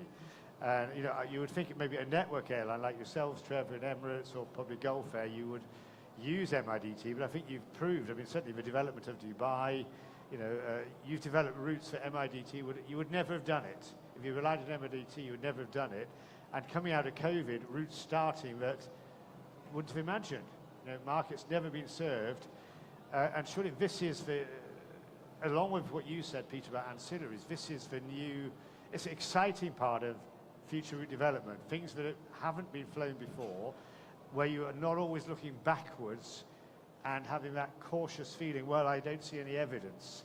You know, we have discussions in this room where I'm sure airports are putting forward ideas and the airlines are saying we don't see any evidence, but it's having the nerve to look forward and take the risk. Do you want to give a comment on that, Trevor? Because I mean, Emirates has done it. And yeah, I think Emirates you know, yeah, we do still look at MIDT as a guide, and I think we use that to get not a too pulse. much, I hope. Sorry, no, not too much. Well, not too much. But I mean, if you look at some of the recent route developments in many parts of the world, I think we have gone into the secondary markets, even tertiary markets in Europe, many of which were never served by a legacy carrier before, and therefore, you know, going into places like Newcastle in the UK, for example, you know, there was very, very limited MIDT data because there was no network carrier that would go there. It doesn't mean no one flies to Newcastle or no one lives in Newcastle. Likewise, when we went to Clark in the Philippines, which, you know, was a former military base, I mean, there was no data. It doesn't mean there is no data. There is no demand there, but I think there's that mix of, you know, gut feel. There's a mix of logic. There's a mix of what our airport partners tell us to say, you know, you map out catchment areas. Sometimes you go down to the detail of even a postcode if that is available. So you have to look at all the other indicators. I mean, yeah, a lot of people say, is network development art, science, whatever. I think it's all of them. It's knowing what to look at, what data to look at the right time, at the relevant place as well. So I think that's, we've got to take a very pragmatic and sometimes just take a step back. But coming to risk, yeah, for sure there's risk when you're going in with perhaps a different model, a different way of looking at things. But maybe that's where the airports come in to help de-risk some of that, to say, you're saying this is a good idea, you know, have some skin in the game. You know, it's maybe not just cost avoidance from the airline's point of view, could be a bit more than that. I think you kind of alluded to it, Daz, earlier, is that, you know, sometimes the incentives that airports can offer, excuse me, are compared to the cost of operation of the airline. I mean, 1 year's of incentive is probably worth 1 week's cost of flying. So, you know, you get it wrong, that incentive goes very, very quickly. So I think it has to be a bit more skin in the game, if I can say that as well. Yeah. I mean, how do you respond to that, having more skin in the game, Majid, on the airport side? I fully agree with what Trevor is saying. I mean, I would say incentive is one of the enablers. It's not everything. So, I mean, when we invested 10 billion euro in this brand new airport, I mean, we had obviously two options. One was, okay, have very high base charge and then offer 5-year incentive for long haul and 3-year incentive for short haul, new unserved routes, or simply have a low flat rate and have no incentive. We decided to go for a low flat rate. That's why we have very competitive charges. But on top of that, help our airlines to decrease the total cost of operation, as I said. But just bring you back to the information side, because I remember in your opening comments, Majid, you said, you know, well, number one, you've got brand new routes because you have the space that maybe never was served before. And two, you said, we see different passengers in the plane and we know there are different passengers. How do you do that? And do you share that and use that to say to airlines, look, it is a whole new world. How do you do that? It's back to one of the reasons MIDT, obviously, because the first thing was... But the thing is, it's not everything. MIDT, everybody has It's it, but not you everything. have unique knowledge about your airport here that maybe the airlines don't. There are a few reasons. And your customers. Exactly. I mean, one is obviously MIDT. The second is the geopolitical situation. That is something we monitor very closely, and that's not rocket science. That's pure logic. Number three, we look on the network. If we take Emirates as an example, I mean, they're a very important partner for us. We know Turkish Airlines is struggling on bilateral on India, Pakistan, and Australia, but that is something where Emirates can stimulate the market because they. We just lost a mic. Yeah, hung back again. Yeah. Yeah, so I think there is a lot of logic. There is a lot of logic behind it as well. Instead of, and when we look on the historical data, I would say they don't have much value at the moment. I mean, it's okay. It's okay. the flows have changed. But in terms of, do you get feedback from your customers or potential customers, whether it's through your own social media channels or surveys and so on? Maybe, I don't know if you host events with customers or how you build relationships, whether it's with corporate clients, communities. Do you do a variety of things like that and then share that with the airline or potential airline customers? Yeah, I mean, we are conducting our own surveys, try to simply to find out what the travel behavior and traveler profile is. So for instance, if a customer is taking Emirates flight to Bangkok from Istanbul versus a direct ticket flight, what's the reason? Is it the average fare? Is it because Emirates is his favorite airline? I mean, furthermore, we receive, of course, a lot of feedback from the airlines. We are in contact with the airlines' local offices. For instance, if we want to gather some information from Australia, Trevor is always helpful to connect us to the to his Australian team. And not to forget TGA, our tourism board visit Turkey. They are sitting with a lot of data which we don't have. We receive data from the hotels, and then we use obviously our catchment analyzer as well, because Istanbul is a huge city.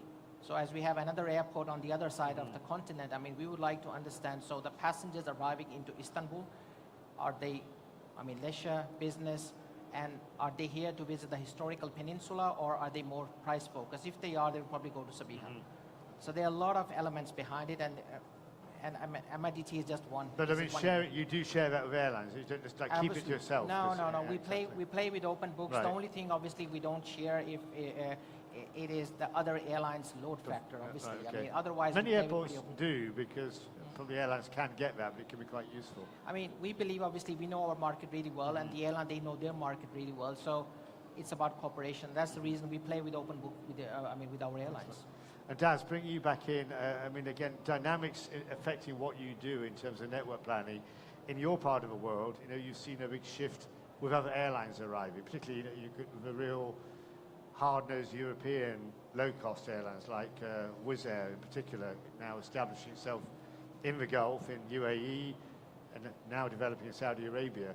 Does that shift your mindset? I mean, you personally have worked for a number of airlines in network roles anyway.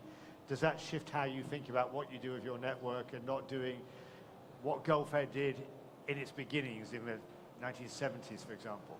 A very, very valid point. It's the whole mindset has changed because the market dynamics has changed. The low-cost carriers are very, very different business model, their structure, their cost base, and considering purely for Gulf Air, 80% of our fleet is narrow body, so you're direct in competition with them. So our structure is very different. So we talked about the data part in terms of intelligence from data, but our whole behavior of decision making has changed. So one of the things we've started doing a lot is, with the appetite of risk, we've started bringing in seasonal routes. So you're branding it seasonal routes, you're managing the expectations to the market, and you're testing the waters out. Subject to the performance, you enhance that. Internally, which is something totally new, historically, you've always had this friction between network, sales, revenue management, historically. Now it's exactly the opposite. Everybody's invested in the right decision making. So that friction is less, especially for enhancements, because local knowledge is the key today, coming back to with the airports and interaction. And that internal behavior has changed a lot. But especially for the Middle East, and I'm sure Trevor will also highlight to a certain degree, is the whole landscape is changing. We're getting more low-cost carriers in, and the whole shift of investment of new shells, I call it, or new aircrafts, is coming in this region. So we've got, as you know, a great growth of aircrafts coming in, and that has changed the whole mindset of the way we all need to reflect for survival. So internally we're changing, our structure we're changing, we're densifying more fleet to ensure we get the right sweet spot from the economics point of view, and that is all in line with what we're seeing across the board. So yes, absolutely. It's not only from a network point of view, it's the whole spectrum of sales and revenue management as well. And you just made me reflect. I mean, we're literally, the clock is beating us. I haven't even given a chance for anybody to ask a question yet. But just really quickly, And maybe Eve, if you give a sharp, to-the-point comment on this. You made me think, Daz, that the whole axis of route development is changing. You know, we've got here 2 airlines who are doing long haul, particularly yourselves, Trevor, more of a global operation out of Dubai. We've got an airport here overlapping Europe and Asia by continents. When we see orders for aircraft going forward, we're seeing markets like recently, Saudi Arabia, massive orders, India, massive orders, China, massive orders, Europe trying to reduce flying by closing airport capacity and so on. So the axis and the content of route development, I guess you see as a manufacturer is shifting. Yeah, it's many different dynamics going on, and the fact that it's not only point-to-point, but connecting makes it relatively interesting, and I guess all the airlines here will concur that understanding what the competition is up to is extremely hard. Yeah.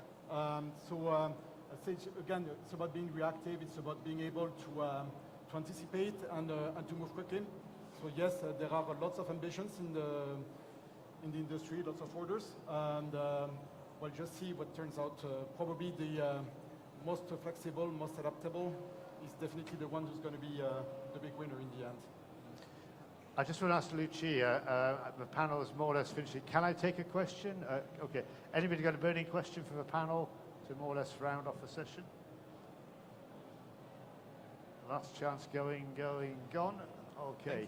Well, we better wrap up in that case, gentlemen. I think we've still got more to talk about, but we've tried to cover a range of topics. So I'd like to thank you, the audience, for your attention and listening to the discussion today. Thank you. And of course, I'd very much like to thank my panelists, our host for the event, Istanbul Airport with Majid Khan, Yves Renard from our sponsor of the session from Airbus, Trevor Chong from Emirates, Peter Glader from Sun Express, and Daz from Gulf Air. So thanks to all of you. Enjoy the rest of the afternoon.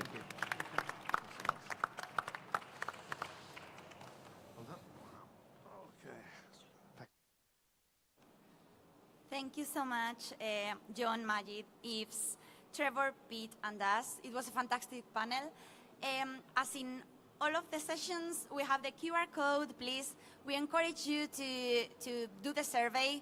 We would love to have your feedback. As we rearrange the stage, please stay with us, as we have now 3 sessions focusing on regions. As we had this morning the European one, we will have now the Asia Pacific, followed by the LATAM and the North America and Canada session. Our consultants from ASM will deliver a quick 10 minutes fast facts about the region, and then we'll interview one of the stakeholders from it. So please stay with us. We'll soon start again. Thank you. Right up.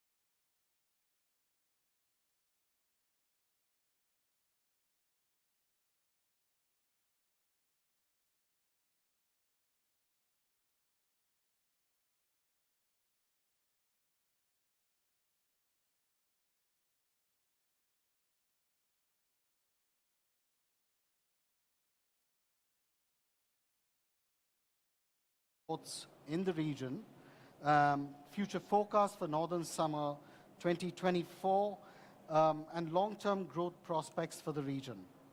Little housekeeping, since the session is only about 30 minutes, the plan is to walk through a few slides on global recovery and a brief overview on the capacity over the last few years and where we are to date, and moving on to discussing all of this with Dilhan and his views for 2024.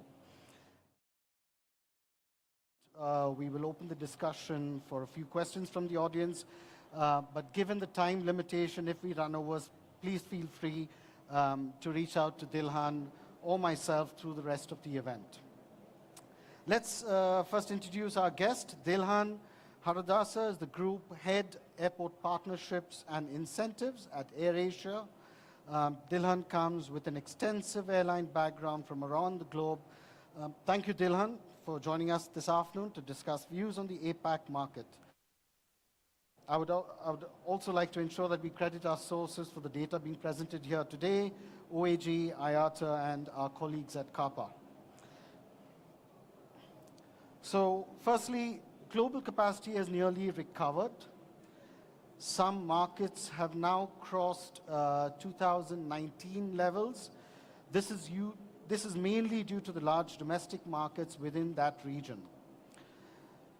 Seat capacity both on the domestic and international side have substantially grown in the second half 2022 and the first half 2023. In the APAC markets, the international capacity was subject to border restrictions and travel restrictions, which is still in a recovery phase. The global seat capacity, though, the domestic seat capacity grew approximately 9%, while international traffic globally, traffic is 11% below 2019 levels.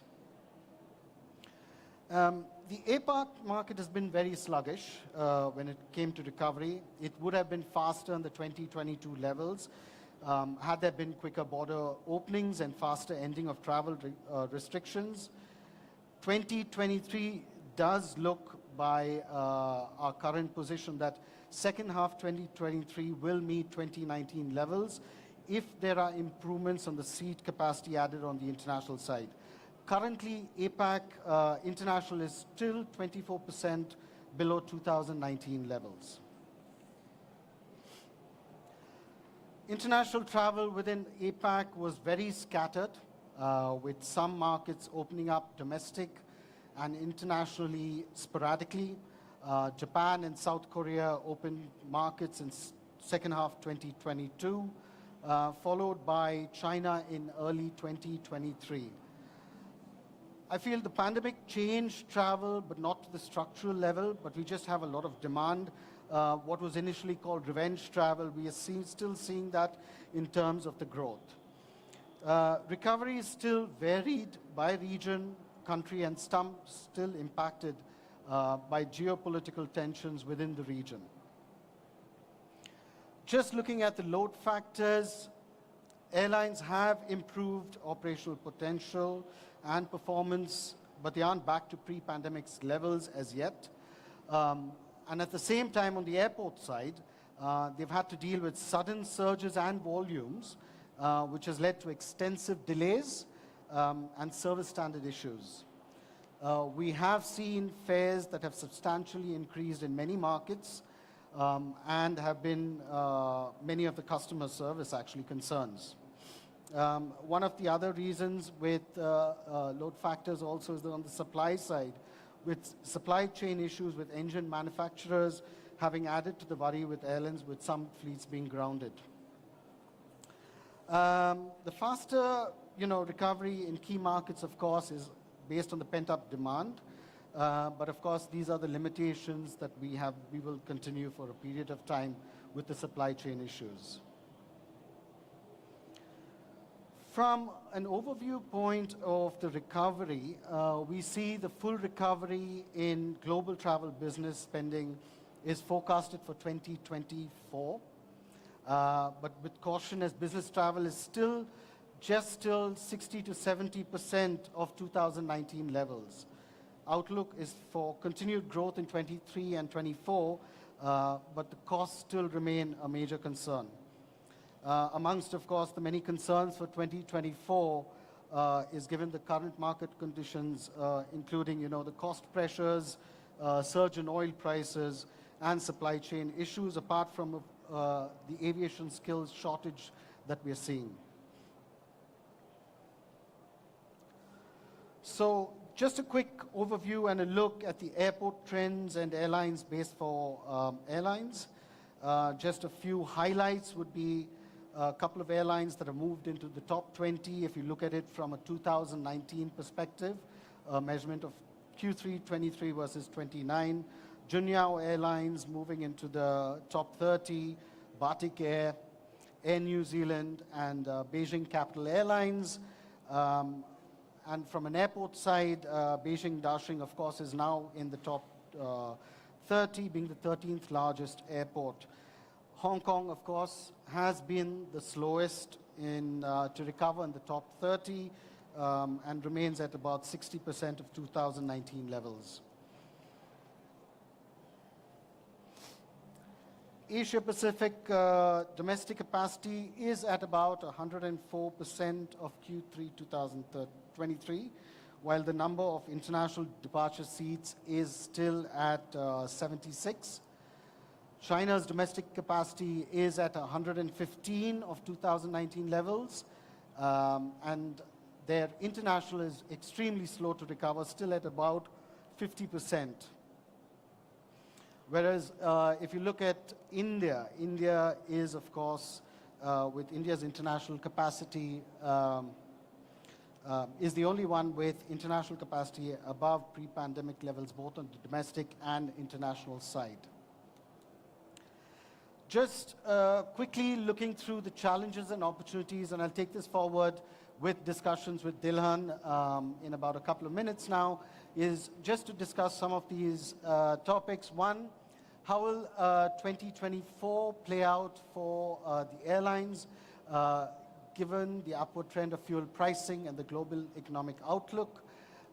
Costs, of course, are a serious concern. From airport side, I think the biggest discussion that we used to have pre-pandemic 2019 was the discussion on slot constraints and congestion, and have the airports had that opportunity to make these changes and taken a proactive approach? From a tourism authority perspective, and this is very APAC-centric, I would say, are the tourism authorities being proactive in engaging with airlines along with their airport partners in driving traffic? Some countries, of course, still haven't seen that tourism authority perspective and approach. And from a government entity point of view, especially in policy and sectoral changes, has there been a mindset to drive growth? So with that, let me get to Dylan to have a quick discussion on what is the forecast for 2024. Thank you, Dylan. So let's start with, firstly, I think, having looked at the presentation, there are three real sections that we can, have a discussion on. One is, I feel pre-pandemic and now moving on, what was the first mover advantage? Who had them among the airports and the airlines? The current market scenario, and then, we can have a quick discussion on the forecast for 2024. So from your point of view, who do you think, maximized that outlook, in terms of the pre-pandemic to now? Which of the airlines and airports had that first mover advantage? Thanks, Sanjay. You hear it? Yeah. Thanks for the slides and the introduction, and hello, everyone. From the perspective during COVID period, we had many full-service carriers still serving, who are national carriers still serving some of the destinations as a benefit for their countries, as well as for repatriation purposes. And then in the region, there were domestic carriers still serving albeit at a lower capacity level, especially in Malaysia, Indonesia, Philippines, and Thailand, and India as well. So these carriers, when the borders open up, as and when it opened up, were fairly ready to get going. But most of it, we know in public eye, Qatar Airways pretty much operated during the pandemic, scheduled operations most of the time, and also driven by the countries which initially opened up quite early during the stage, like Turkey, for example, and Mexico, Maldives. So they've opened up mid-June 2020. So those countries were well prepared. By the time the rest opened up in Asia, we know that they opened up pretty much in early 2022. So that's almost 2 years behind the ball game of the other countries. So, but the carriers in ASEAN and Asia were having the domestic presence, were always ready with their crew and the aircraft ready to go in when the borders started opening. During the period, obviously there were interim tests with Singapore having the vaccination BTL program, and also Thailand having the Phuket sandbox. Those tried and tested small opening things, but they really didn't bring the desired effect to those countries. And given the current market scenario going on, moving forward, and given the current market scenario, the domestic, of course, is substantially growing faster wherever there are domestic markets, and international seat capacity still seems to be limited and not growing to the levels that we would have liked, or like the other mature markets around the globe. Where do you think, or what do you feel is creating this phenomenon? I think from an Asia point of view, Southeast Asia, 90% of the market has almost recovered, mostly driven by domestic growth, which is well supported by high load factors in the domestic markets. North Asia, due to late opening, has struggled still to come up to the international, especially driven by China due to short supply of capacity and the visa issuance. So the markets associated with China originating markets have really not delivered the international capacity, and also passenger behavior as well. Most of the Southeast Asia had domestic presence, and domestic markets continue to strive due to either the fear of still COVID existence and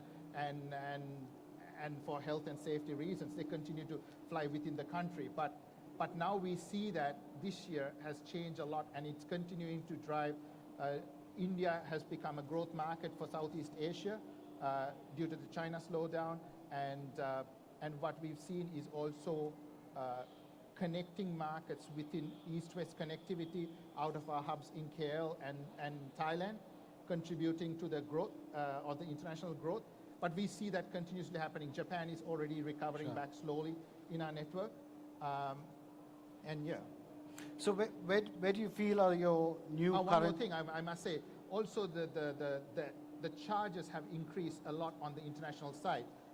Airports have increased almost double most of the charges. So passengers' affordability factor to travel overseas, along with the COVID fear of what they experience, has, especially on a low-cost market model, it is becoming quite expensive. So they're looking for a value proposition, and most of the places which were giving a value proposition previously, pre-pandemic, is now no longer bringing that value proposition. So has that affected... So let's take it back to AirAsia then.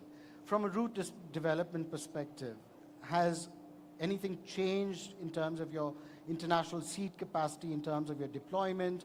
How are you looking at it? Is it different from what it was 5 years back?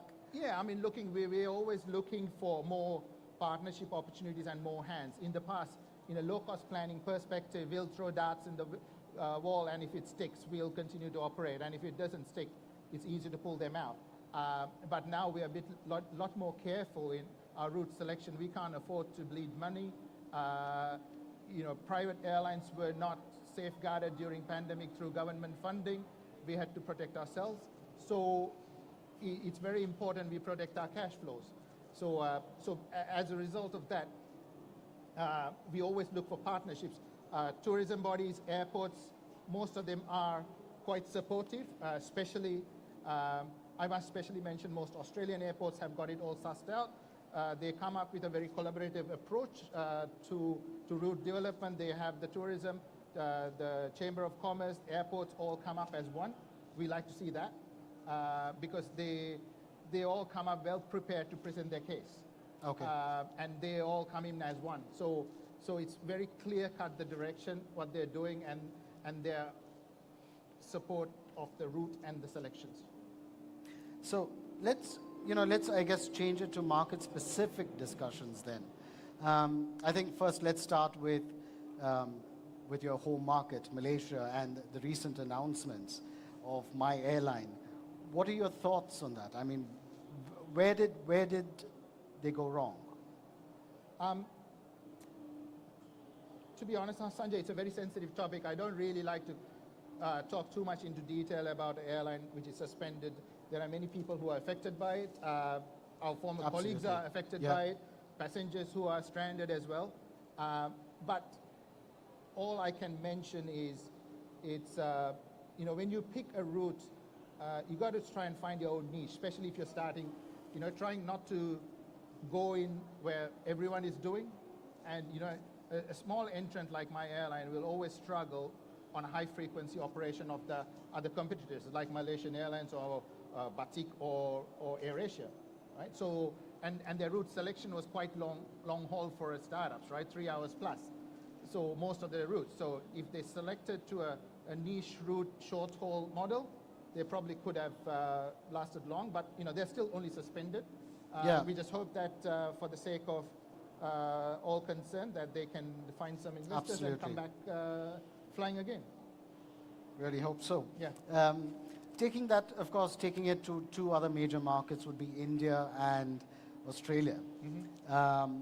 What do you think of the new airline mix in India with the two giants, Air India, the Air India group backed by the Tata Sons, also with Indigo? Well, I think India is going to be the new global dominant aviation player coming up in the next 5 years. Air India's got the right model sorted out. They've got the new future sorted out with aircraft deliveries. And you see the new branding, which is quite attractive as well. They will bypass the Middle East hubs and they'll continue to fly non-stops to US, Europe, India being a huge market size with a high GDP, and flying and a brand loyalty towards Air India. So what you'll have is two segmented models, right? One is the full service model of Air India with a strong brand presence and a brand loyalty as well. And then Indigo, who is now experimenting with long haul, having for the low cost market segment, all of these two airlines building market sizes, bypassing the Middle Eastern hubs. I think the Middle Eastern carriers could be in trouble. So that's the way I feel it. There's Middle Eastern carriers don't have more traffic rights either from India. I can't see the Indian government giving more traffic rights to this Middle Eastern carrier. They'll have to get this 20-30% capacity from their connecting and recover it from somewhere else. And I don't know where they're going to recover it from. So, and there's new capacity continuing to come up from Riyadh Air, all the other airlines as well.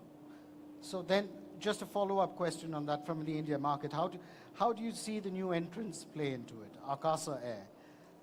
They've got an ultra-low-cost carrier model, which they are defined by, of course, leaving alone the current problems that they have had with pilot shortages.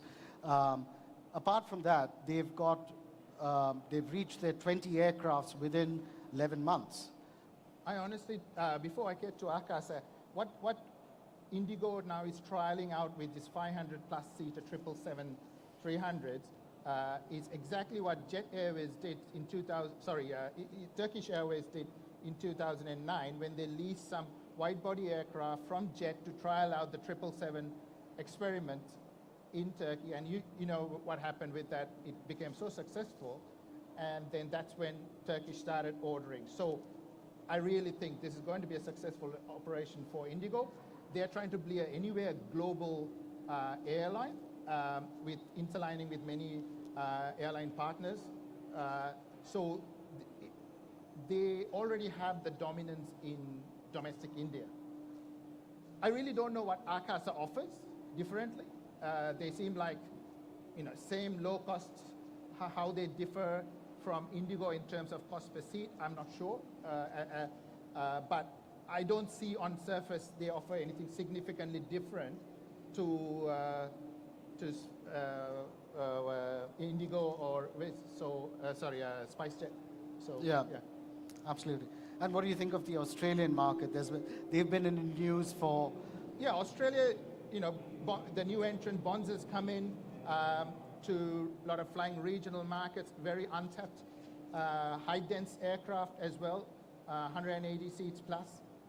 But they're making flying affordable. Again, they tried throwing the darts into the wall. There's certain routes which didn't stick. They've quickly withdrawn back from those routes. But good on them. They're trying a complete different model into a regional operation in Australia, which no one would have thought of. Yeah. Everybody would have thought, smaller turboprops, but they've gone in and put in a big capacity aircraft and to making it work. So, so I think it's good. But what's also quite interesting, what's happening in Australia is obviously the Qantas is now starting up the Project Sunrise.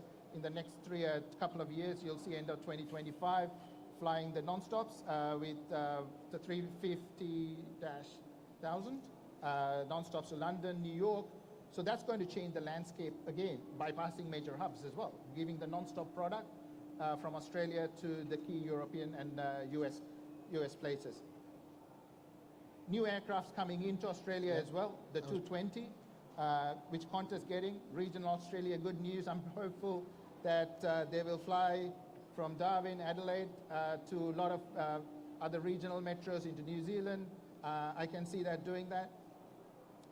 It can fly up to 5 hours, no problems with the 220s, and also gives you good cost per seat as well. So it's a fantastic aircraft for what Qantas needs to do for the regional markets. And the last, the XLR, and I think that's also going to be a game changer in the Australian market.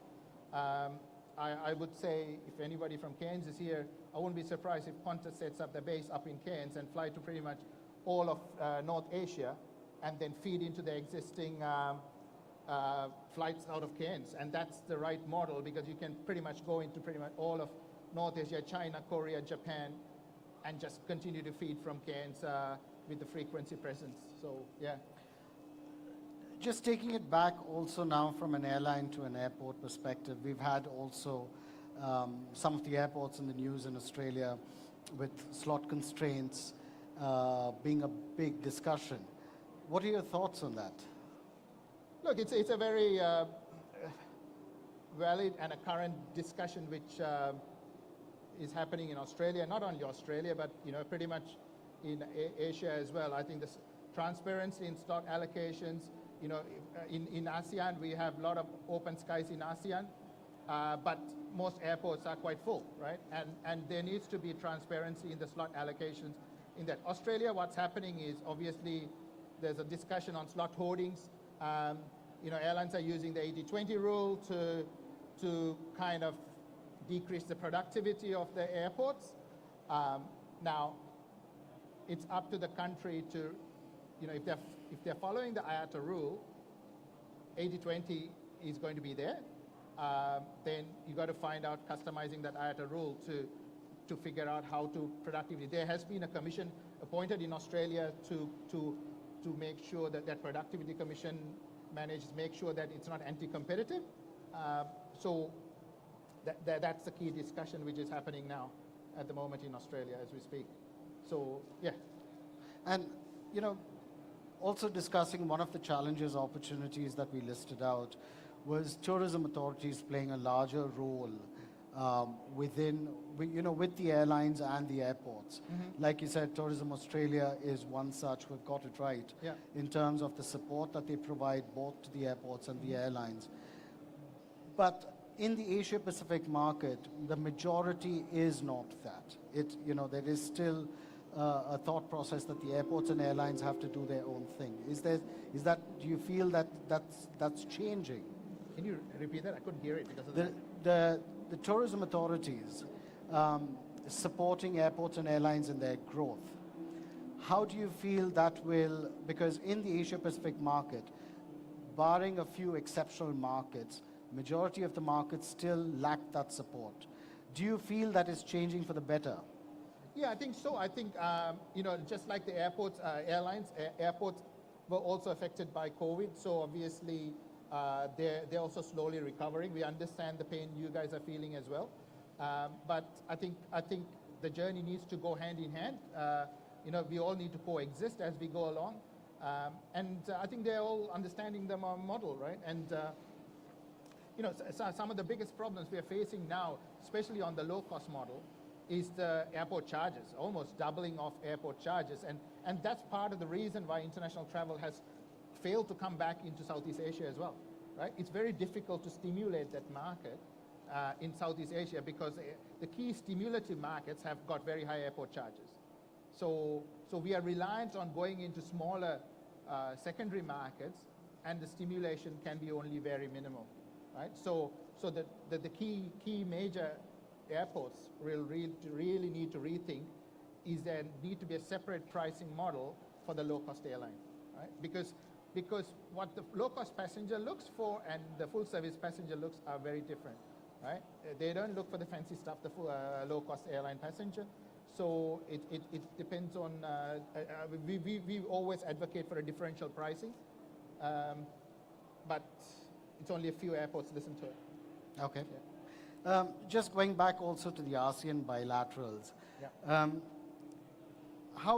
What do you feel is required to really open this up? Look, there's a lot of bilateral restrictions currently which is already exhausted. India, Southeast Asian bilaterals mostly are already exhausted from Malaysia and Thailand.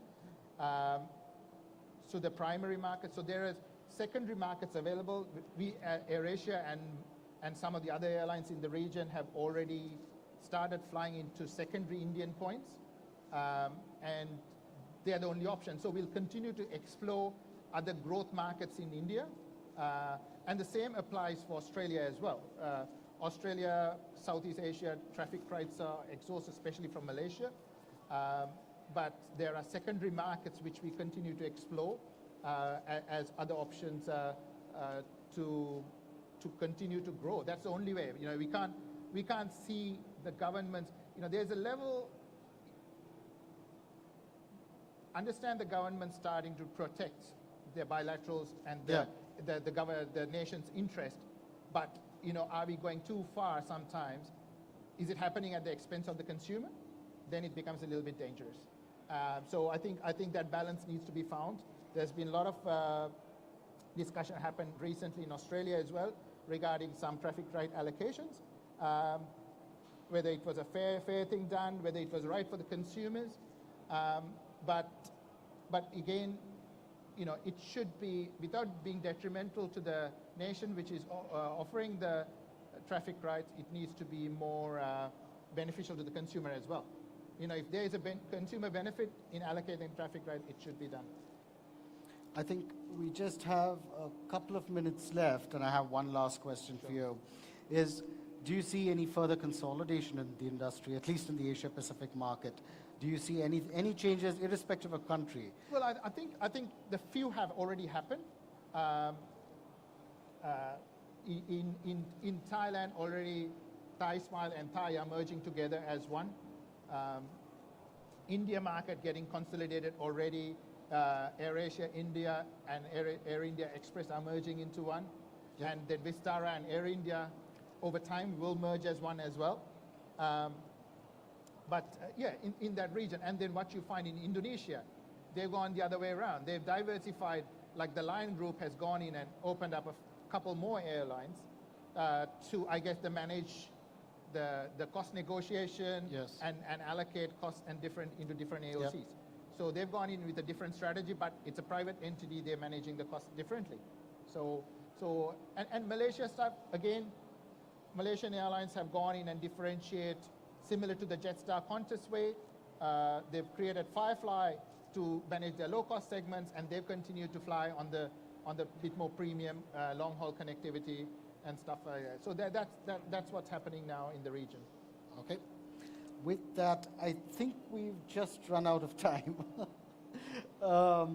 So thank you, Dilhan. Thank you for attending this session. This was brilliant. It was a very engaged conversation. And look forward to meeting all of you all through the event. I guess we have our next session within the next 10 minutes. It is What Does the Future Hold for LATAM? Thank you so much. Thanks, Zafer. Thank you. Whoop. Thank you so much, Sanjay and Dilhan. Really well done. I think we have a clear picture about the Asia-Pacific region now. As Sanjay said, we have the Latin America session in 5 minutes, so please don't go anywhere. We will start soon. Thank you.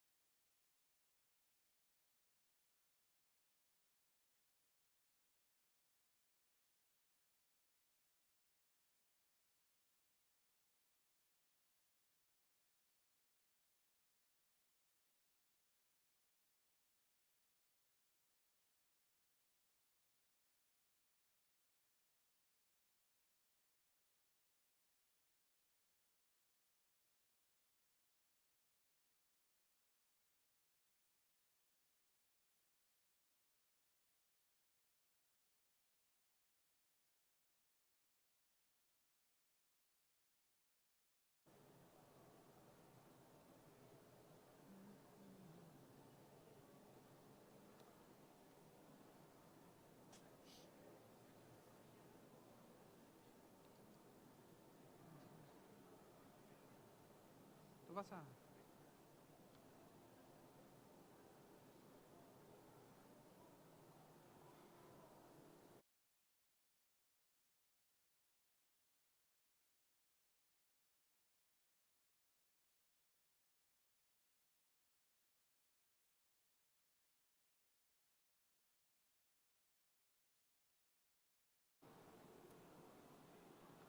So we are back again. with the Latin America session, as we've been saying. Our colleague, David Appleby, Director from Air Service Development, Latin America and Caribbean from ASM, is going to deliver a short presentation about the industry. And then Stefan Marcux, Aviation Marketing Director at the Aeropuerto Internacional El Dorado, will join him to do a quick interview to have a real perspective from the industry. Thank you and hope you enjoy.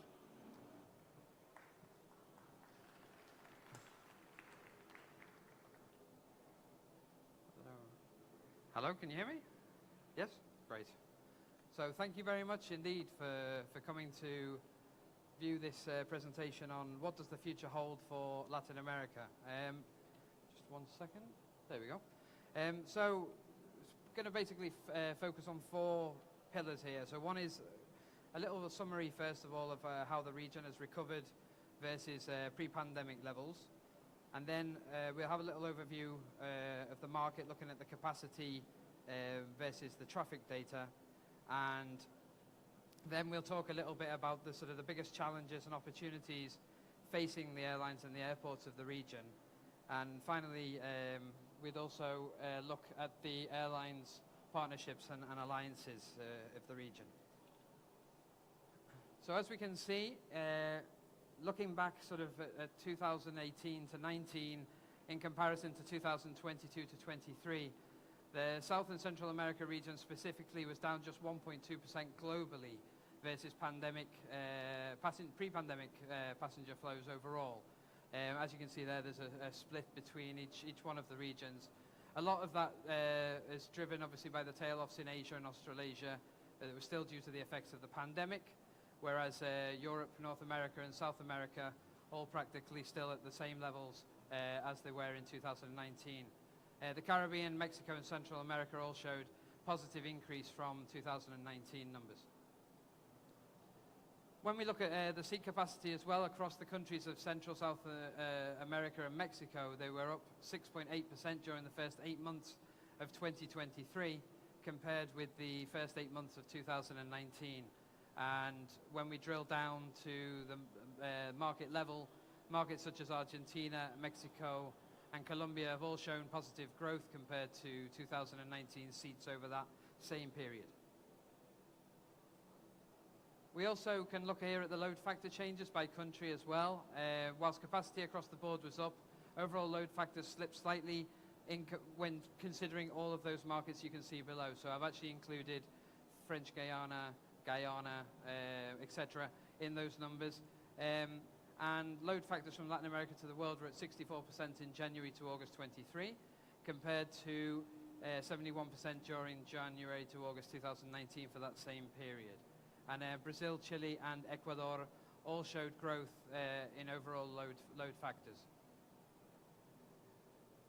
There, without wanting to be too data heavy, there are the numbers that that stand out as the positive growth in terms of capacity 2019 versus 2023, and the load factor changes between 2019 and 2023 when comparing January to August by country.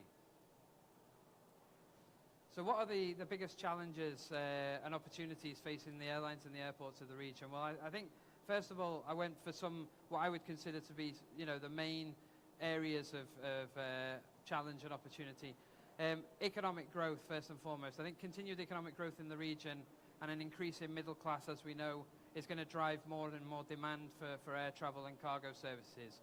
And with that comes with its own issues, obviously, of training and workforce to be able to keep up to speed with that demand.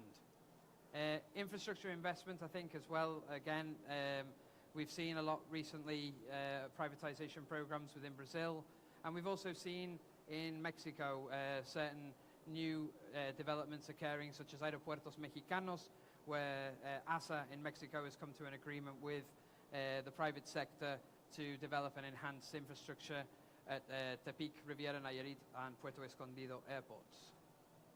Sustainability, I think, the buzzword and the number one issue probably in a lot of people's opinion, is clearly an area of focus.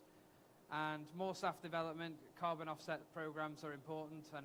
And for me, the big question, how do we balance the demands of sustainability against the need to keep growing tourism and visitors to environmentally sensitive regions such as the Caribbean. So how do we manage to answer that question of more air services, but trying to also be conscious of the environment? And finally, I think we're all aware right now, geopolitical environment as well notoriously creates a lot of challenge globally, and I think that can be said that in Latin America it's always a big issue as well. As we've seen over these last couple of weeks, oil prices have gone up again by $20 a barrel after recent events, and they always challenge the airlines, obviously, of the region. Looking a little bit more specifically, when we look at the markets at the moment, I think one big element of opportunity is the FAA Category 1 restoration for Mexico. As we know, the Mexican carriers have been limited for almost, I think, 2 years in being able to expand and create new routes to the US, and that was finally returned back to Category 1 just a few weeks ago. And we've kind of seen a bit of an explosion of air services since then from Mexico to the US. I'd kind of call it sort of revenge route development, because the airlines were unable to expand for so long, and then they were able to announce new services. And one specifically that I thought I'd mention is Querétaro Airport, having received 4 new international services in 1 week. So, which I thought that was a great testament as to how positive the Category 1 restoration is for Mexico.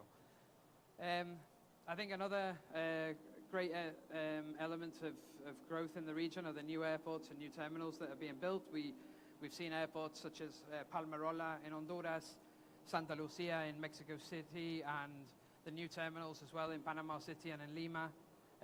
More privatization of airports as well that we've seen in Brazil.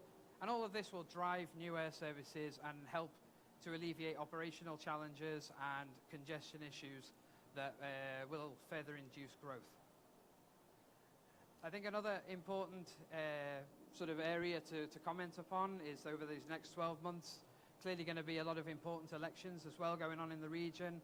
Presidential elections to take place in Mexico, Panama, Uruguay and Argentina, and those after recent elections in Ecuador and Guatemala. So these, for me in Latin America, these are always a pretty important times, because as we know, new government comes in possibly with a whole new mindset of what they want to do with aviation. Is it going to directly affect that country? Is the regulation going to increase? Is protectionism going to come into play? Or maybe they're going to liberalize the market. And finally, I just wanted to mention a little bit as well on sort of what's happened in terms of airlines in the region, partnerships and alliances. As we know, Aeroméxico, Avianca and LATAM all came successfully out of Chapter 11 post-pandemic, making them, well, much more streamlined carriers and put them all in a much better competitive position in their respective markets. Certain airlines, as we know, unfortunately met their demise over the last year, such as Aeromar, Eker, Viva Air and Ultra Air. Another interesting development for probably more growth in the Mexico market is that soon the state will be launching its own airline called Mexicana de Aviación, taking the name of the old Mexicana. So that's going to be an interesting development too. We've also seen the creation recently of Arajet, which I think is a really interesting new regional hub concept at Santo Domingo Airport as well. And some interesting collaborations of late in the region as well. For example, we've seen how Delta's stake in LATAM is really starting to bear fruits, with many more new routes on the horizon after the airlines reported only recently that the JV had created 6 new routes, 15,000 flights and 3 million passengers. So a real testament to the success of that JV. And then other interesting agreements we've seen, such as Viva Aerobus's partnership with Iberia to feed passengers onto their Mexican network, and also Allegiant in the US. And not to mention the new airline group that's been formed as well, Grupo Abra, that's been created and consists of Avianca and GOL.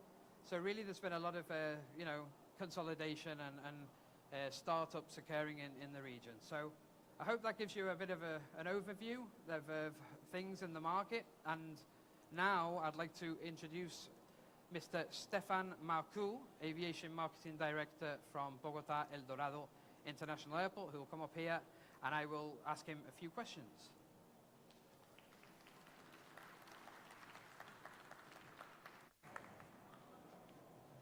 Hey, Dave. A good introduction. Sitting here, eh? Here? Here. Here? Yo pongo acá. Acá. Así. All right. Well, thank you very much, Stefan, for joining us. Well, thank you, Dave, and the group, Roots World, to get the chance to come out and speak about the region, about the last couple of years. Obviously, have been pretty rock and roll, as we say, but going forward and looking for the future, the positive future for the region. Yeah. Thank you very much for the invitation. Oh, thank you. Thanks for taking part. And so I wanted to start just by asking you a little bit about your take on, we've just been through the introduction there, but I mean, I'd like to get your take on aviation in the Latin American region now as a whole. Where for you are the principal pain points, and where do you see opportunities for growth? Well, first of all, I think the worst hopefully is behind us. We've had growth. 2019 was a year of tremendous growth for aviation in the Latin region. 2020 came, and obviously for us, for example, in Bogota and a lot of airports in the region, we were totally locked down and closed down for example, Colombia was totally shut down for about 5 to 6 months. No commercial flights, and capacity was lost, not only for us, travelers, we were so restrained to travel. So those were, tough times for us. The most important thing was to keep employees, airport employees as well. That was a huge challenge during that time. As you say, we had 3 airline companies under Chapter 11, Avianca, Aeromexico, and LATAM. We didn't know what would happen with them. And when you go through restructuring a company, you have to, it will hurt, okay? You have to look at the cost and, the whole ecosystem. Not only the aviation industry, it's an ecosystem now that we're talking about. Talking about airlines, talking about airports, and the stakeholders, hotels, talking about travel agencies as well, government agencies. So a lot of money was invested. I think every country does invest money in trying to promote their country. And in our case, for example, ProColombia, who's done a tremendous job always supporting in the case of Colombia, it was not easy, okay? You saw, I think, the great notes that you had. It's dynamic. It's a dynamic market that we have right now. The Latin region has been often underestimated by other regions in the world. Put more attention on North America, Europe, Middle East, China, for example.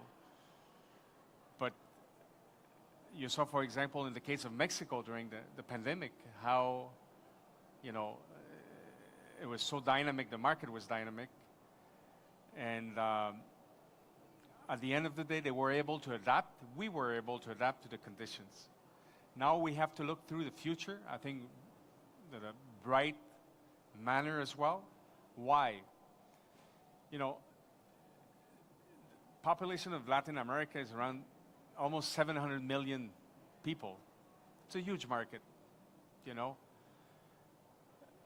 I think alliances, you talk about alliances, I think we have to look alliances within countries as well. Close markets. I mean, small things become big. So you don't have to look, for example, we had so many projects before the pandemic for us looking at markets that we didn't serve, but we have to put that on hold and look around.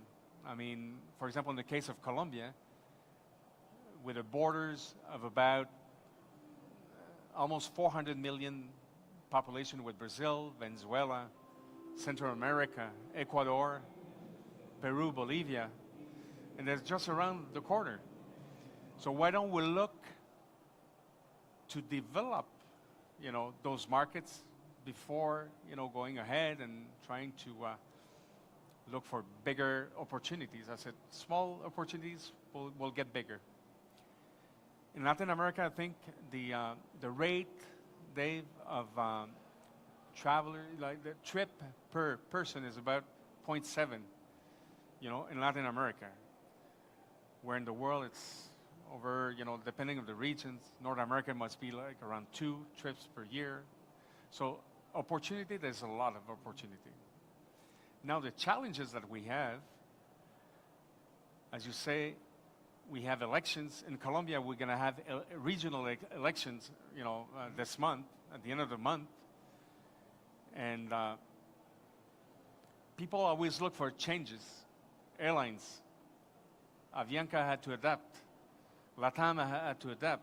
Aeromexico had to adapt as well. So changes are coming as well.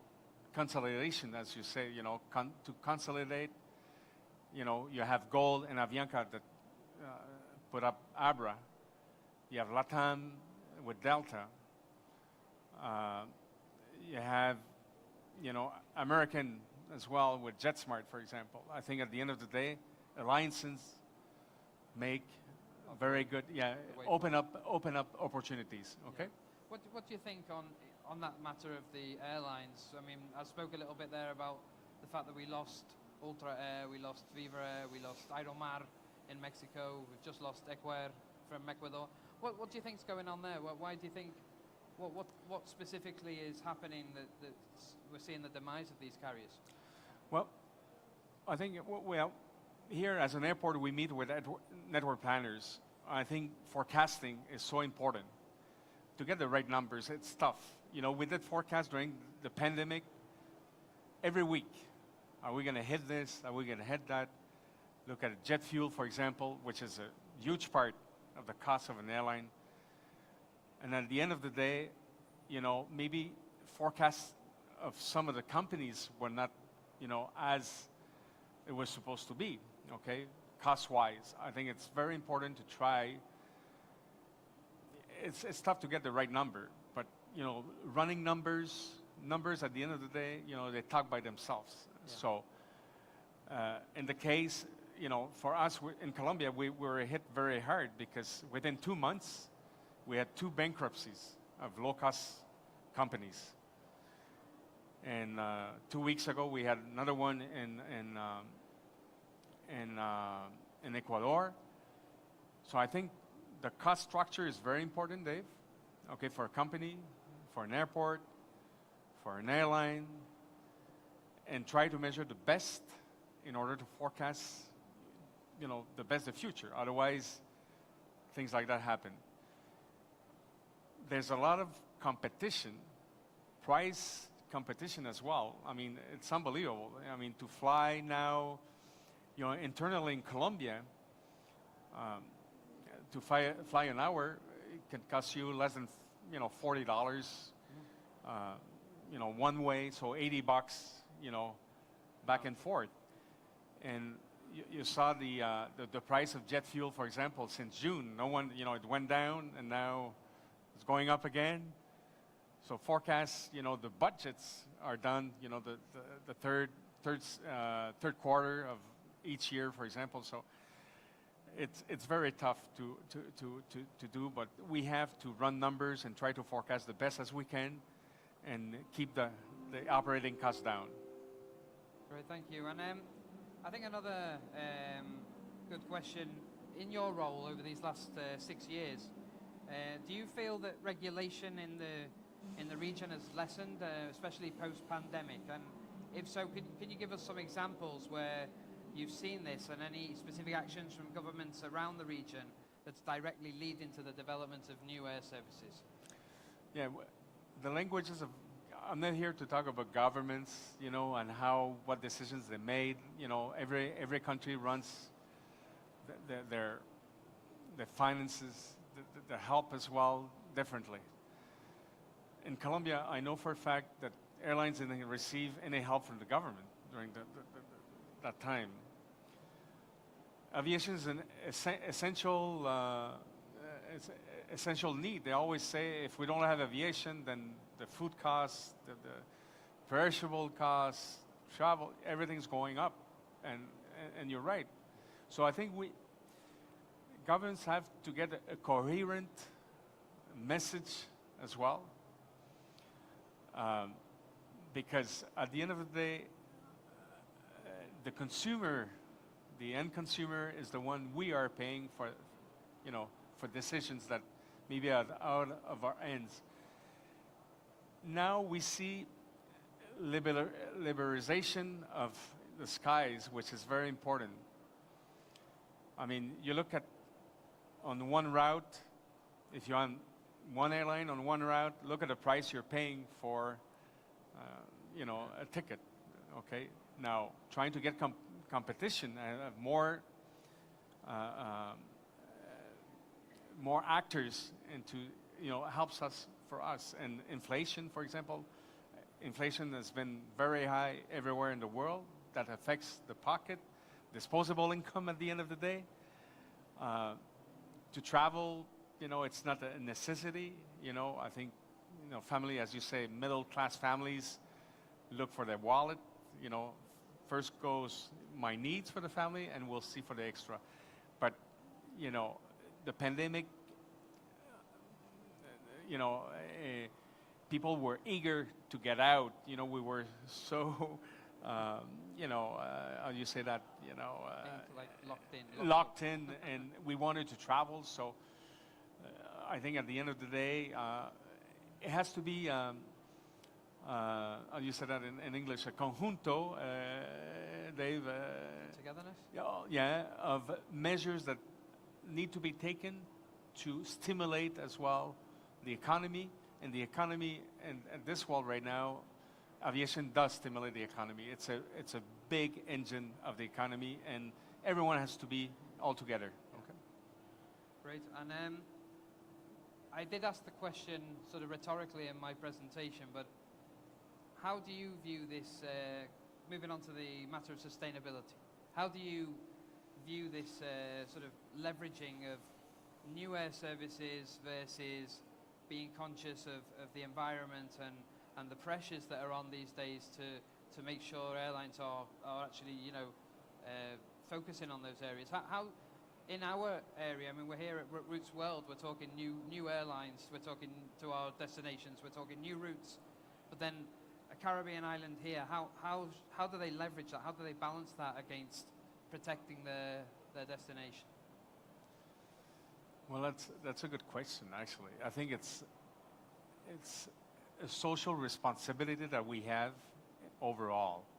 I mean, sustainability right now, it's the trend word that we have in our economies. Everyone wants to be sustainable.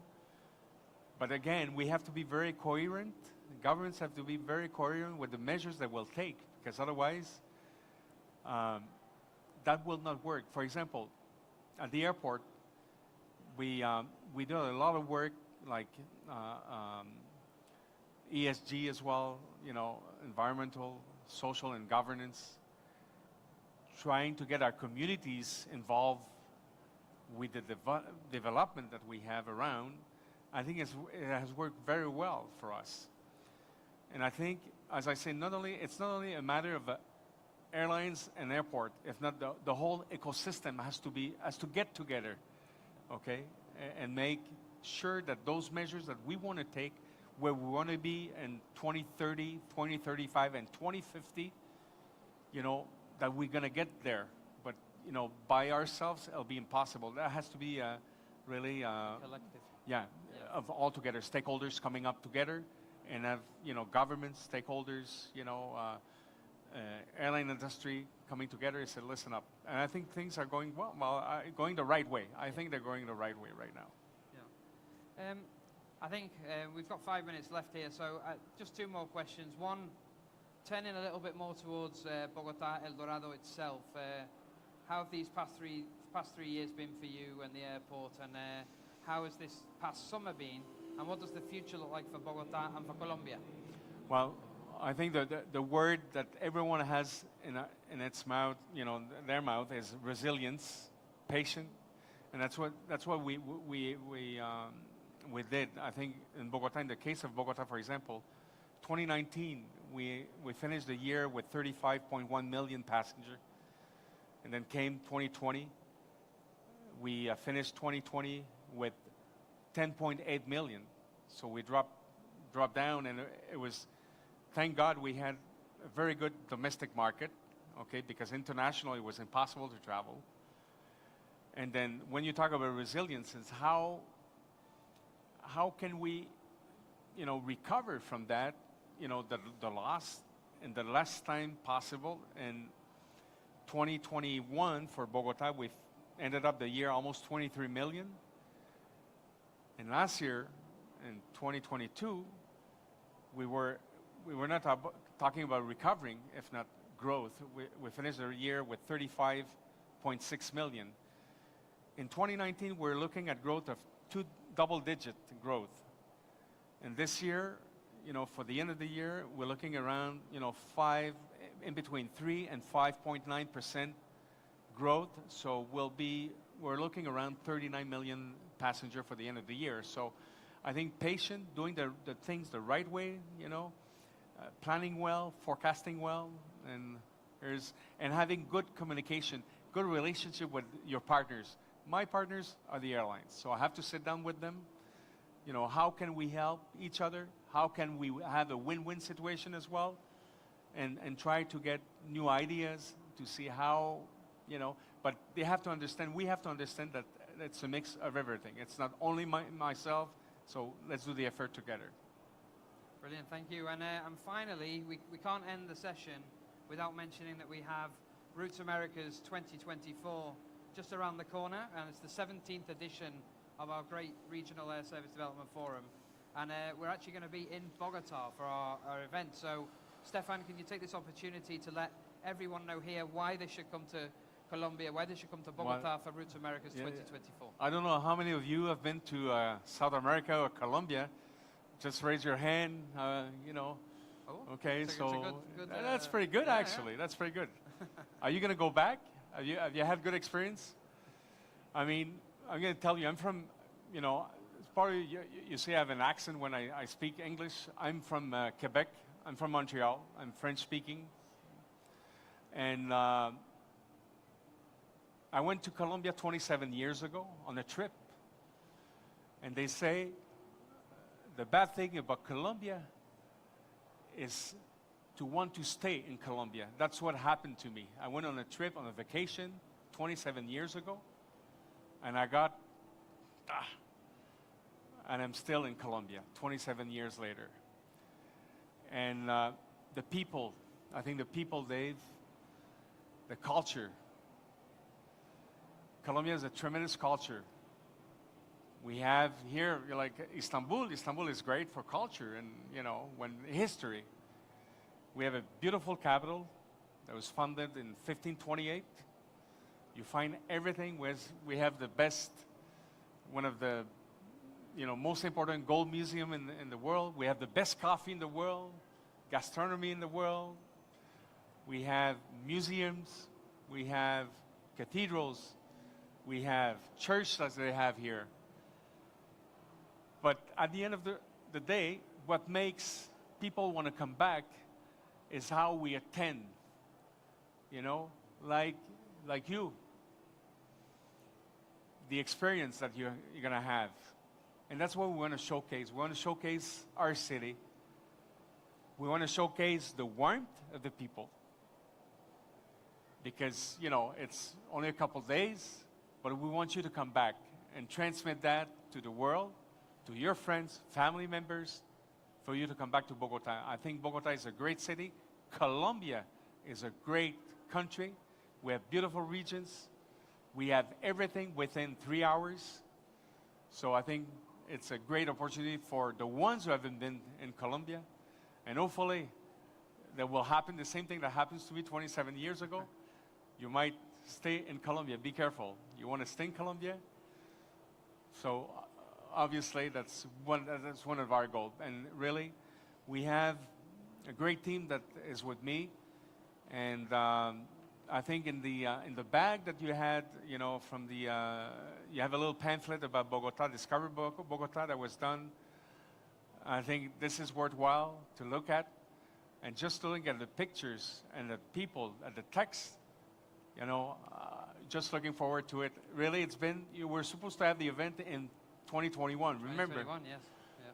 I never gave birth, you know, but it's been like feeling, you know, for 3 years, you know, giving birth, and really looking forward, because we signed the contract in 2019 in Australia for the 2021, and we had to postpone for 3 more years. But really looking forward to see you all, and as we say in Spanish, bienvenidos a Bogotá. Thank you very much. Stefan, Marco, everybody, thank you. Thank you so much, Stefan and David. It was a great session, and we definitely all look forward to Roots Americas in Bogota next year. Our next speakers will present the state of the industry in North America and Canada. I would like to introduce Lee Lipton, Senior Vice President, Aviation Strategy from ASM, who is going to deliver a quick 10 minutes presentation, as the rest of the speakers have done, and then carry on an interview with Sebastian Ponce, VP Network Planning and Alliances at Air Transat. Thank you.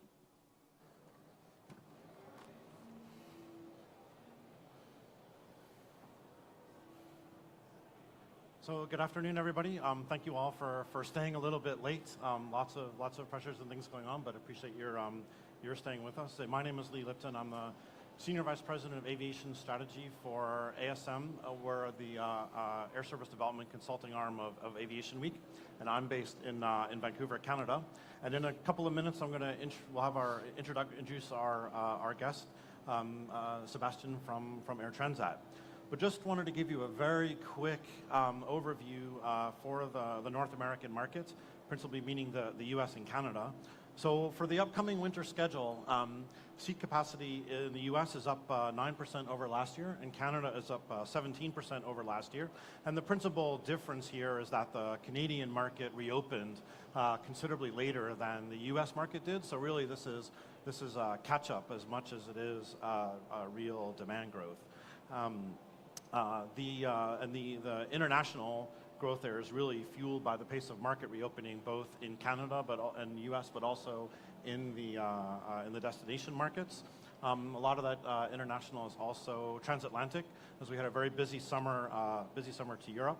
And as you see, the US is essentially back to pre-pandemic levels, while Canada we're not quite there yet, but the numbers are continuing to grow. So what does the future hold? Well, business travel is certainly starting to return. Both in the US and Canada, we're back to about 80% of where we were in pre-pandemic.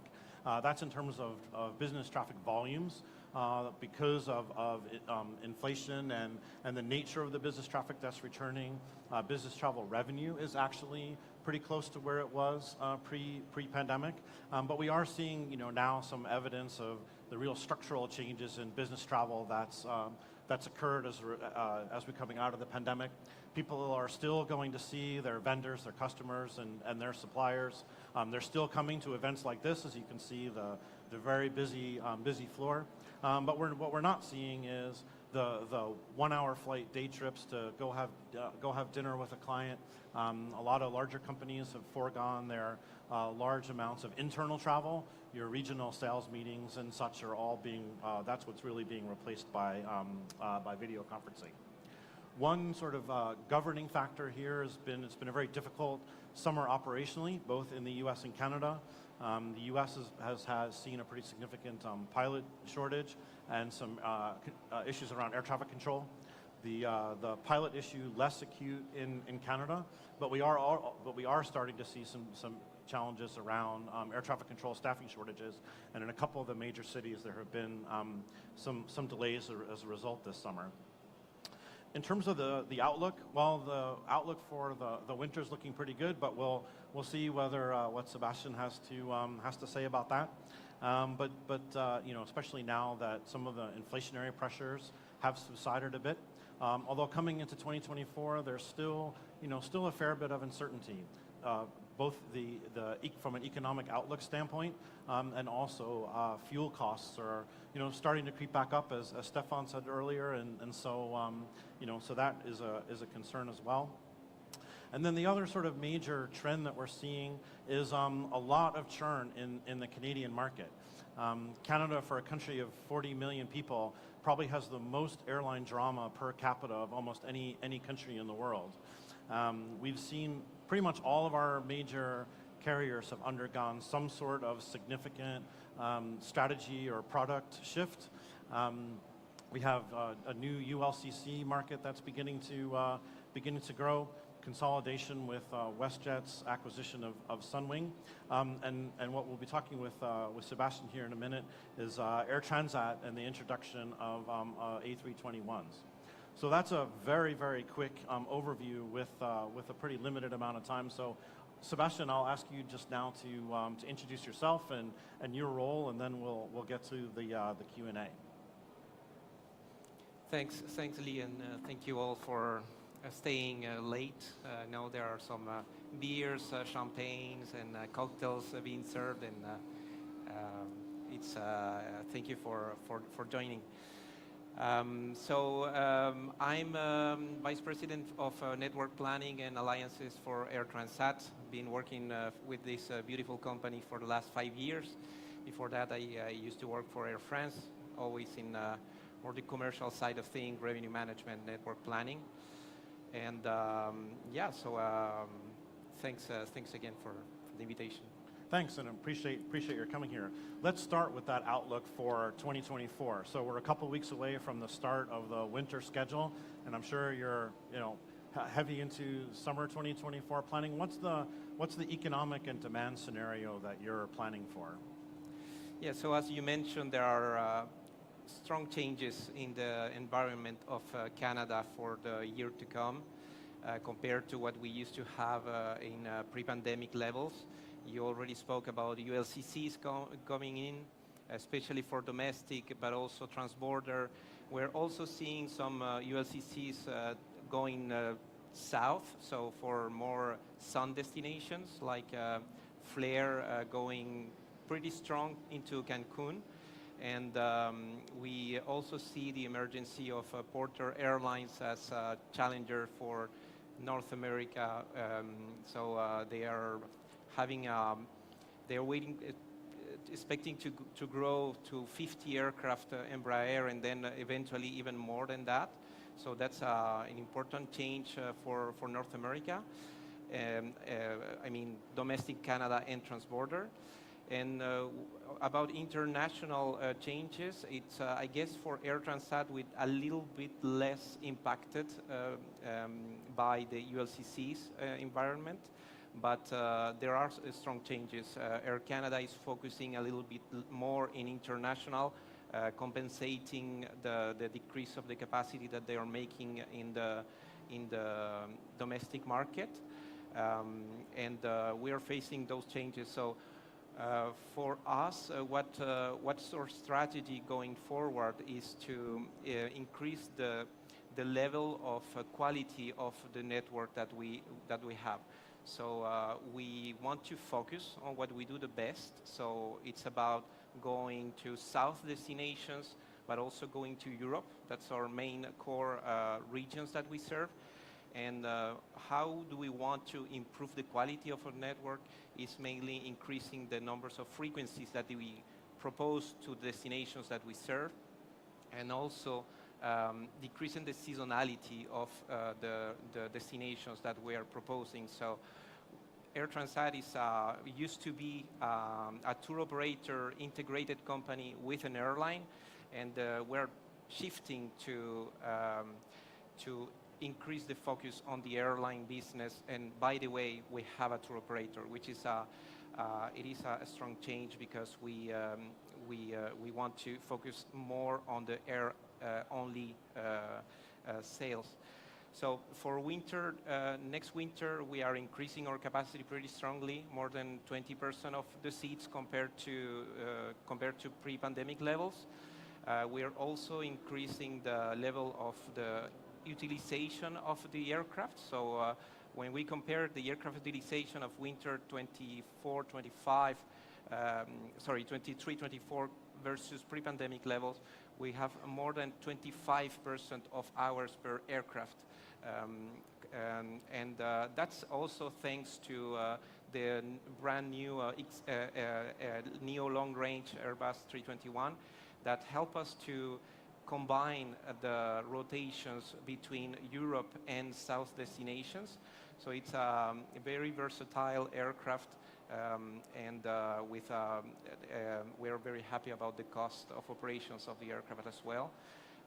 And the fact that it is pretty small compared to what we used to have, we can increase the numbers of frequency without taking a lot of risk. So we are increasing very strongly our frequency effect for winter, but also for summer, next summer 24 season.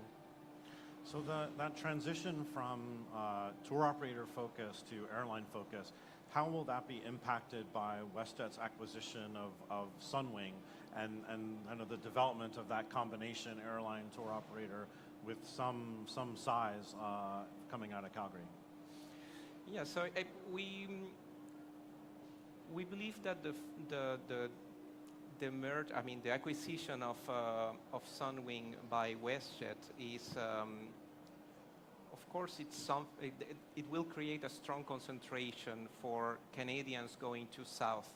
So especially in the West, they will be almost in monopoly from Calgary, Vancouver, and all of the Western gateways to the South. And for the east part of the country, in which there is more competitivity, in Toronto they will become very strong for South destinations, but in Quebec it may not have any impact because WestJet wasn't there. So how do we see it? So we also see it as an opportunity. So when there is a merge or a consolidation of the market, it means that there may be some decrease of capacity in some of the market they were serving in two airlines. And so we're very looking into that and the details on what are the opportunities that we may have. And also they have announced that they may be just one AOC, so eventually Sunwing Airlines will go to WestJet brand, which we believe could be an opportunity for us because Sunwing brand was pretty strong, especially in some gateways of Quebec. You mentioned before the competition from the ULCC is starting to emerge to the south. What's your take on the ULCC development in Canada? You know, there's, on the one hand, you have a model that's worked in most of the rest of the world, and yet Canada has some unique, sort of unique circumstances. How do you see that playing out? It's hard to say, right? Because indeed, it's surprising for a country like Canada, so vast, with a population that is not very strong, with only a few big cities that can work as a ULCC model. It seems a little bit challenging, right? So, and especially the fact that there is not only one ULCC going into the market, but there are 2 or 3 of them at the same time, and also Porter Airlines increasing at the same time. So all in all, in a market that is going down in terms of demand because of the business travelers that are decreasing. So to be honest, we are looking it from the outside because we're not that heavily impacted by the ULCCs. So we're happy that we're not on the domestic market strongly nowadays. Yeah, I guess future we'll see. It's difficult to say that where this may go, but yeah, to be fairly honest, I don't believe that this amount of airlines can stand for the long period. You've got a somewhat unique airline partnership strategy. I mean, you've got some traditional code shares, but also fairly heavy into the virtual interlining. And we've seen a little bit of that in the US market, but you seem to have gone into it fairly big. Talk about how that's developed at Air Transat and how has it affected your network development? Indeed, as we are focusing more and more as an airline, we develop our capabilities of creating partnerships with airlines. It's the first time on the history of Air Transat that we do so. And our first partner was in April 22, so it's pretty new. From then we have increased the numbers of partnerships pretty strongly, especially for the virtual interline, as you were mentioning. We have more than 10 partners there, but also for co-sharing. So we increased it. We started with WestJet, then we added Porter. So what's our strategy in terms of partnerships? So as I was mentioning, we believe that we're very good on what we do. So we serve Europe, we serve South, but we need to grow. We need to grow because we are being, the competitive landscape is very strong and we don't want to be marginalized on the regions that we serve. But in order to grow, especially for transatlantic market, we need to not only be based on local traffic. So the local traffic will increase because Canadian population is increasing and we see the future as a pretty strong local market. But if we want to be stronger and to grow at a pace that is more than the local market, we need to feed our network. So we thought about creating our own feeder, but we're not very good on doing that. It's a completely different market. You need another type of aircraft. Even revenue management doesn't work the same way for North America than for international. So we decided to go deep into partnerships. It's difficult to base our strategy within partners because you don't control everything, but we are pretty happy about the reactions of the different airlines that want to partner with us. And we would like to move even faster, but it's not as easy as we could. So what we want to do is to first create a strong partnership for feeding traffic within Canada and North America, and then secondly, eventually to go and look for a partner within Europe. So creating more ONDs for our partners, but also a frequency effect eventually if we manage to do so. And we believe there is the opportunity in Canada because we are the only airline, international airline that goes through the transatlantic that is still available for partners other than Star Alliance, of course.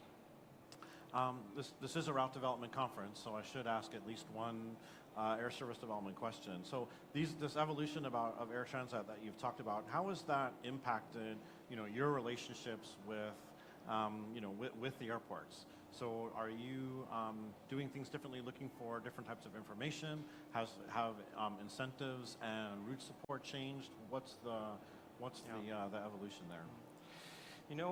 Air Transat, when I arrived 5 years ago, didn't have a proper network planning team.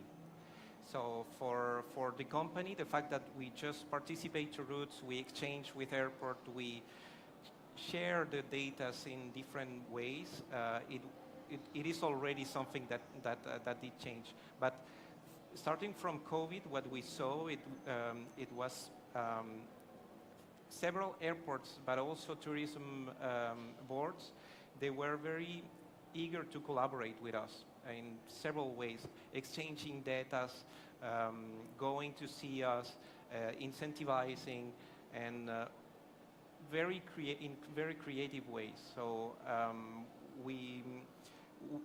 and also I guess in another panel they were discussing about this. We managed to create a collaboration between the airport, the tourism boards, for both destination but also Canada, to help to develop a sustainable offer for the growth of our company. And we're very happy about the things are going. Well, lots of interesting changes at Air Transat, and thank you very much for talking to us about them, and I appreciate your time. Thank you very much. Thank you. Thank you all.